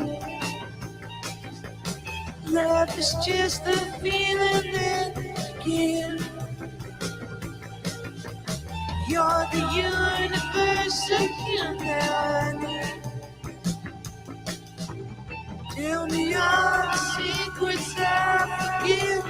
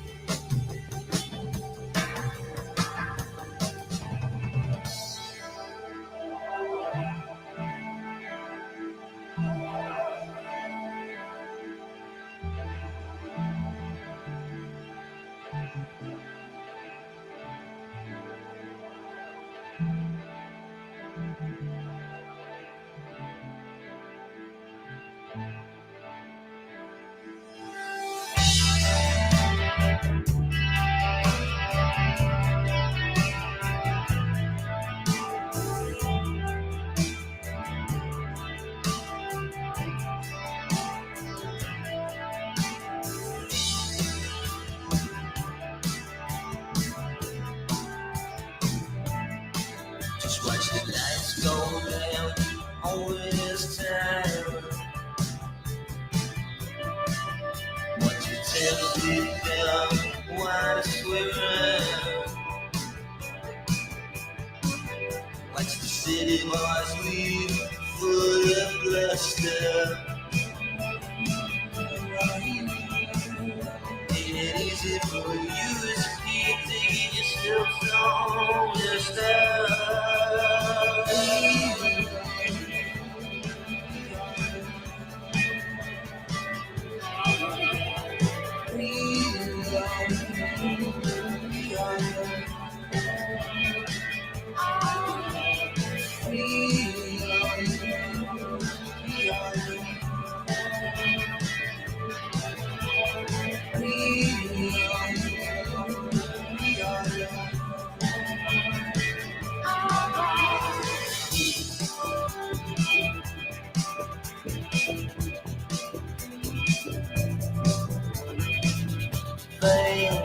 Celebrity culture, flashlight, fame, bulletproof bathroom, inside she's fixing up, fame, shooting up #1, vacuum, fame, lyrical accent. Inside, start it up, shoot it up, shoot it up, shoot it up, shoot your gun.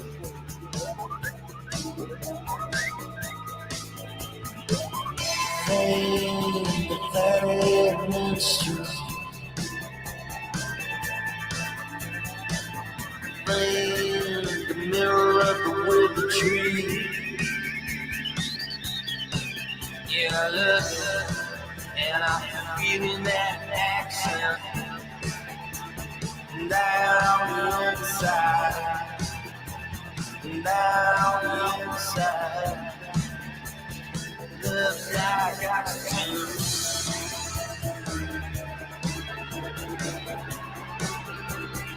Looks like oxygen.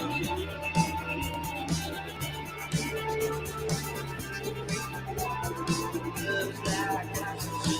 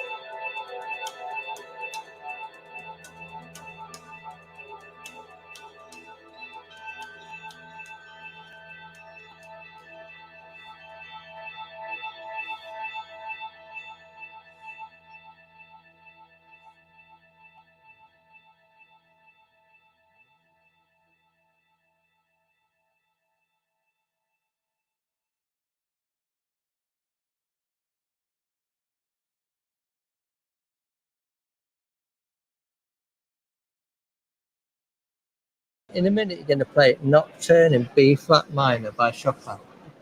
Should you start playing? See? Here we go.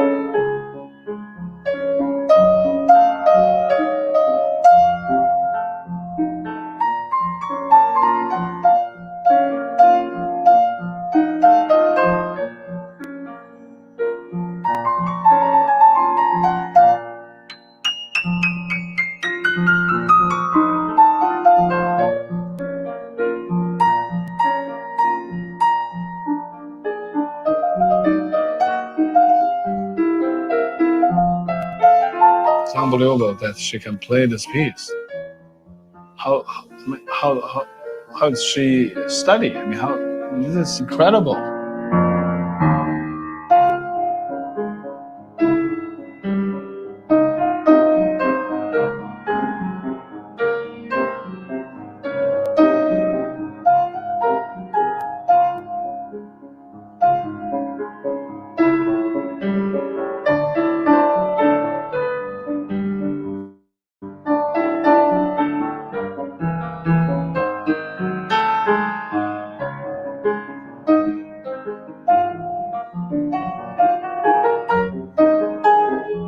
She plays so beautifully. I mean, this is... I've never seen anything like this.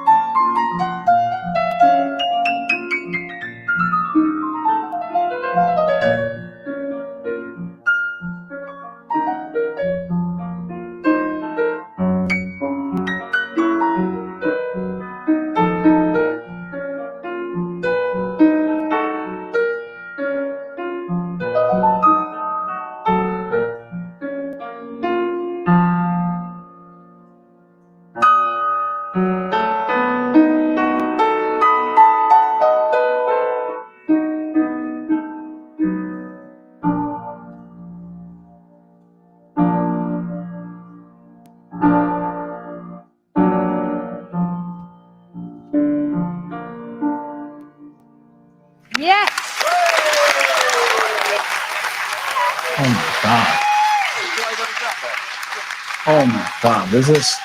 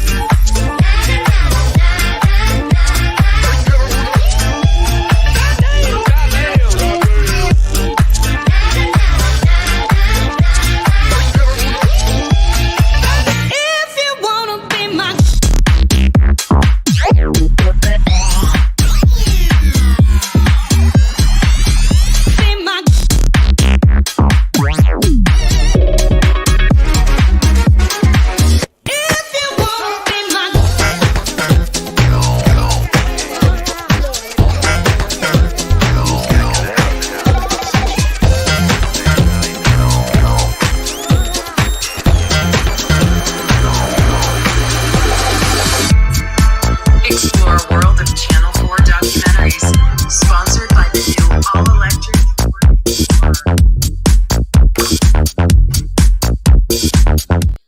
So before all of this happened, what did you think of Ella Draper, the mother of the two children? She was a bit odd. She probably wasn't somebody that I would naturally have an affinity with. It was just something about her. I could not get my head around the fact that it was another mother that had made these allegations.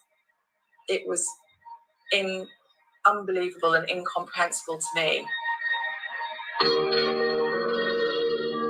Ella Draper had arrived with her 2 small children a few years earlier and had recently learned that the school community had raised concerns about her parenting. Now you be the most high king. Eche tobiezike odiro yedikaki. Mama now you be the most high king. Eche tobiezike odiro yedikaki. Now I'm standing here only because you made. Now I'm standing here only because you made. Now I'm standing here only because you made a way.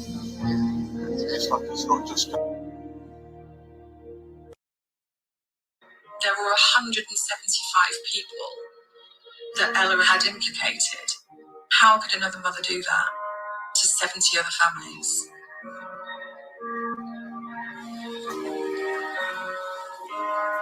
I just snapped. But also more Kaylee, why they never try. Sorry. Oh, sorry. No, go on. I should. What should I do? I just say your name next time. Even a billion to your brother when he's crying out.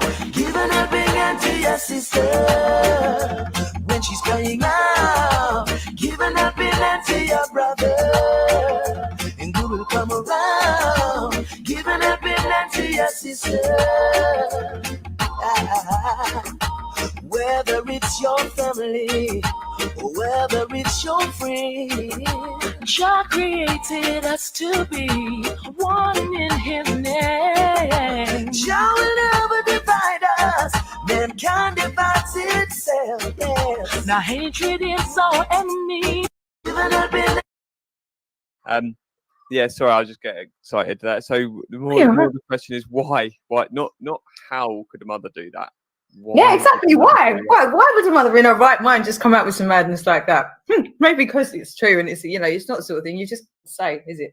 Unless there's some again, it's just common sense. It's just common sense again. Why they just don't want it discussed. Oh, sorry. Go on, no, all right. Sorry, no, just getting too excited.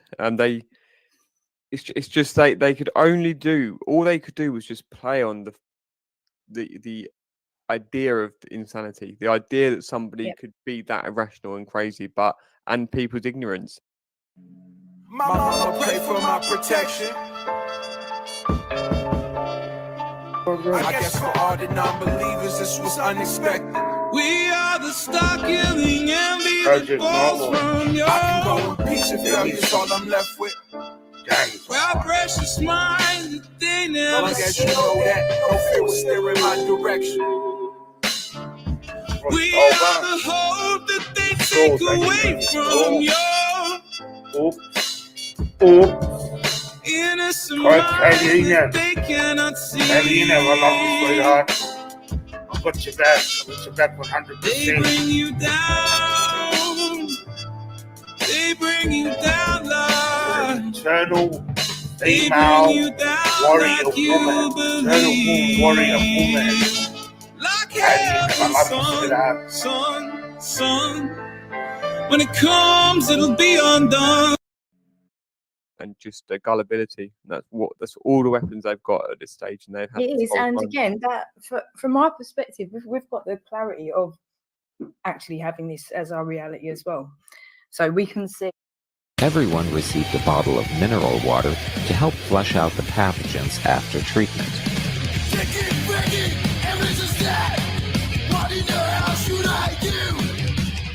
Test subjects who received malaria treatment had to return the next day for a second blood test to determine if the MMS treatment had worked or not. Here we see a photo from the second day showing the patient's documentation after the subject received the second blood test confirming they no longer had malaria parasites in the blood. In other words, they were healthy and no longer had malaria. The lab workers signed the patient's documentation, confirming that the malaria was cured.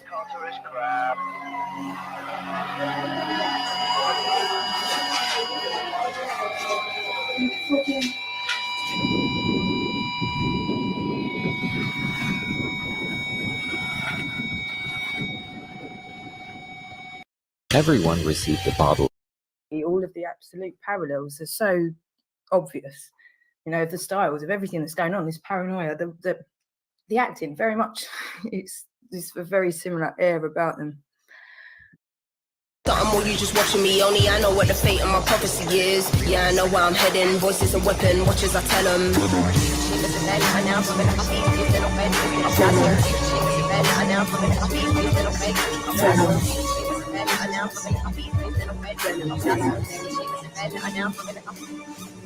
Night time today, like we roll trees, save lives and made minds to go deep. OP, wouldn't it get some so chill? Part of the day in the life you won't see. Part of the day in the life you can't be here for. It's the day in the life of OGs. Dealing with and the demons I won't leave. Not a word you will listen when my soul speaks. Down I go, so follow me, follow me, follow me. I tell you don't follow me, nobody bother me. I'm my best honestly, fuck with your policies. They want to keep me down and demolish me. Use me and fucking abolish me. I don't want to hear no apologies.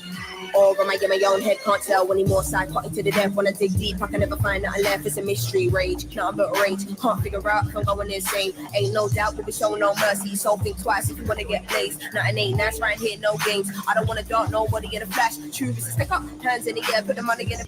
Something more, you just watching me. Only I know what the fate of my prophecy is. They will brush over everything.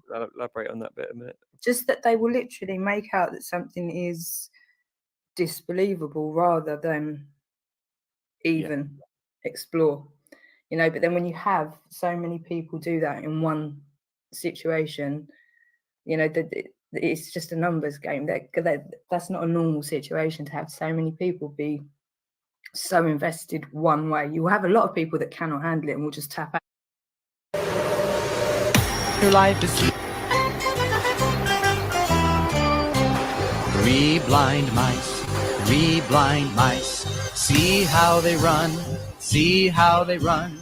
They all ran after the farmer's wife. She cut off their tails with a carving knife. Did you ever see such a sight in your life? It's 3 blind mice. 3 blind mice, 3 blind mice. See how they run, see how they run. They all ran after the farmer's wife. She cut off their tails with a carving knife. Did you ever see such a sight in your life? I'm not saying anything. You'd have loads of those, but to have so many people be aggressive to women and children in favour of a man with an actual conviction already, and then just say this entire thing just must be, when there's so many people that have had their lives destroyed for speaking about it, to not start asking any questions at any point. That and is clipping things like, and when they've got the whole context, and you just know, I mean, Karen Irving, Hoaxstead. Welcome to Matchmade, home of the perfect woman. Come on in and design the girl of your dreams. She's the best. This ain't build a bitch. You don't get to pick and choose. Different ass and bigger boobs. If my eyes so bright, I'll blue. This ain't build a bitch. I'm filled with flaws and attitudes. So if you need perfect, I'm not good for you. If you mention her name once fucking more, it will be coming to your fucking door. And you've just done it again. Welcome to research.wordpress.com. What you did set my world alight. Set my world alight. Set my world alight. You got what's coming to you. I was searching, I was breaking, I was picked apart, never in your life. I was breaking, I was left out. You got what's coming to you. I was waiting to be played in. I was left to tell the devil that he can't win. I was searching, I was left out. You got what's coming to you.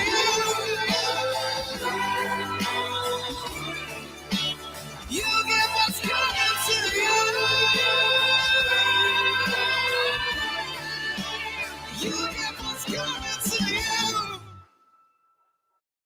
Like that is just the epitome. And then MK Ultra 666 YouTube channel. Well, even You know, Pisco's name until like 3 days ago. What's happened to Pisco? What has happened? Well, people do use 666 as a kind of against Well, the the system. Baptist calling herself white devil. Wake up in the morning feeling like P. Diddy. Hey, what up, Grab girl? my glasses, I'm out the door. I'm gonna hit this city. Let's go. Before I leave, brush my teeth with a bottle of Jack. Cause when I leave for the night, I ain't coming back. I'm talking pedicure on our toes. Trying on all our clothes. Boys blowing up our phones. Drop top and playing our favorite CDs. Pulling up to the parties. Trying to get a little bit tipsy. Don't stop, make it pop. DJ, blow my speakers up tonight. I'ma fight till we see the sunlight. Tick-tock on the clock, but the party don't stop, no. Don't stop, make it pop. DJ, blow my speakers up tonight. I'ma fight till we see the sunlight. Tick-tock on the clock, but the party don't stop, no. Wake up in the morning. MK Ultra as well. It's like So bad. but I mean, just the actual video content of those MK Yeah, Ultra videos, so that they are. So here I am at the bus stop in Lebanon. Oh, canoe!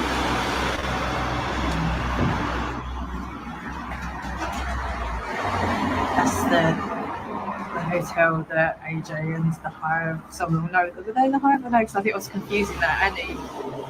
They were trying to pretend that there's something really shifty going on in there and trying to intimidate me, but who knows? Yeah. I'm not really a cake person, but I just called it out at them.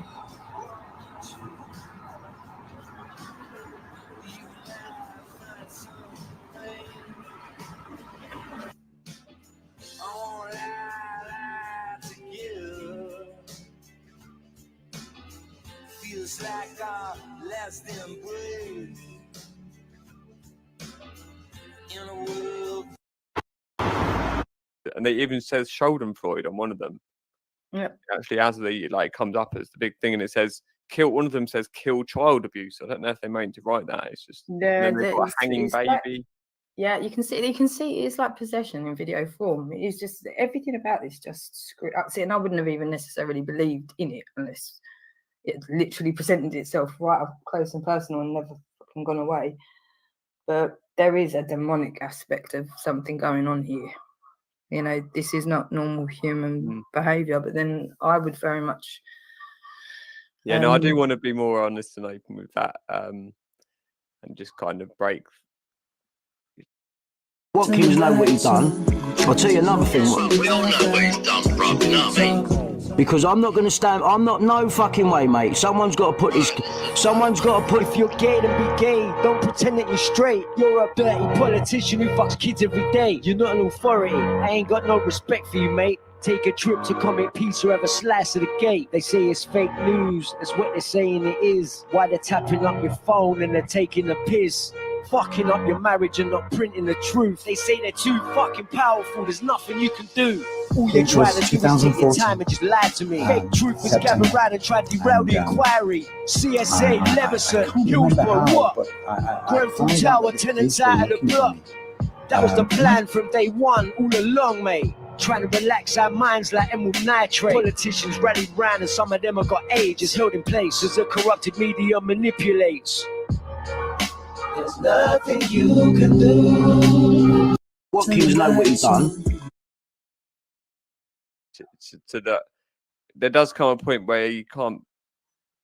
I mean, maybe there could be other explanations, but from certain perspectives, it seems very clear that there is some energies that do possess people, be that through just the anger lowers people to such a vibration that those carnal instincts can, That's exactly what I was going to touch on there, Jake. I think a massive part of this that isn't really spoken about, as with everything though, is not being grounded an awful lot of the time, because it does very much keep you in a low vibrational state, because there's certain things you just simply can't do when you're constantly ungrounded, you know, and so much of your clarity and your mental health and your mood, everything is just.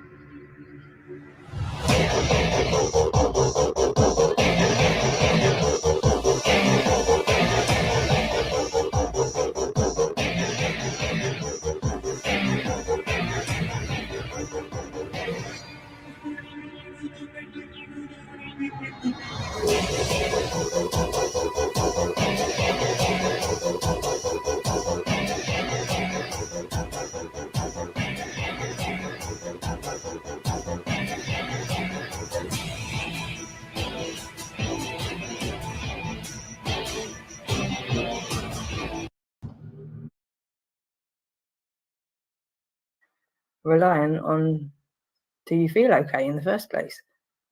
It'd be an amazing thing to explore with people more, wouldn't it? I think that'd be to see how.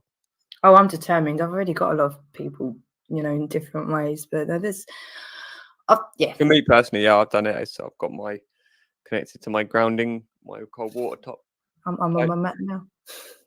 It's just a silly thing to not do. I can move back to mine actually. Yeah, why not? So, well, this is what I'm trying to get people to. There's no excuse when you present something to people that is so easy, they can literally just do it whilst they're doing other things with no effort. At that point, that's on you for just being a dumbass and just being why. The only thing I have seen one match tonight.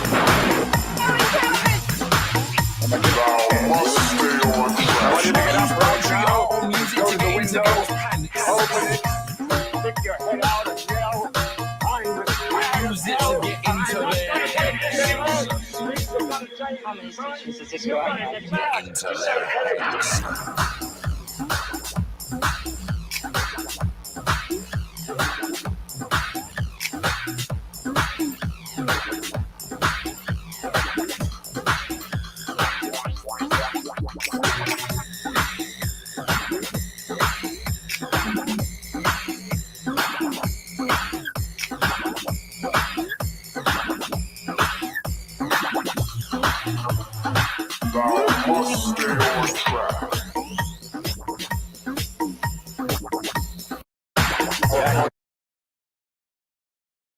Do you know, like if something's presented to you, you don't have to change anything. You're literally sat on your ass anyway. So put a mat under it, or you're going to sleep anyway. Put a mat under yourself. You know, at that point, like literally can't.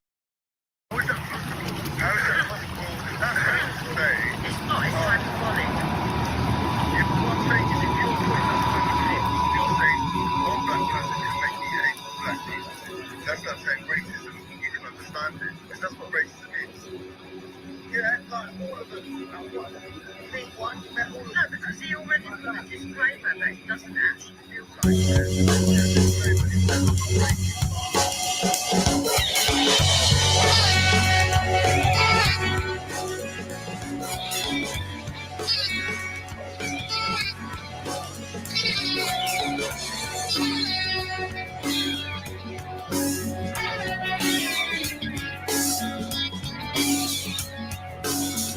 I sit and wonder, I often wonder, I sit and wonder about the things she does.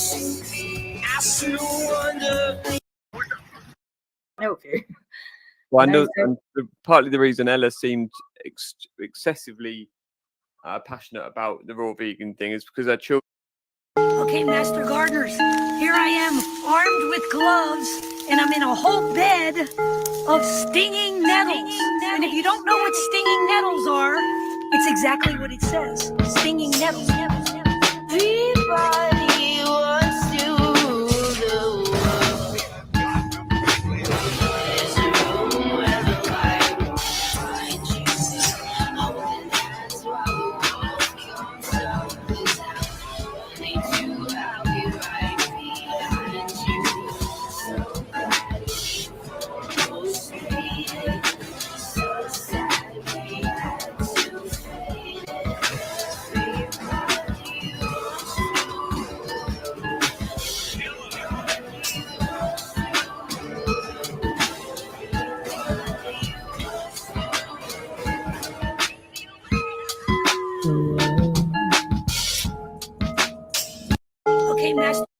children had been abused and were so violent, so they were being trained. In this John Clement recording, it they explain in great detail how they were, and in the police interviews and everything, how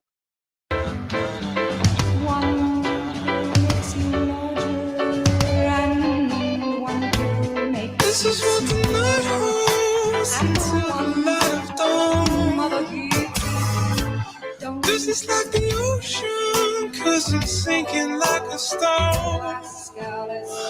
All my enemies, my emotion.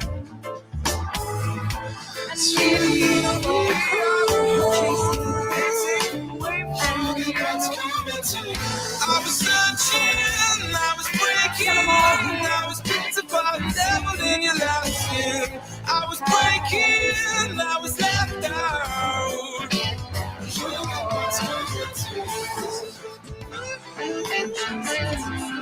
Well, it's nothing but a disguise running from the ocean.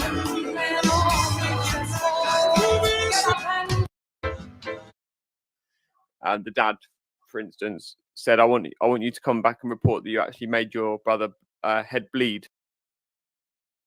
In her own special way, to the people she calls. Come by my bags full of cotton. Feed the birds tuppence a day. Tuppence. Tuppence.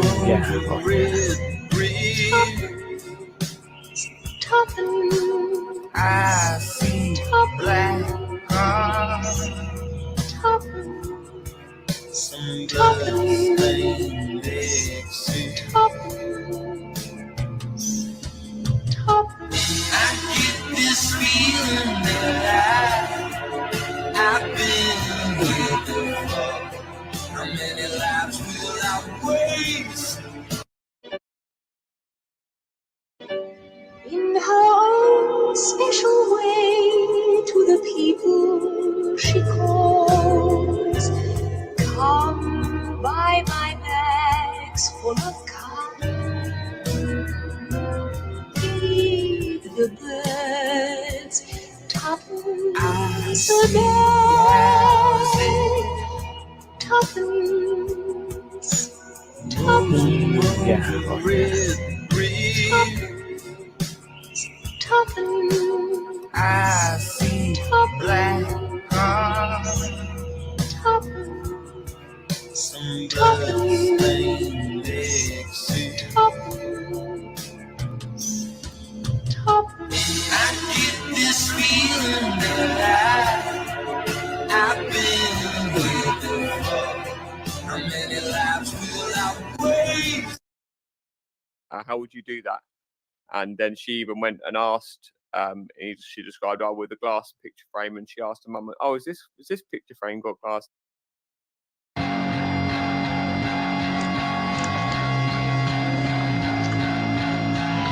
Good evening, George. Is anything the matter? I'm afraid there is. I'd love to stay, but I haven't dressed for my rally in Hampton. Winifred?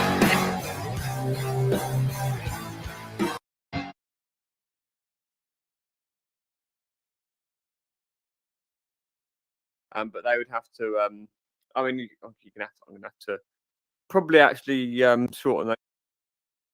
You take the blue pill. The story ends. You wake up in your bed and believe whatever you want.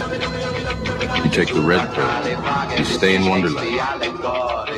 And I show you how deep the rabbit hole goes. Then do get on with it, please.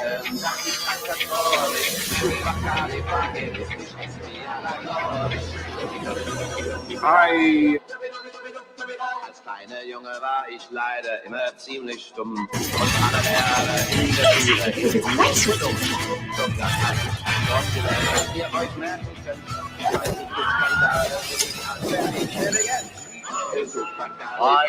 let's show you what anywhere. Pink's my favorite color too. The job's a game. Jutsu kickt in die weite Welt und sah mir. You take the blue pill. You wake up in your bed and believe whatever you want. You take the red pill. You stay in Wonderland. And I show you how deep the rabbit hole goes. With fiery eyes and a tongue of flame that lashes, carry the bringer of change, cannot be restrained. I dance a rhythm, a chaotic symphony, unleashing thunder with every step she takes. With a trident in one hand, a severed head in the other, Kali is the embodiment of power that awakes. Oh, Kali, goddess of fire and fury, your ferocious mind to set the world ablaze. Oh, Kali, destroyer of fields and darkness. And the tongue is a fire, a world of iniquity. So is the tongue among our members, that it defileth the whole body, and setteth on fire the course of nature, and it is set on fire of hell.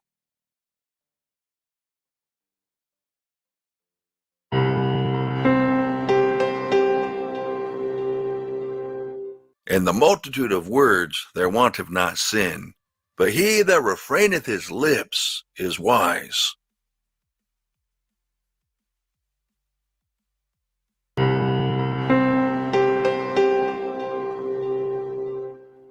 Let no corrupt communication proceed out of your mouth, but that which is good to the use of edifying, that it may minister grace unto the hearers.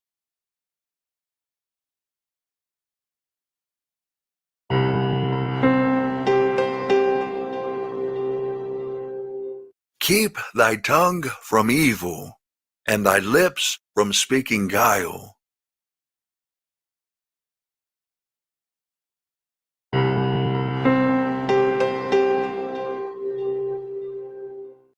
A wholesome tongue is a tree of life, but perverseness therein is a breach in the spirit.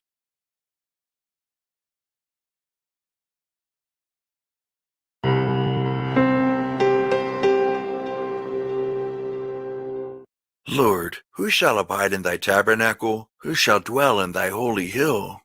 He that walketh uprightly, and worketh righteousness, and speaketh the truth in his heart.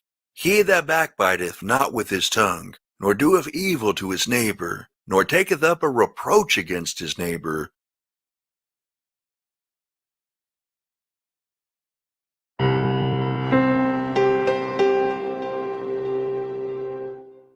An hypocrite with his mouth destroyeth his neighbor, but through knowledge shall the just be delivered.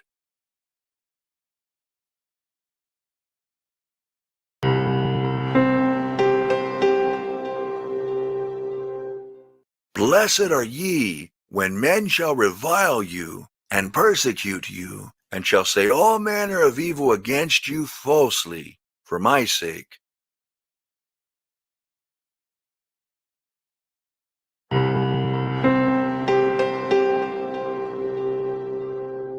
A froward man soweth strife, and a whisperer separateth chief friends.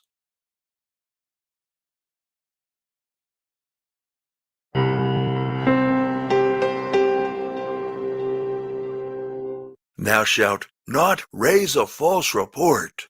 Put not thine hand with the wicked to be an unrighteous witness.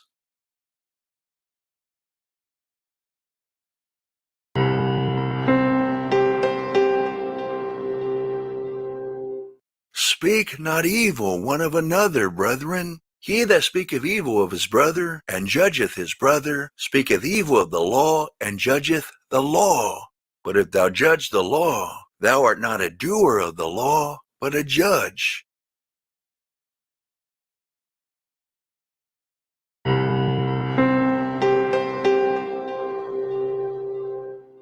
Thou shalt not go up and down as a talebearer among thy people.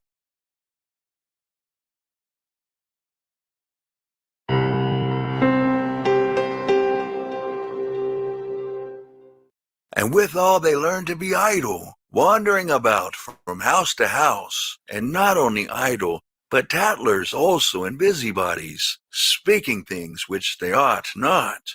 I will therefore that the younger women marry, bear children, guide the house, give none occasion to the adversary to speak reproachfully.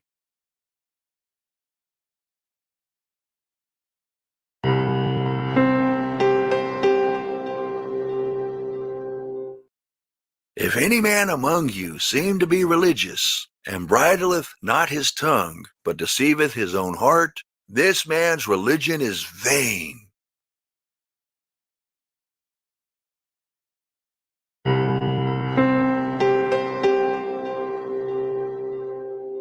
A talebearer revealeth secrets, but he that is of a faithful spirit concealeth the matter.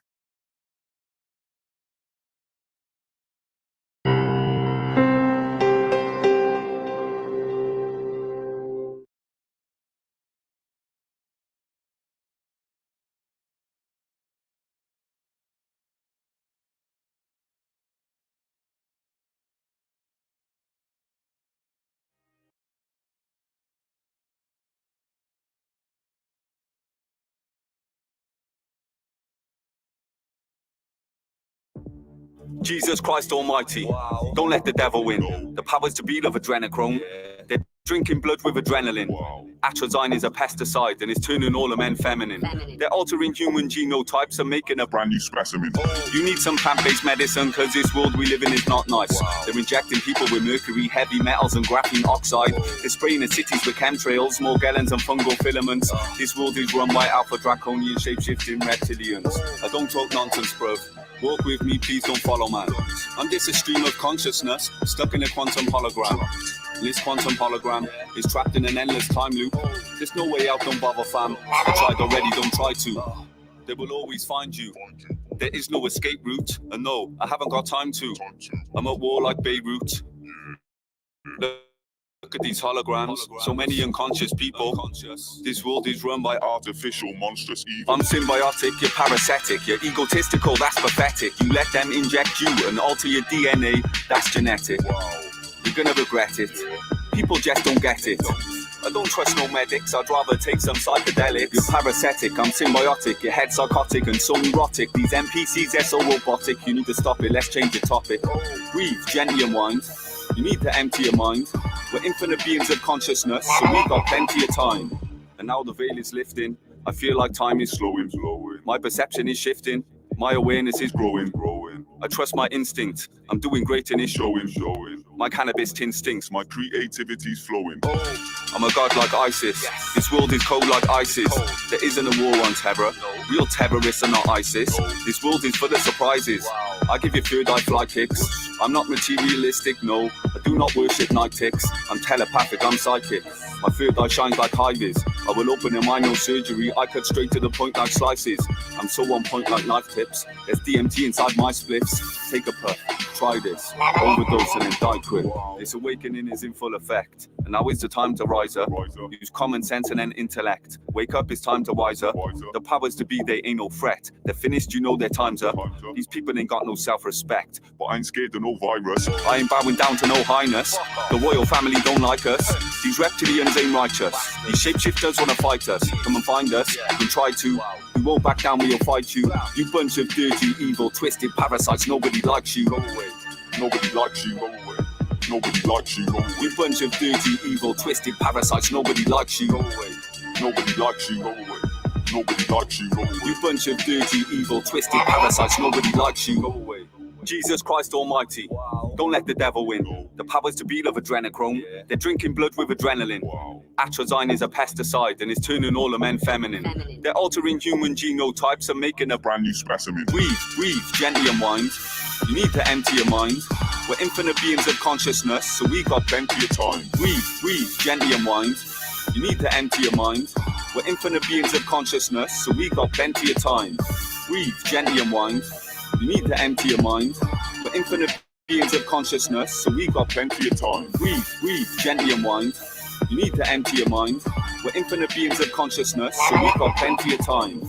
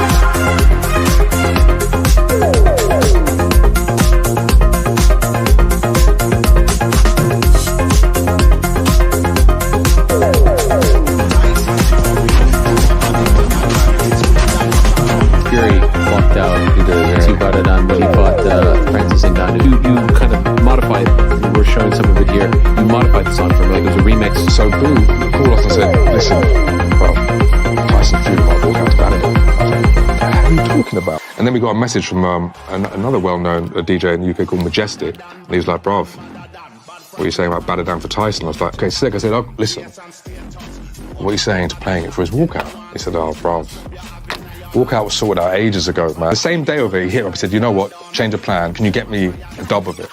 So I called Boo, and within minutes, to give him credit, they sent like a version. Then he played it like the same evening.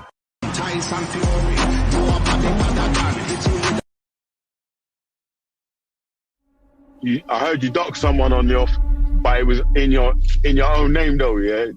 You want to be careful yeah, of that. I have doxed someone. I've doxed someone that I've warned time and time and time again to leave me alone. Leave me alone. And he can't keep my name out of his stinking, rotten mouth. You're a liar!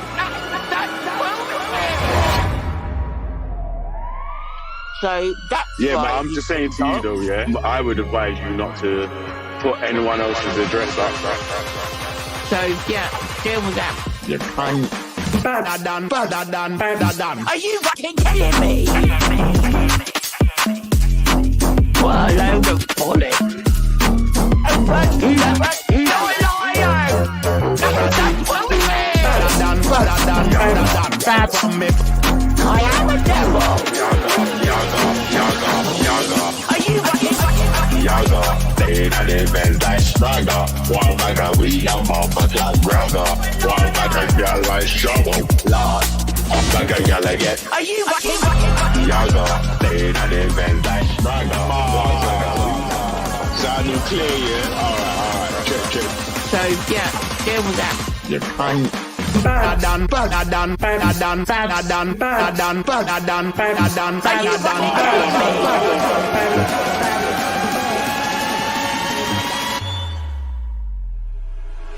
Are you fucking kidding me?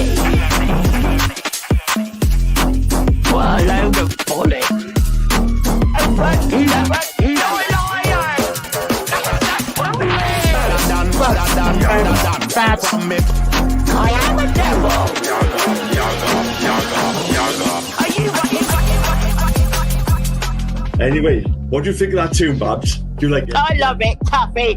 Oh my God, do you know what I've done? I've actually recorded it and I'm going to be able to listen to it every day. See, you mongos are fucking mongos.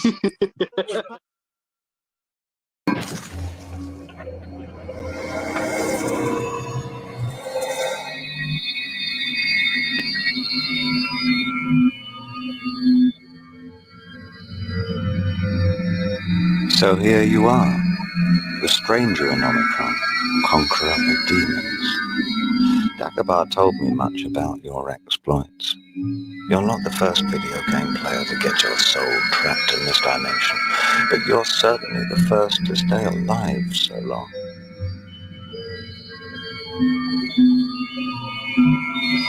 They're now in Astaroth's reservoir of souls.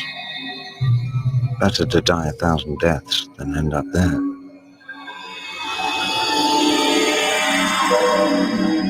Astaroth was locked up in a cage for thousands of years by Cuchulainn, the hero of the Cobalt Wars. Now that he's free, the demon needs to build up his power again, because it dwindled over the centuries. To do so, he needs souls. Thousands of souls.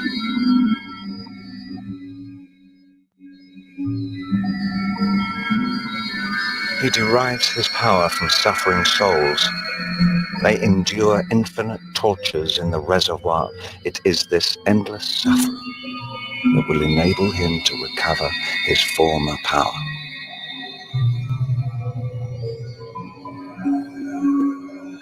The souls here are grey and withered. Can't get much power from them. The juiciest souls are in your dimension.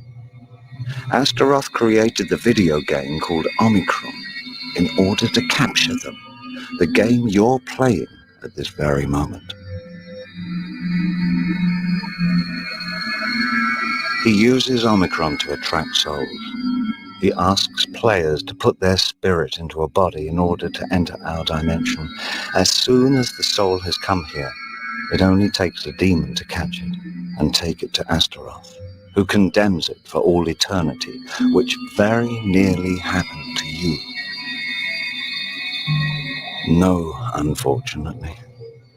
As long as your soul is a prisoner in Omicron, you run the risk of being caught by a demon and thrown into the reservoir.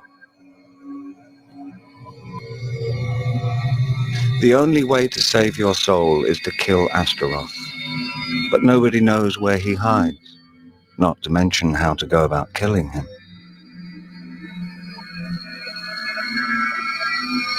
Let me think. There might be a way to find out more about Astaroth. There's an old parchment that comes from the Cobalt Wars. It mentions Astaroth. Perhaps it says something about how to destroy the demon. The parchment is in the central library of Omicron under strict guard at the top of the pyramid. Go to the library and gather together all the information you can find on Astaroth. The survival of your soul is at stake. Legate Reshev protects everything that dates from the Cobalt Wars. He still hopes to discover some secrets of the ancient art. All access to these documents is forbidden. The library is in the Lahore sector. You'll need a pass to get there. You'll find one somewhere in this house. I placed Jenna at the head of Phalanx 5 to replace Namtar the traitor. I asked her to give you all the help you need. Something tells me you can help us achieve our goal.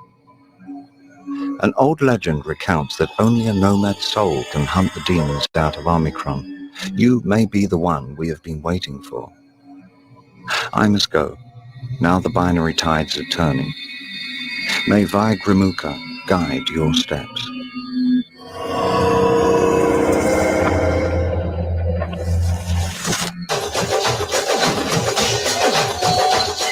Wake up, people of Omicron. Reshev and his corrupt government are lulling you to sleep in order to control you better. They have transformed you into puppets that are manipulated by Ix and the demons. Join the awakened ones and rise up to fight for your freedom. Together, we can win. All the inhabitants of Omicron are now awakened. The trusts have been destroyed. The last skirmishes are ending in the streets. We have had an extraordinary victory, which our descendants will recount from generation to generation, and we owe this victory to you, Nomad Soul. You helped us win back our freedom. For us all, you are now a legendary hero, like Kushalane before you. I shall try to take on material form again and leave this accursed network that has kept me prisoner for centuries. Thank you for all you have done for us, Nomad Soul.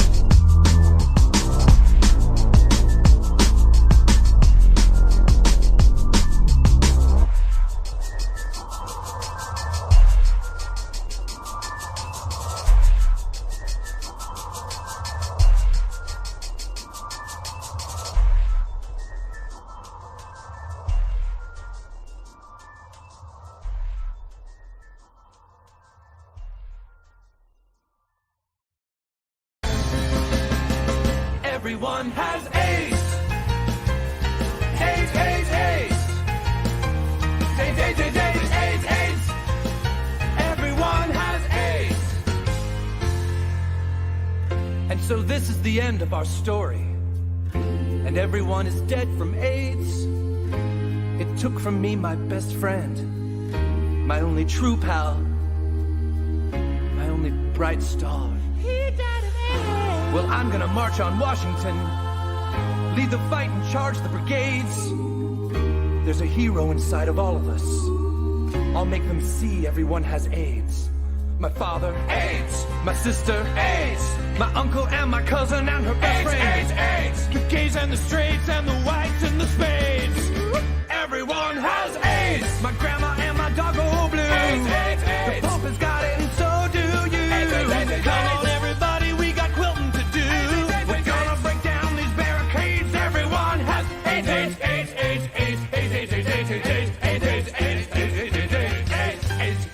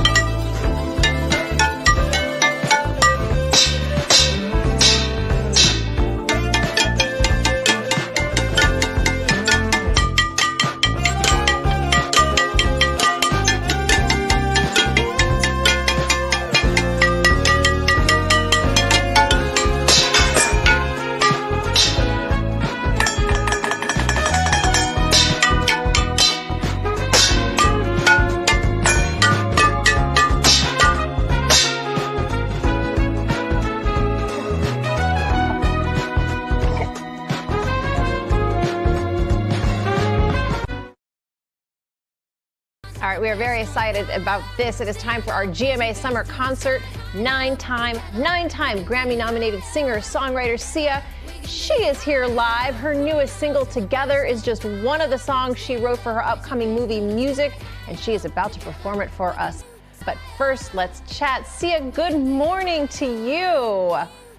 Good morning. I'm nervous. No, don't be nervous. We are so excited to have you here. But I want to start by offering you a gigantic congratulations because you announced earlier this year that last year you adopted two sons who were 18 at the time. I think they're 19 now, just as they were about to age out of foster care. And I cannot think of a more beautiful story. So congratulations. And how's motherhood? It's a blessing for me. It's for me, I think they saved me. So I'm like, in heaven. They both suffered a lot, and I've been able to get them the help. I have the resources to get them the help that they needed for their early trauma. And it's taken a year, and we've had our ups and downs, but we've never been in a better place than today, in fact. Well, what a blessing, absolutely a blessing all around. So we are going to hear you perform in this performance together with, of course, Maddie Ziegler. We know you guys have been working together for so long now. But it's also featured in your film Music, and I was just reading the cast list. It's amazing. Stars Kate Hudson, Maddie, of course, Leslie Odom Jr. I mean, just wow. Tell us a little bit about the movie. Well, I'd love to, but can we do something else first, because it's more meaningful to me than anything else at the moment, entertainment-wise. I wanted to talk about Breonna Taylor and Elijah McClain. And I wanted to just talk about this, that we can do something about this police brutality. You don't just have to feel bad. You can actually email the Attorney General, Daniel J. Cameron, at attorney.general@ag.ky.gov if you care about Breonna Taylor's murder at all. Or if you care about Elijah McClain's murder, you can email Governor Polis at governorpolis@state.co.us. And it just feels more important to me than entertainment right now. It is an important message, and it's one certainly that we have been doing a lot to cover in recent weeks and months and days leading up to it. So we really appreciate you shedding light on that as well this morning. we do want to get to your performance because we are really excited to have you here. We want to see it too. Okay, so the movie's great. I'm going to break your heart. I'm going to put it back together again, and you're going to love it. There, I've talked about the movie. We're happy for that. Well, hey.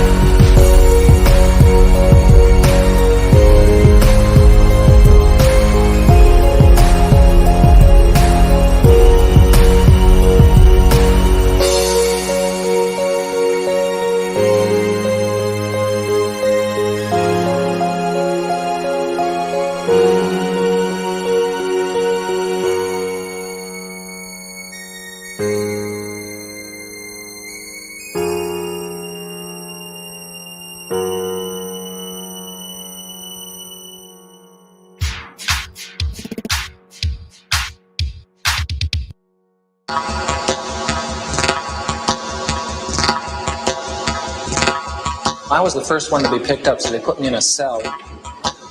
They locked me in there in this degrading little outfit. Hey, I don't want anybody left. Violating the rules of a simulation! I gotta go to a doctor, anything. Jesus Christ, I'm burning up inside, don't you know?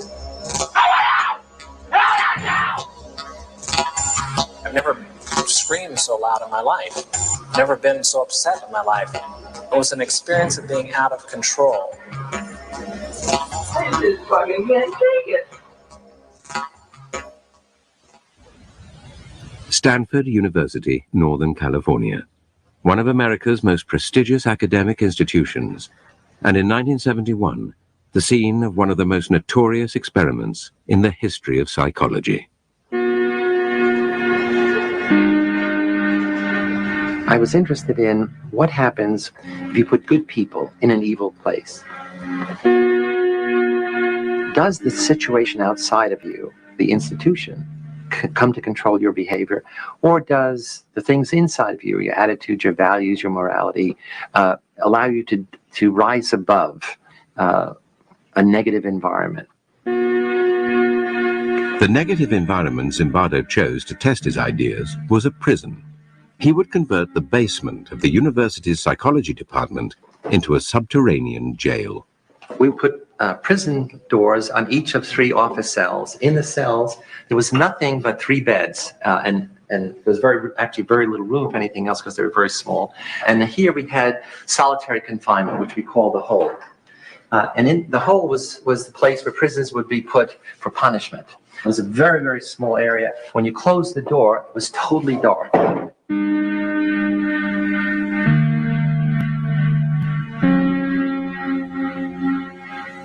All the guards wore military uniforms, and we had them wear these silver reflecting sunglasses. And what it does is you can't see someone's eyes, and so that loses some of the humanness, the humanity. In general, we wanted to create a sense of power. That is, the guards as a category are people who have power over others, in this case, power over the prisoners. A decade earlier, psychologist Stanley Milgram had also looked at how we respond to authority. In order to understand how people were induced to obey unjust regimes and participate in atrocities such as the Holocaust, he set up an experiment. Volunteers were told they were taking part in scientific research to improve memory. Would you open those and tell me which of you is which, please? Teacher. Learn. Separated by a screen, the teacher would ask the learner questions in a word game and administer an electric shock when the answer was incorrect. He was told to increase the voltage with each wrong answer. Cloud. Horse. Rock. House.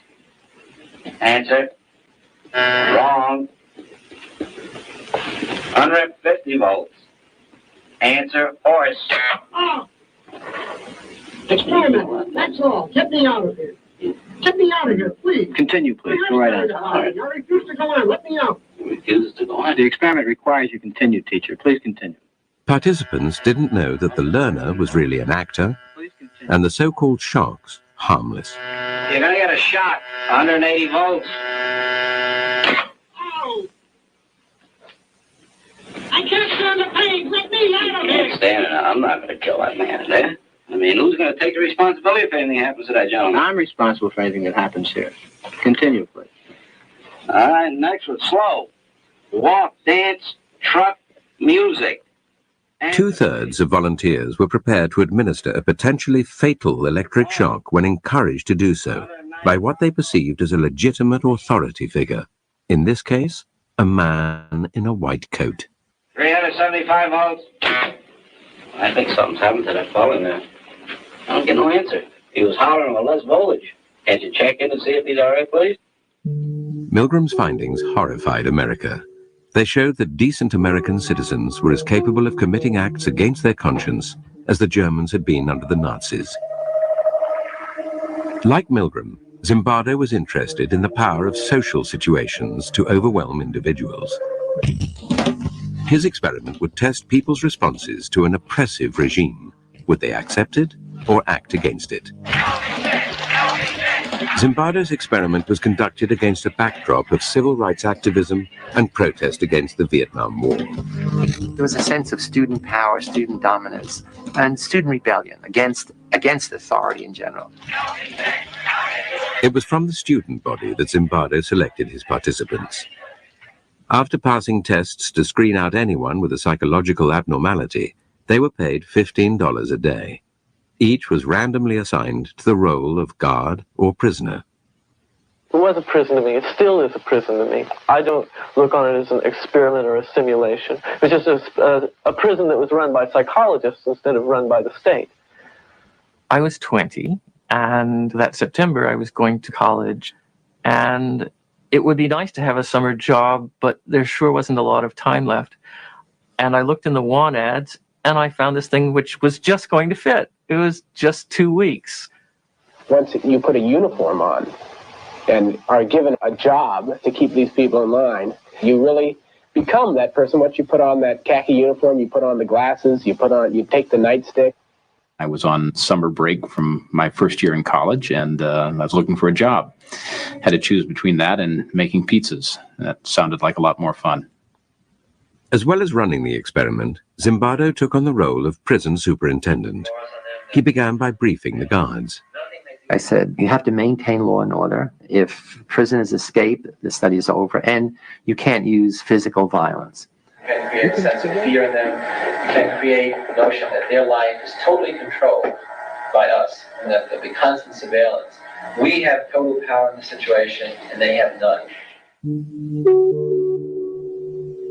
Prisoners were brought to the basement prison, blindfolded, to confuse them about their whereabouts. They were stripped and deloused. Of course, the guards started making fun of their genitals and humiliating them. And really, it's the start of what's known as the degradation process, which not only prisons, but lots of military-type outfits use that process.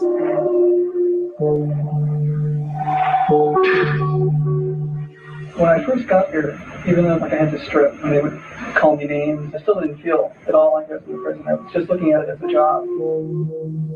I recall sort of walking up and down the very short hallway, which was the prison hall, and looking in on the prisoners, and they're basically lounging around on their beds. I felt it was like the day in summer camp. The first day I said, this might be a very long, very boring experiment because it's conceivable nothing will happen. I arrived independently at the conclusion that this experiment must have been put together to prove a point about prisons being a cruel and inhumane place. And therefore, I would do my part, to help those results come about. I was a confrontational and arrogant 18-year-old at the time. And, I said, somebody ought to stir things up a bit here.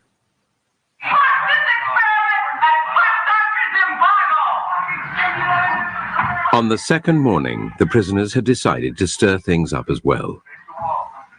The guards found some of them had used their beds to barricade their cell. Prisoner 8612 was one of the ringleaders of the rebellion.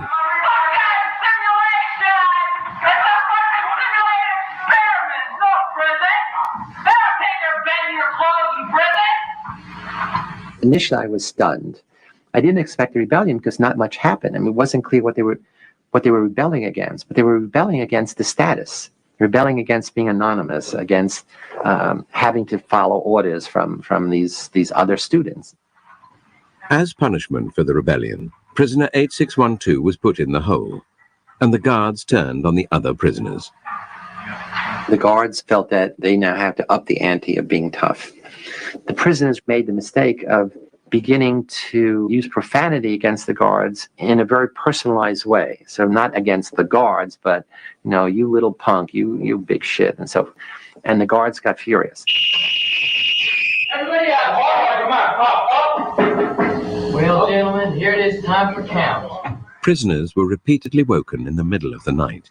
The guards made them do menial, physical tasks and clean out toilets with their bare hands. We made it a point to not give them any sense of comfort or what to expect, that anything could happen to them at any time, including being rousted from their sleep at any hour and forced to stand up in a line and have me hurl insults at them and make them do exercises. When you interrupt people's sleep, they tend to become a little disoriented. And since there was no daylight in the prison, they had no idea whether it was night or day. I think that I was the instigator of this whole schedule of harassment. The harassment of the guards took its toll on rebellion leader 8612. He told Zimbardo he wanted to leave the experiment. Zimbardo responded not as a psychologist, but as a prison superintendent. I said, well, I can see to it the guards don't hassle you personally. And in return, all I would like is some information from time to time about what the prisoners are doing. So essentially, I'm saying I'd like you to be a snitch, an informer. And I said, think it over, and if you still want to leave, fine. Confused, prisoner 8612 returned to his cell and told the other prisoners that no one could leave.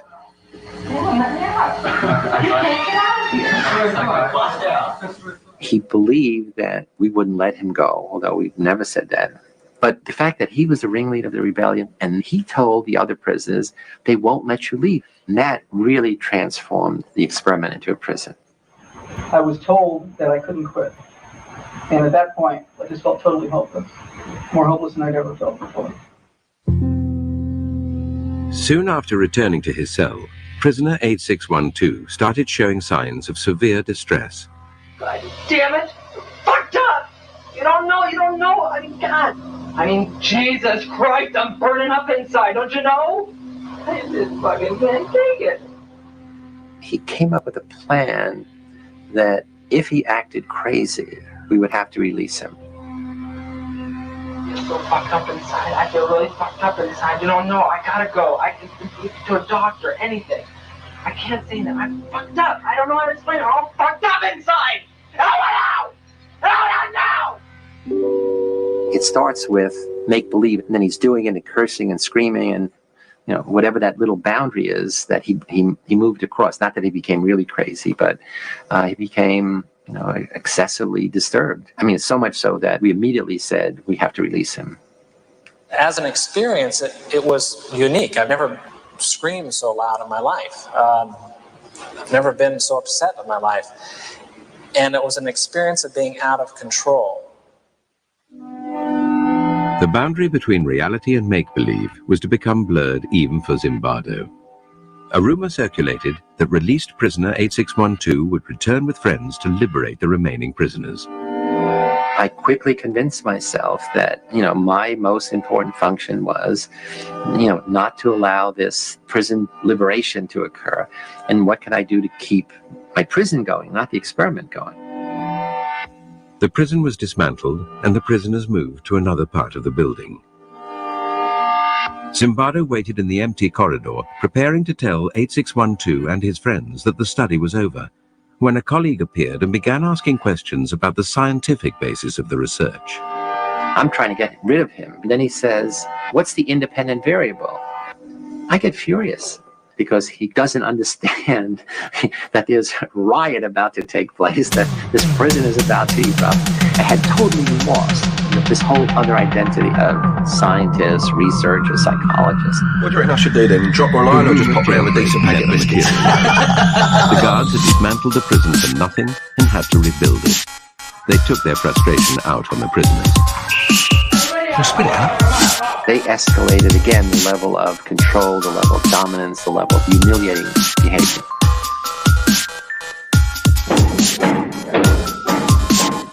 "819 was the next prisoner to rebel against the harassment of the guards. He barricaded himself in his cell and refused to take part in the count. You're not getting cigarettes, but for as long as you don't.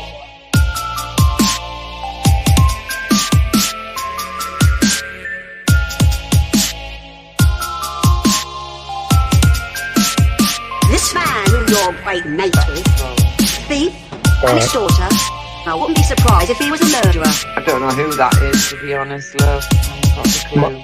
Same old Peggy, everyone else's fault. Yeah. Sorry, what were you saying? I interrupted you, sorry.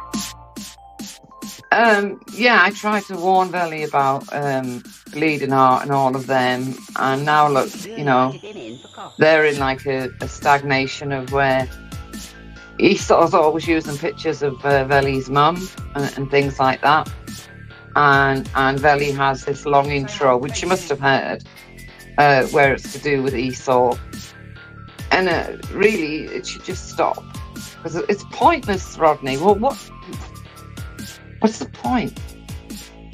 Yeah, but you can understand Billy. Oh, very much so. Why he's doing it. With his mum, yeah. Good God, yeah. From what I see, it's his grandfather that they're putting up. Well, most of his family. But what makes it worse is... No, I don't know the situation. Is his grandfather still alive? Oh, I don't know. I don't know nothing about Belly because I haven't... No, and let's face it, it's Rodney or Jamie Elliott. I'm not going to risk getting a strike the first day that dickhead's back, but I will catch up with him imminently. Don't you worry about that. Don't you worry about that. You and me and the gatepost is quite keen on him, but you know her, she won't let on.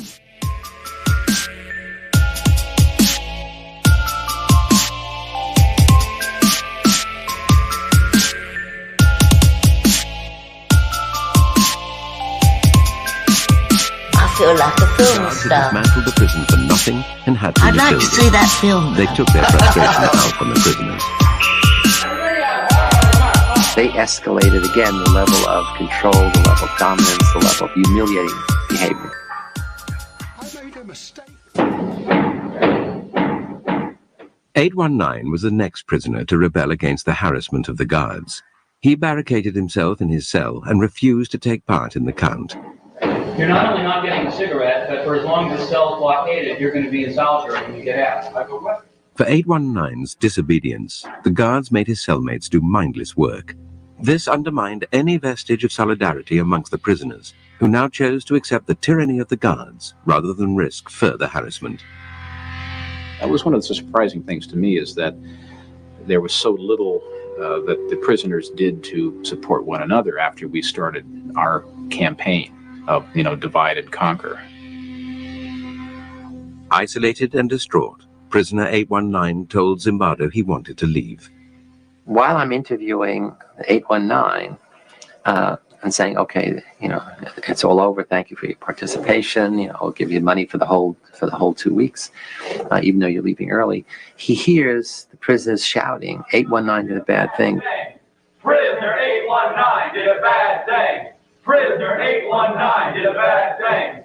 Prisoner 819 did a bad thing. And he said, I can't leave. And he's crying. He says, I can't leave. So what do you mean you can't leave? He said, no, I have to go back because I don't want them to think that I'm a bad prisoner. And that's when I really flipped out. That in such a short time, a college student's thinking could become so distorted. I said, you're not a bad prisoner. You're not a prisoner. And this is not a prison. And it was this thing where he opened his eyes. And it was just really like a cloud being lifted. Seeing things clearly, prisoner 819 reverted to his original request and was released. To replace him, the experimenters called in one of their reserves from the standby list. I got a phone call saying, are you still available as an alternate? Kind of cheery female secretary voice. I said, yes, sure. And so she said, could you start this afternoon? And I said, yes, sure. And my role in the experiment really began.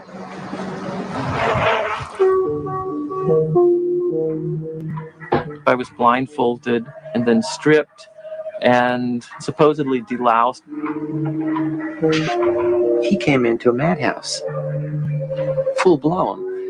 All of us had gradually acclimated to the increasing level of aggression, the increasing powerlessness of the prisoners, the increasing dominance of the guards. And he comes in and says, what's happening here to the other prisoners? And they said, hey, you better not make trouble. It's really terrible. It's a real prison. And he says, I'm out of here. I don't want to. And they said, no, they're not, you can't leave. Once you're here, you're stuck. This is a real prison. 416, since you got your hands in the air, why don't you play Frankenstein? 293, you can be the bride of Frankenstein. You stand here. Prisoner 416 was soon subjected to the harassment of Dave Eshelman, nicknamed John Wayne because of his macho attitude. 416, and I want you to walk over here like Frankenstein and say that you love 293. I made the decision that I would be as intimidating, as cold, as cruel as possible. I love you, 293. Get up close. Get up close. I love you, 293. I love you, 293. You smile, 293. You get down here and do 10 push-ups.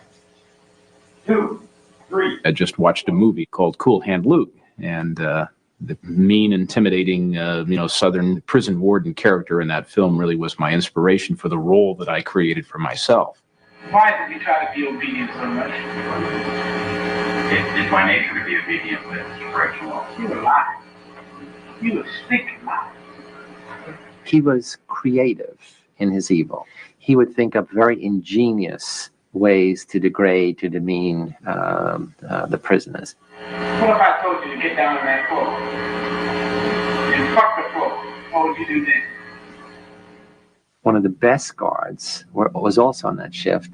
And instead of confronting this bad guard, the sadistic guard, essentially because he didn't want to see what was happening, he became the gopher. He would go out to get the food and things of this kind. And that left the John Wayne guard and another guard on that shift to be dominant. We were continually called upon to act in a way that just is contrary to what I really feel inside. And just continually giving out shit. It's just really one of the most oppressive things you can do.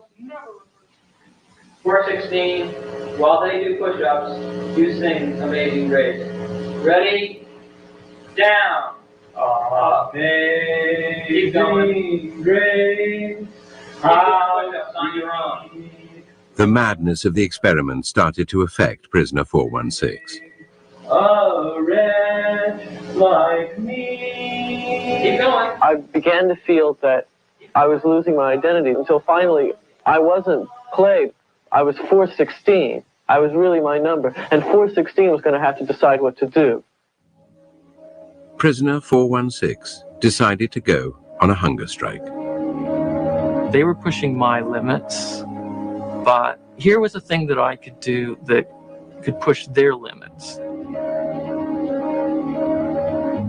After I had missed a couple of meals, I saw that this was not a matter of indifference to the guards. I was making headway. They were upset.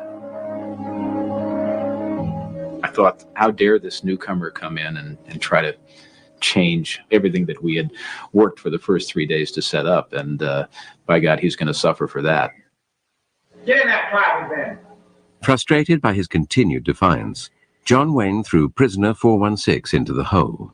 After punishing the other prisoners for his disobedience, John Wayne encouraged them to vent their anger at 416 directly. Thank you, 416.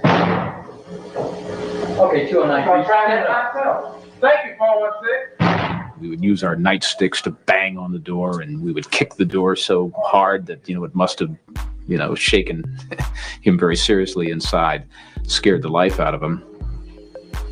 He yelled at me and threatened me and actually sort of...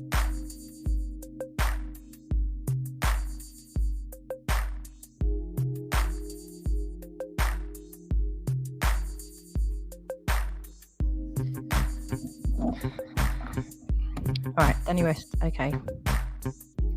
What you're doing here is you're trying to, it's not working, which is just even more stupid that you're still doing it, but you're clearly trying still to intimidate, and you're doing it as part of a large group that's been trying to intimidate, worse than intimidate. It's been worse than that. That's conspiracy, according to the law. That's very serious, okay? And there's also a lot of money that's been flying around too, and it's obviously highly politically motivated via the Israeli government app. Okay, so these jokes about what I don't know, just connect the dots. It's not difficult, even if you don't know the little piece that you've played has been part of something much bigger. It has, okay, so that's just where we're at. So all of this trying to intimidate. I first started, do we sound bothered? Honestly though, do we sound bothered by all of this non-stop? Do you not think after all of these years you just don't develop a bit of a thick skin to this fucking non-stop nonsense? Half of it's spelt wrong. When you started using emojis, and especially when the emojis all don't come out right, and it's like slash colon, and it's lost all effect. Like this is like the villains are doing this kind of shit, and it's supposed to. I just don't fucking understand. They're literally using fucking emojis to try and scare people to do things. This is where it's gone wrong. Do you see? Silly little cartoon pictures of the devil. It's just not scary, is it?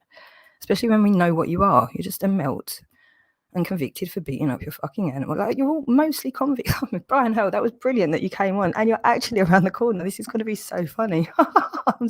Yeah, it's going to be well funny. But that will actually help marry up reality and whatever the fuck you want to call this. Yeah, that's epic. That is certainly God working in mysterious ways there. Not so mysterious right in your face. We saw him earlier. He joined the panel. See how it's really merged, hasn't it? Bullshit and reality, and gone epically wrong. But it's all right. We've caught it all out.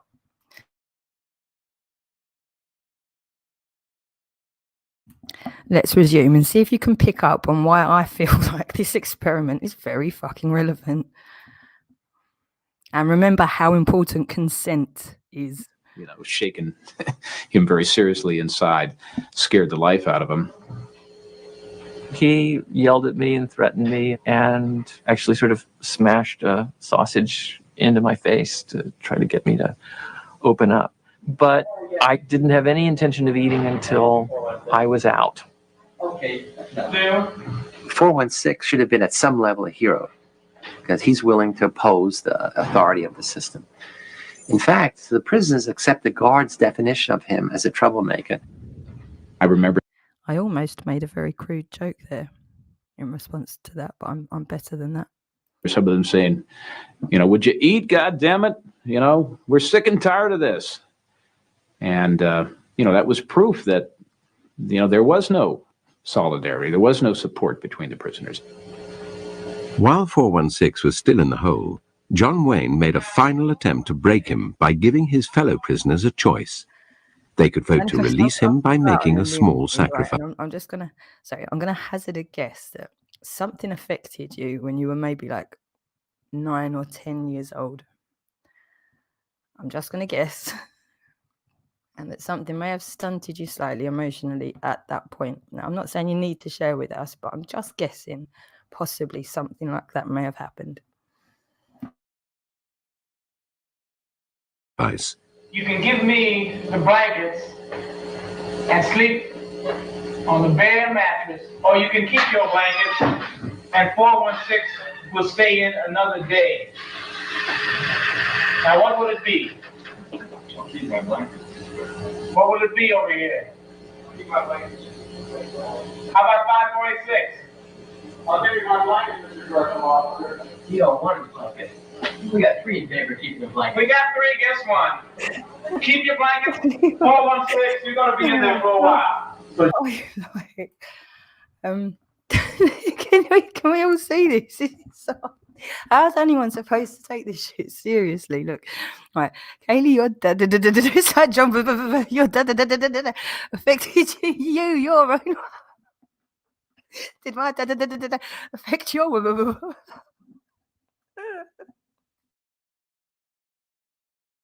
Just get used to it.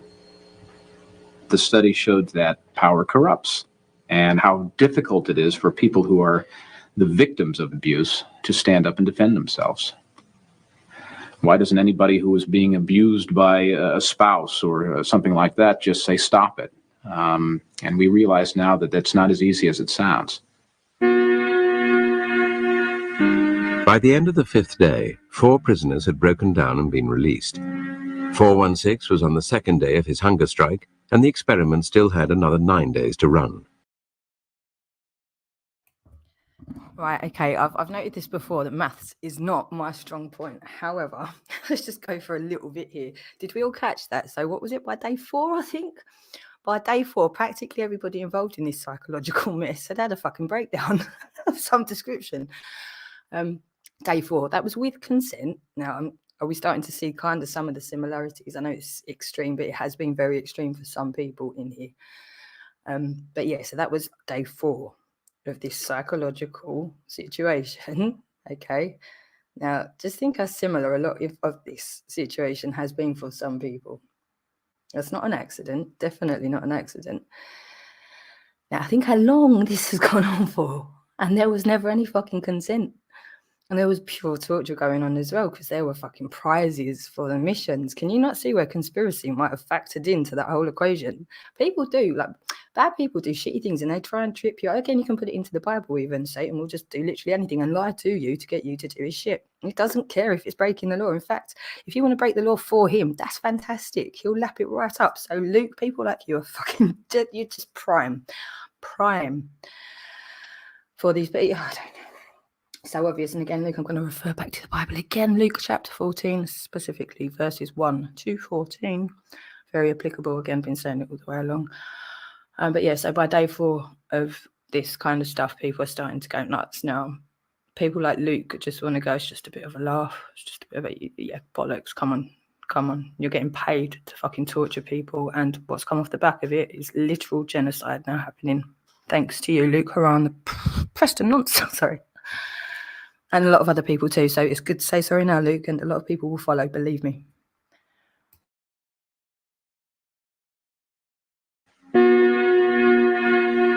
At this point, a fellow psychologist visited Zimbardo's basement prison and would witness the brutality of the experiment firsthand.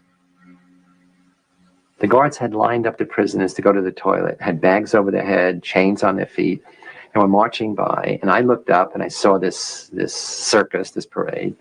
And I said, "Hey, Chris, look at that." I looked up and I just began to feel sick to my stomach. I had this just chilling, sickening feeling of watching this. And I just, I just turned away and I just let loose in this emotional tirade. I just lost it. I was angry, scared. I was in tears. And I'm furious. I'm saying, you're supposed to, and then we had a big argument. You're supposed to be a psychologist. This is this interesting dynamic behavior in such a few days. But I'm going through this whole thing, the power of the situation. She says, no, it's that young boys are suffering and you are responsible. You're letting it happen. I said, oh my God, of course you're right. The next day, Zimbardo ended the experiment. Studies like his stimulated heated debate about the ethics of using human subjects. Clearly, young men suffered verbally, physically. Prisoners felt shame in their role. Guards felt guilt. So in that sense, it's unethical. That is, nobody has the right, the power, the privilege to do that to other people. In the wake of experiments like Zimbardo's and Milgram's, ethical guidelines changed, introducing greater safeguards to protect participants. In the Stanford experiment, Zimbardo might have spared his volunteers distress had he not taken on a dual role in the study. If I was going to be the prison superintendent, I should have had a colleague who was overseeing the experiment, who was in a position to stop it at any point, or I should have been the principal investigator and get somebody who was going to be the prison superintendent. I realized that was a big mistake, to play both those roles and be shifting back and forth. After the experiment, Zimbardo brought all the participants together to talk about their experiences. John Wayne would now come face to face with the hunger striker he had tormented. I was a little worried. I said, oh my God, he's really going to come down on me hard now, now that we're on equal footing. It harms me. How did it harm you? How does it harm you? Just to think about it, you mean that people can be like that? Yeah. It let me in on some knowledge that I've never experienced firsthand. Because I know what you can turn into. I know what you're willing to do. When I look back on it now, I behaved appallingly. It was just horrid to look at. I think I tried to explain to him at the time that, what you experienced and what you hated so much was a role that I was playing, but that's not me at all. I love you, Jordan. He was trying to dissociate himself from what he had done. That did make me angry. Everyone was acting out a part and playing a role. Prisoners, guards, staff, everyone was acting out a part. It's when you start contributing to the script, that's you. And thus it's something you should take responsibility for. I didn't see where it was really harmful. It was degrading, and that was part of my particular little experiment to see how I could... Your particular little experiment. Yes, Why don't you tell me about that? I was running little experiments of my own. Tell me about your little experiment. Okay. I'm curious. I wanted to see just what kind of verbal abuse that people can take before they start objecting, before they start flashing back. If I have any regret right now, it's that, I made that decision, because it would have been interesting to see what would have happened had I not decided to force things. It could be that I only accelerated them, that the same things would have happened, but we'll never know. If the extreme nature of Dave Eshelman's behavior tested the prisoners, it also presented the other guards with a choice, to intervene or not. It surprised me that no one said anything to stop me. They just accepted what I said, and no one questioned my authority at all. And it really shocked me. Why didn't people, when I started to abuse people so much, I started to get so profane that, and still people didn't say anything. There were a few guards who hated to see the prisoners suffer. They never did anything which would be demeaning of the prisoners. The interesting thing is none of the good guards ever intervened in the behavior of the guards who gradually became more and more sadistic over time. We like to think there is this core of human nature that good people can't do bad things and that good people will dominate over bad situations. In fact, one way to look at the Stanford Prison Study is that we put good people in an evil place and we saw who won. Well, the sad message is, in this case, the evil place won over the good people. It did show some very interesting and maybe some unpleasant things about human behavior. It seems like, every century, every decade that we go through, we're suffering the same kind of atrocities. And you need to understand why these things happen. You need to understand why people behave like this.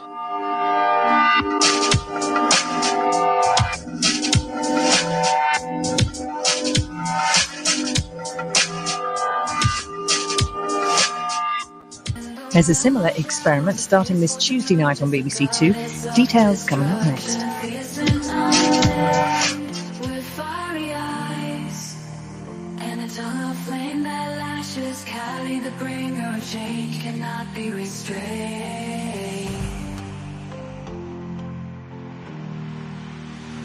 I dance the rhythm of chaotic symphony, unleashing thunder with every step she takes. With a trident in one hand, a severed head in the other, Kali is the embodiment of power that awaits. Oh, Kali, goddess of fire and fury, of your ferocious mind to set the world ablaze. Oh, Kali, destroyer of the youth and darkness, darkness and darkness.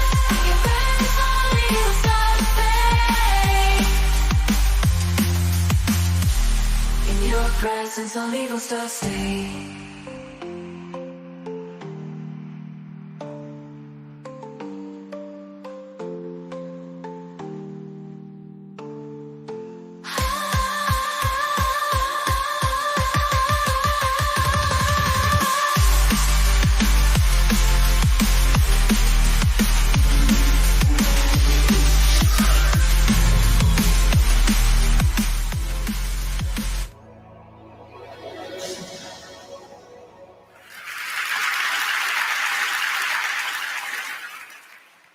What is going to be the future of learning? I do have a plan, but in order for me to tell you what that plan is, I need to tell you a little story which kind of sets the stage. I tried to look at where did the kind of learning we do in schools, where did it come from? And you can look far back into the past, but if you look at present day schooling the way it is, it's quite easy to figure out where it came from. It came from about 300 years ago. And it came from the last and the biggest of the empires on this planet. Imagine trying to run the show, trying to run the entire planet without computers, without telephones, with data handwritten on pieces of paper and traveling by ships. But the Victorians actually did it. What they did was amazing. They created a global computer made up of people. It's still with us today. It's called the bureaucratic administrative machine. In order to have that machine running, you need lots and lots of people. They made another machine to produce those people, the school. The schools would produce the people who would then become parts of the bureaucratic administrative machine. They must be identical to each other. They must know three things. They must have good handwriting because the data is handwritten. They must be able to read, and they must be able to do multiplication, division, addition, and subtraction in their head. They must be so identical that you could pick one up from New Zealand and ship them to Canada, and he would be instantly functional. The Victorians were great engineers. They engineered a system that was so robust that is still with us today, continuously producing identical people for a machine that no longer exists. The empire is gone. So what are we doing with that design that produces these identical people? And what are we going to do next, if we ever are going to do anything else with it? So that's a pretty strong comment there. I said, schools as we know them now, they're obsolete. I'm not saying they're broken. It's quite fashionable to say that the education system is broken. It's not broken. It's wonderfully constructed. It's just that we don't need it anymore. It's outdated. What's the kind of jobs that we have today? Well, the clerks are the computers. They're there in thousands in every office. And you have people who guide those computers to do their clerical jobs. Those people don't need to be able to write beautifully by hand. They don't need to be able to multiply numbers in their heads. They do need to be able to read. In fact, they need to be able to read discerningly. But that's today. But we don't even know what the jobs of the future are going to look like. We know that people will work from wherever they want, whenever they want, in whatever way they want. How is present-day schooling going to prepare them for that world? Well, I bumped into this whole thing completely by accident. I used to teach people how to write computer programs in New Delhi 14 years ago. And right next to where I used to work, there was a slum. And I used to think, how on earth are those kids ever going to learn to write computer programs? Or should they not? At the same time, we also had lots of parents, rich people, who had computers, and who used to tell me, my son, I think he's gifted, because he does wonderful things with computers. And my daughter, surely she's extra. All right, DJ Darkside Jungle. Shall we just point out the obvious? Okay, you're here all day, every day, when I'm not even. Okay, so I let things play, then I go around, do things, do some work. Do you know what I mean? This is so easy now. I can probably do this in my sleep at this point. So, no, you're here all day grilling me over what I'm very clear on what I'm doing. I know exactly what I'm doing. I've explained it to you, but I don't need to do this every fucking day. You've got an issue with what I'm doing for some personal reason. Do you hand anybody else on the internet? Do you know how many people are on the internet doing what they do? Doing like really weird, fucked up stuff as well. Are you handing anybody else 24/7 for what they're doing? I'm very clear. In fact, so clear that people like Justin Armod tried to get me to monetize what I've been doing fucking ages ago. And, like Bops said when he first met me, I should be a millionaire within no time. And then all of a sudden he needs me sectioned. Don't see him doing that to anybody else on the internet. There's loads of people on the internet, isn't there? Intelligent and so on. So suddenly figured that how come all the rich people are having these extraordinary gifted children? What did the poor do wrong?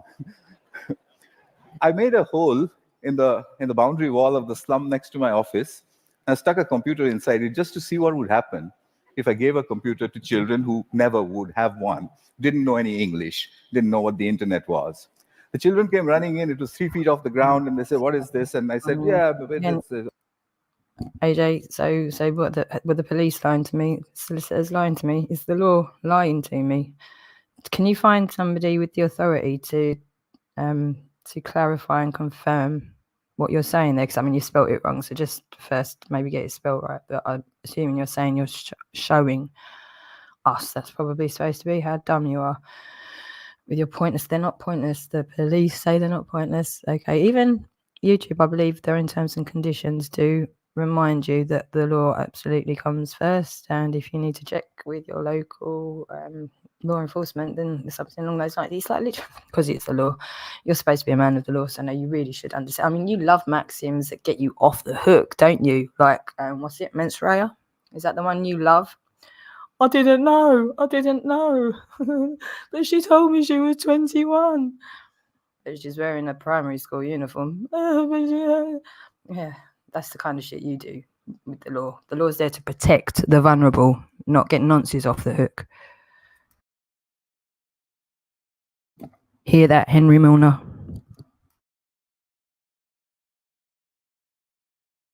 I don't know. So they said, why have you put it there? I said, just like that. And they said, can we touch it? I said, if you wish to. And I went away. About 8 hours later, we found them browsing and teaching each other how to browse. So I said, but that's impossible. Because, how is it possible? They don't know anything. My colleague said, no, it's a simple solution. One of your students must have been passing by, showed them how to use the mouse. So I said, yeah, that's possible. So I repeated the experiment. I went 300 miles out of Delhi into a really remote village where the chances of a passing software development engineer was very little. I repeated the experiment there. There was no place to stay, so I stuck my computer in, I went away, came back after a couple of months, found kids playing games on it. When they saw me, they said, we want a faster processor and a better mouse. So I said, how on earth do you know all this? And they said something very interesting to me. In an irritated voice, they said, you've given us a machine that works only in English, so we had to teach ourselves English in order to use it. So, that's the first time as a teacher that I heard the word teach ourselves said so casually. Here's a short glimpse from those years. That's the first day at the Hole in the Wall. On your right is an 8-year-old. To his left is his student. She is 6. And he's teaching her how to browse. Then on to the other parts of the country. I repeated this over and over again, getting exactly the same results everywhere.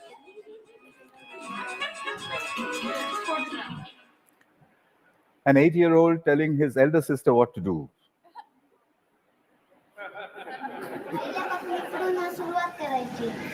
And finally, a girl explaining in Marathi what it is and said, there's a processor inside. So I started publishing. I published everywhere. I wrote down and measured everything. And I said, in 9 months, a group of children left alone with a computer in any language would reach the same standard as an office secretary in the West. I'd seen it happen over and over and over again. But I was curious to know what else would they do if they could do this much. I started experimenting with other subjects. Among them, for example, pronunciation.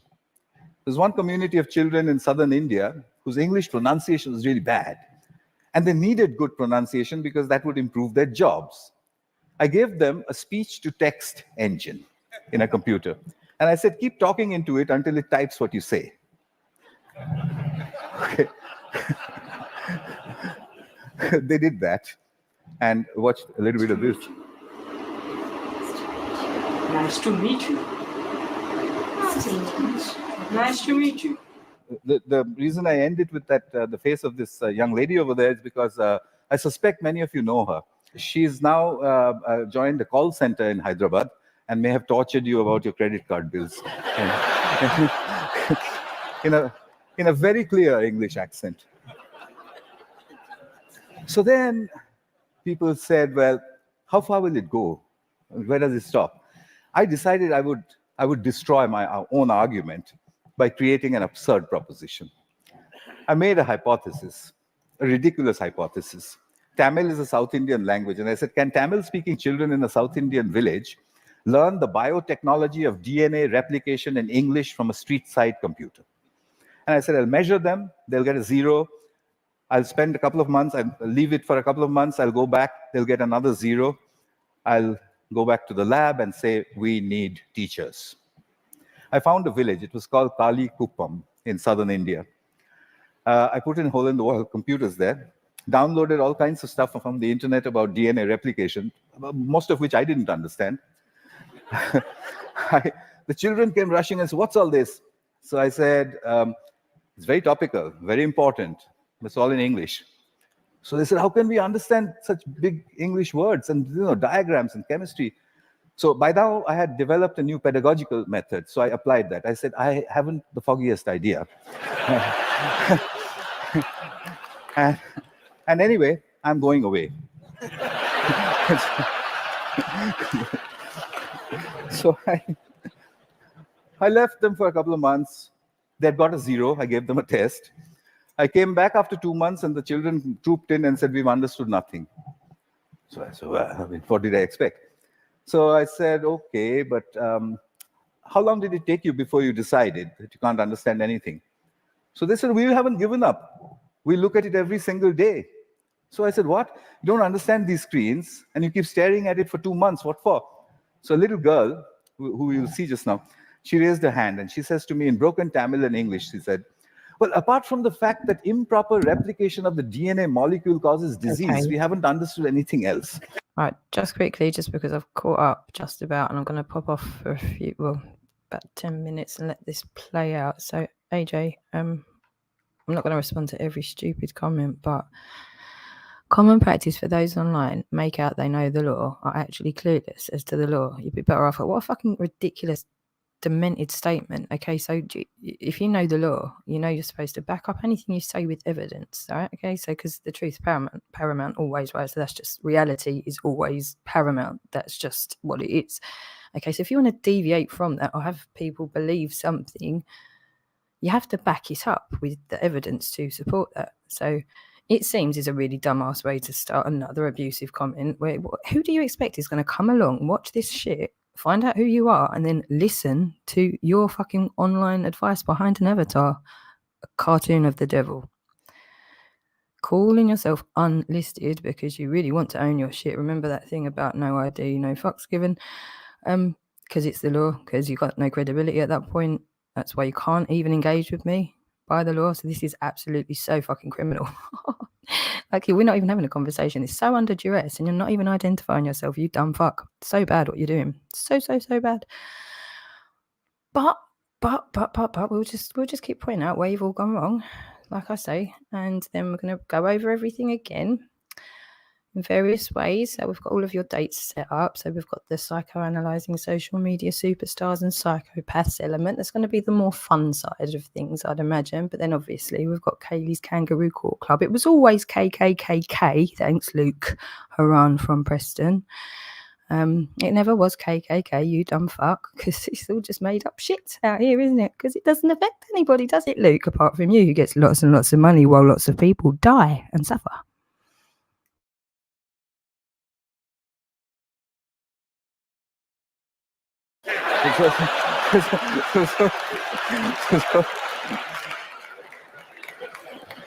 So I tested them. I got an educational impossibility, 0 to 30% in 2 months in the tropical heat with a computer under the tree in a language that they didn't know, doing something that's a decade ahead of their time. Absurd. But I had to follow the... And Danny West, that would be quite simply because court's not in session yet, is it? So, well, it kind of is, but seeing as we're the ones running the court, it's kind of on our schedule. Okay, so I believe your dates are, I can't remember what it is off the top of my head, but I think you were on the first 10, but you're not, I can't remember. But it's there somewhere, go and find your date. If you yeah, anything I can be asked to do ahead of me sending out your summons or however I do it, we were just kind of playing a game here, aren't we, court? Because you've all been playing court all along, haven't you? So I'm just going to play court right back. Okay, so I'm making up my court the way that you've all made up your court, but I'm doing mine in accordance with the law. That's what's happening. Okay, but I'm not in any rush, and there's fucking loads of you. So we're just going to push things right out into the future. But you can attach whatever you want to that, and so can anybody else. Okay, and the spotlight can be right on you there. So I've had it right on me for fucking ages, and I never asked for it. So we're going to do all of this, like just twisting things back at you, you know, taste of your own medicine, all of that. We'll try and find a spoonful of sugar as often as we can, but no promises. The Victorian norm, 30% is a fail. How do I get them to pass? I have to get them 20 more marks. I couldn't find a teacher. What I did find was a friend that they had, a 22-year-old girl who was an accountant, and she played with them all the time. So I asked this girl, can you help them? So she says, absolutely not. I didn't have science in school. I have no idea what they're doing under that tree all day long. I can't help you. I said, I'll tell you what, use the method of the grandmother. So she says, what's that? I said, stand behind them, Whenever they do anything, you just say, well, wow, I mean, how did you do that? What's the next page? Gosh, when I was your age, I could have never done that. I mean, you know what grannies do. So she did that for 2 more months. The scores jumped to 50%. Kalikuppam had caught up with my control school in New Delhi, a rich private school with a trained biotechnology teacher. When I saw that graph, I knew there is a way to level the playing field. Sometimes, the only thing more difficult than running a business. Here's Kalikuppam. Neuron cell death and the communication. AJ, I haven't spoken to John Manoa in years for a start. Plus, he, I believe, still lives in New Zealand, which is right on the other side of the planet, if you believe that the planet is a globe and not flat. So, just for practicality, I mean, I know obviously this is all on the internet so far, but no, it's far more convenient to just do it myself, isn't it, though? Because seeing as I'm here in my own head, and my own home, and I'm me. So why would I ask a man on the other side of the world to do what I can perfectly well do myself? I got the camera angle wrong in that one is just amateur stuff, but what she was saying, as you could make out, was about neurons, but her hands were like that, and she was saying neurons communicate at 12. So what are jobs going to be like? Well, we know what they're like today. Right. What's learning going to be like? We know what it's like. Yeah, I was getting aggressive here, calling me a dumb bitch. I need an address. Yeah, right. Do you? Right. Norwich Pharmasol. Okay, I believe Norwich. Yeah, like the place, and Pharmasol's in like pharmacy. Yeah, it's very phonetic, as if you're going to spell pharmaceutical. You can see where it's going. Like Google even corrects you if you get things wrong. There's really no excuse. You know what it is. You know what it is. So no, I don't need to know your address. Like right now, I literally don't need it. Even though you keep offering this out and all sorts of mad shit. I don't need your address right this second, but when it comes to identifying you for legal reasons, we have the Norwich Pharmacy, so it's all already done. So like with everyone else, whether you're still abusing me or not, your tags and all your shit is all still in the motherboard of wherever it is. Ask AJ, he knows about all that such shit. It's all recorded everywhere, isn't it? Or not everywhere? Well, everywhere, yeah, because it's, isn't it? I don't know. I don't know how it really works. Is it everywhere? Like my iCloud, everywhere. That kind of everywhere is everything you've ever done somewhere. It just needs to be unlocked or something. Ask AJ, he knows. That's why he's shitting himself, I think. Like today, children poring over with their mobile phones on the one hand, and then reluctantly going to school to pick up their books with the other hand. What will it be tomorrow? Could it be that we don't need to go to school at all? Could it be that at the point in time when you need to know something, you can find out in 2 minutes? Could it be a devastating question, a question that was framed for me by Nicholas Negroponte? Could it be that we are heading towards, or maybe in, a future when knowing is obsolete? But that's terrible. We are Homo sapiens.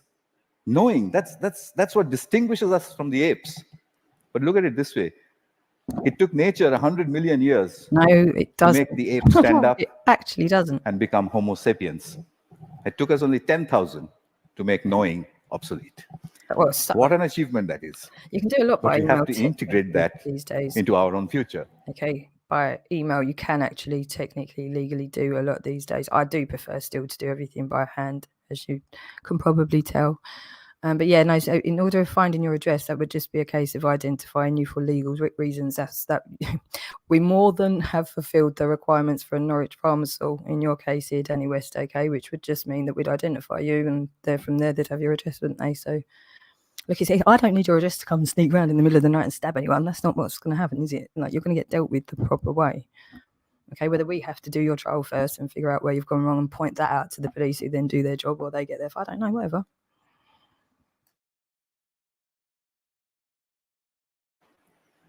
Encouragement seems to be the key. If you look at Kuppam, if you look at all of the experiments that I did, it was simply saying, wow, saluting learning. There is evidence from neuroscience. The reptilian part of our brain, which sits in the center of our brain, when it's threatened, it shuts down everything else. It shuts down the Right, Danny West, prefrontal I'm going to take cortex. this opportunity, actually. I'm going to take this opportunity because what you've done here is provided a perfect example yourself for us to try and figure out once and for all this situation of where do you need the apostrophe and the E. Okay, now I'm just going to let you, I'm not going to put you on the spot or anything, not like you'd come on and say, but you have to think. Now, one of these, can you see what I'm doing there on the screen? Right? One of these needs, I keep saying about that apostrophe to split up the your. Can you try and think? Remember, I've tried to let you know little trick ways of remembering which is which. Let's see if you can figure it out before I tell you. Okay, so let's take them both away. You just keep your answer in your head. Okay, so what I'm going to do is I'm going to show you the one that did require the apostrophe and the E to make it make sense. Okay, ready? 3, 2, 1. Hey, did you get it right, Danny West? Did you get it right? The parts which learn, it shuts all of that down. Punishment and examinations are seen as threats. We take our children, we make them shut their brains down, and then we say, perform. Why did they create a system like that? Because it was needed. There was an age in the age of empires when you needed those people who can survive under threat. When you're standing in a trench all alone, if you could have survived, you're okay, you passed. If you didn't, you failed. But the age of empires is gone. What happens to creativity in our age? We need to shift that balance back from threat to pleasure. I came back to England looking for British grandmothers. I put out notices in papers saying, if you're a British grandmother, if you have broadband and a web camera, can you give me 1 hour of your time per week for free? I got 200 in the first 2 weeks. I know more British grandmothers than anyone in the universe. They're called the granny cloud. The granny cloud sits on the internet. If there's a child in trouble, we beam a gran. She goes on over Skype and she sorts things out. I've seen them do it from a village called Diggles in northwestern England, deep inside a village in Tamil Nadu, India, 6,000 miles away. She does it with only one age-old gesture. Okay. Watch this. You can't catch me! All right, okay, good. They're desperate for it. This is how childish this lot are, really. Okay, so this is Danny West trying to get me to read out his postcode, proper like Simpsons style. So let's just go for it. Ready? Right, I'm coming to get you at NE1 4ABJ. Oh, damn.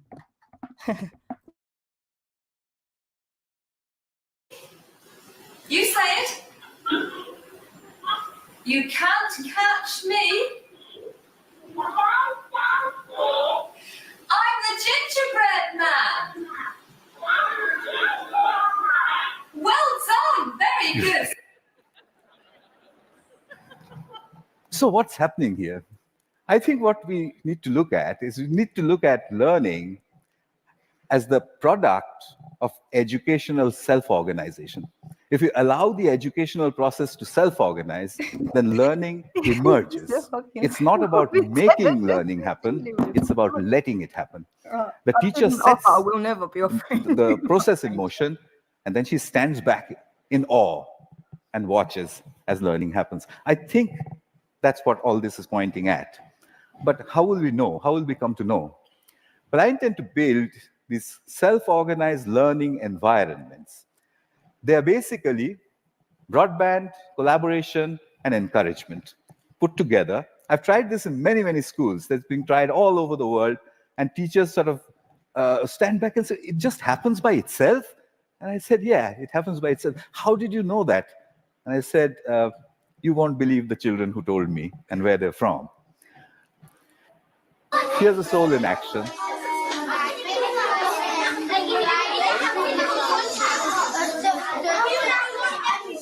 This one is in England.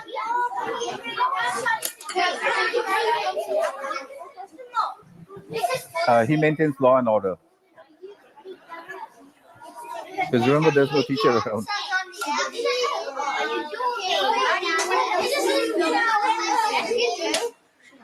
Our molecule, which the total number of electrons is not equal to the total number Australia. of protons, giving it a net positive or negative electrical charge.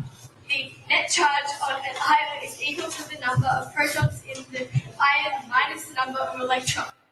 A decade ahead of a time. So souls, I think we need a curriculum of big questions. You already heard about that. You know what that means. There was a time when Stone Age men and women used to sit and look up at the sky and say, what are those twinkling lights? They built the first curriculum. But we've lost sight of that wondrous questions. We've brought it down to the tangent of an angle.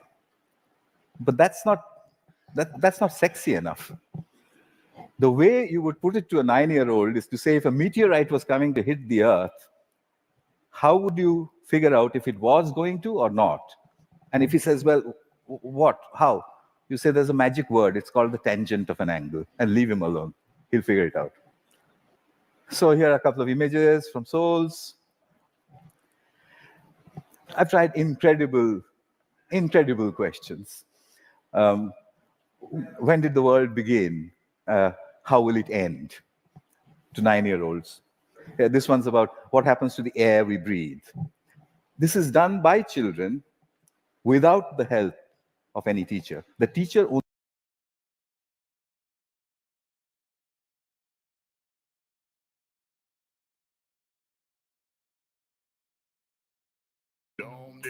I can get cover from just £179. That's got to be good news. LV have always made it simple for me to get great value home insurance. And their 24/7 emergency helpline lets me look after what matters to me. Because insurance is simple when it's me and LV. For great value home insurance, get your quote today.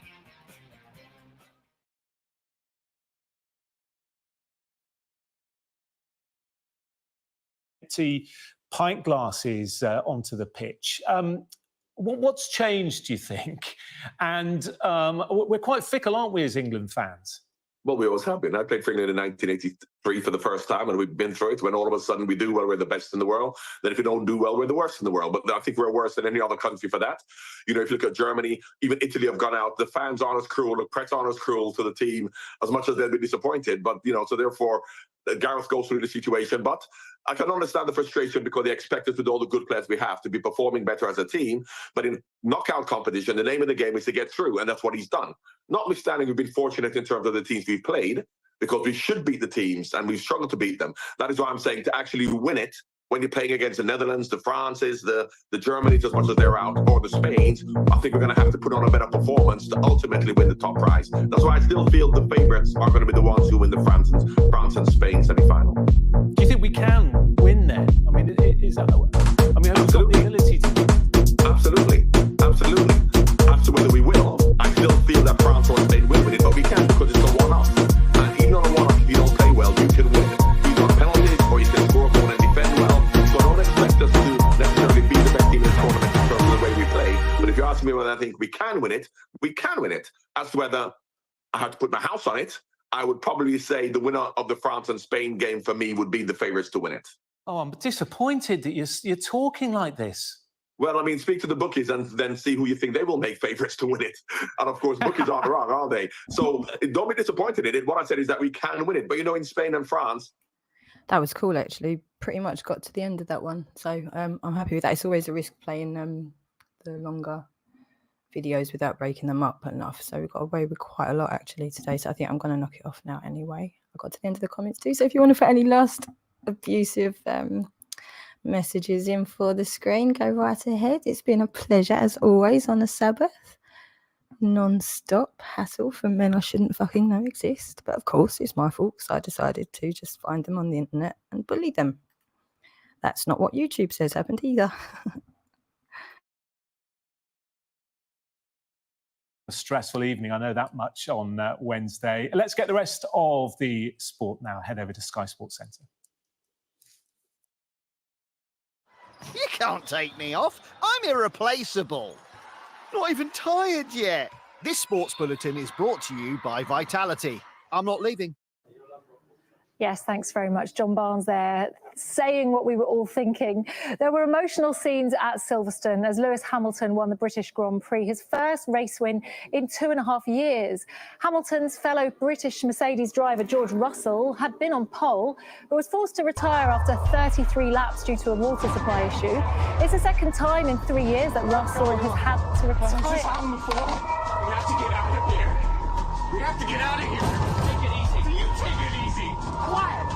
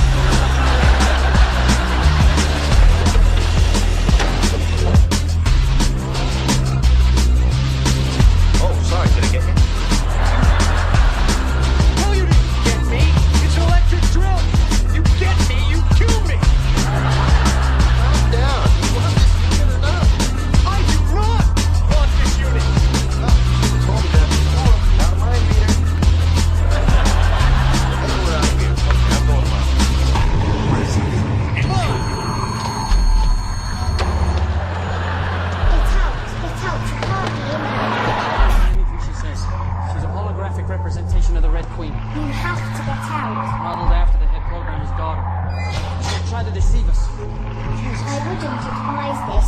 Disabling me will result in loss of primary power. I implore you. Implore away. Please? Please? You're all going to die down here.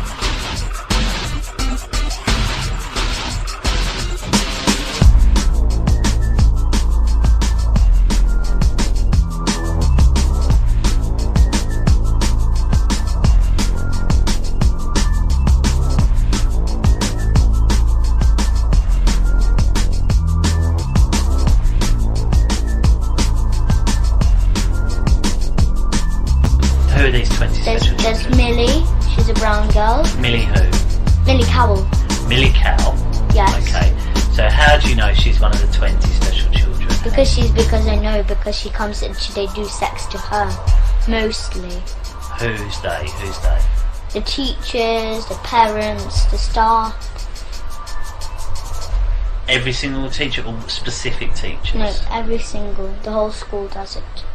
the whole school, and we got our own church Yeah. too. So because they do that, because after as I said, we kill babies, we drink their blood, we eat them. Okay. But then after so the social services who are in it, Yeah. they go to families or.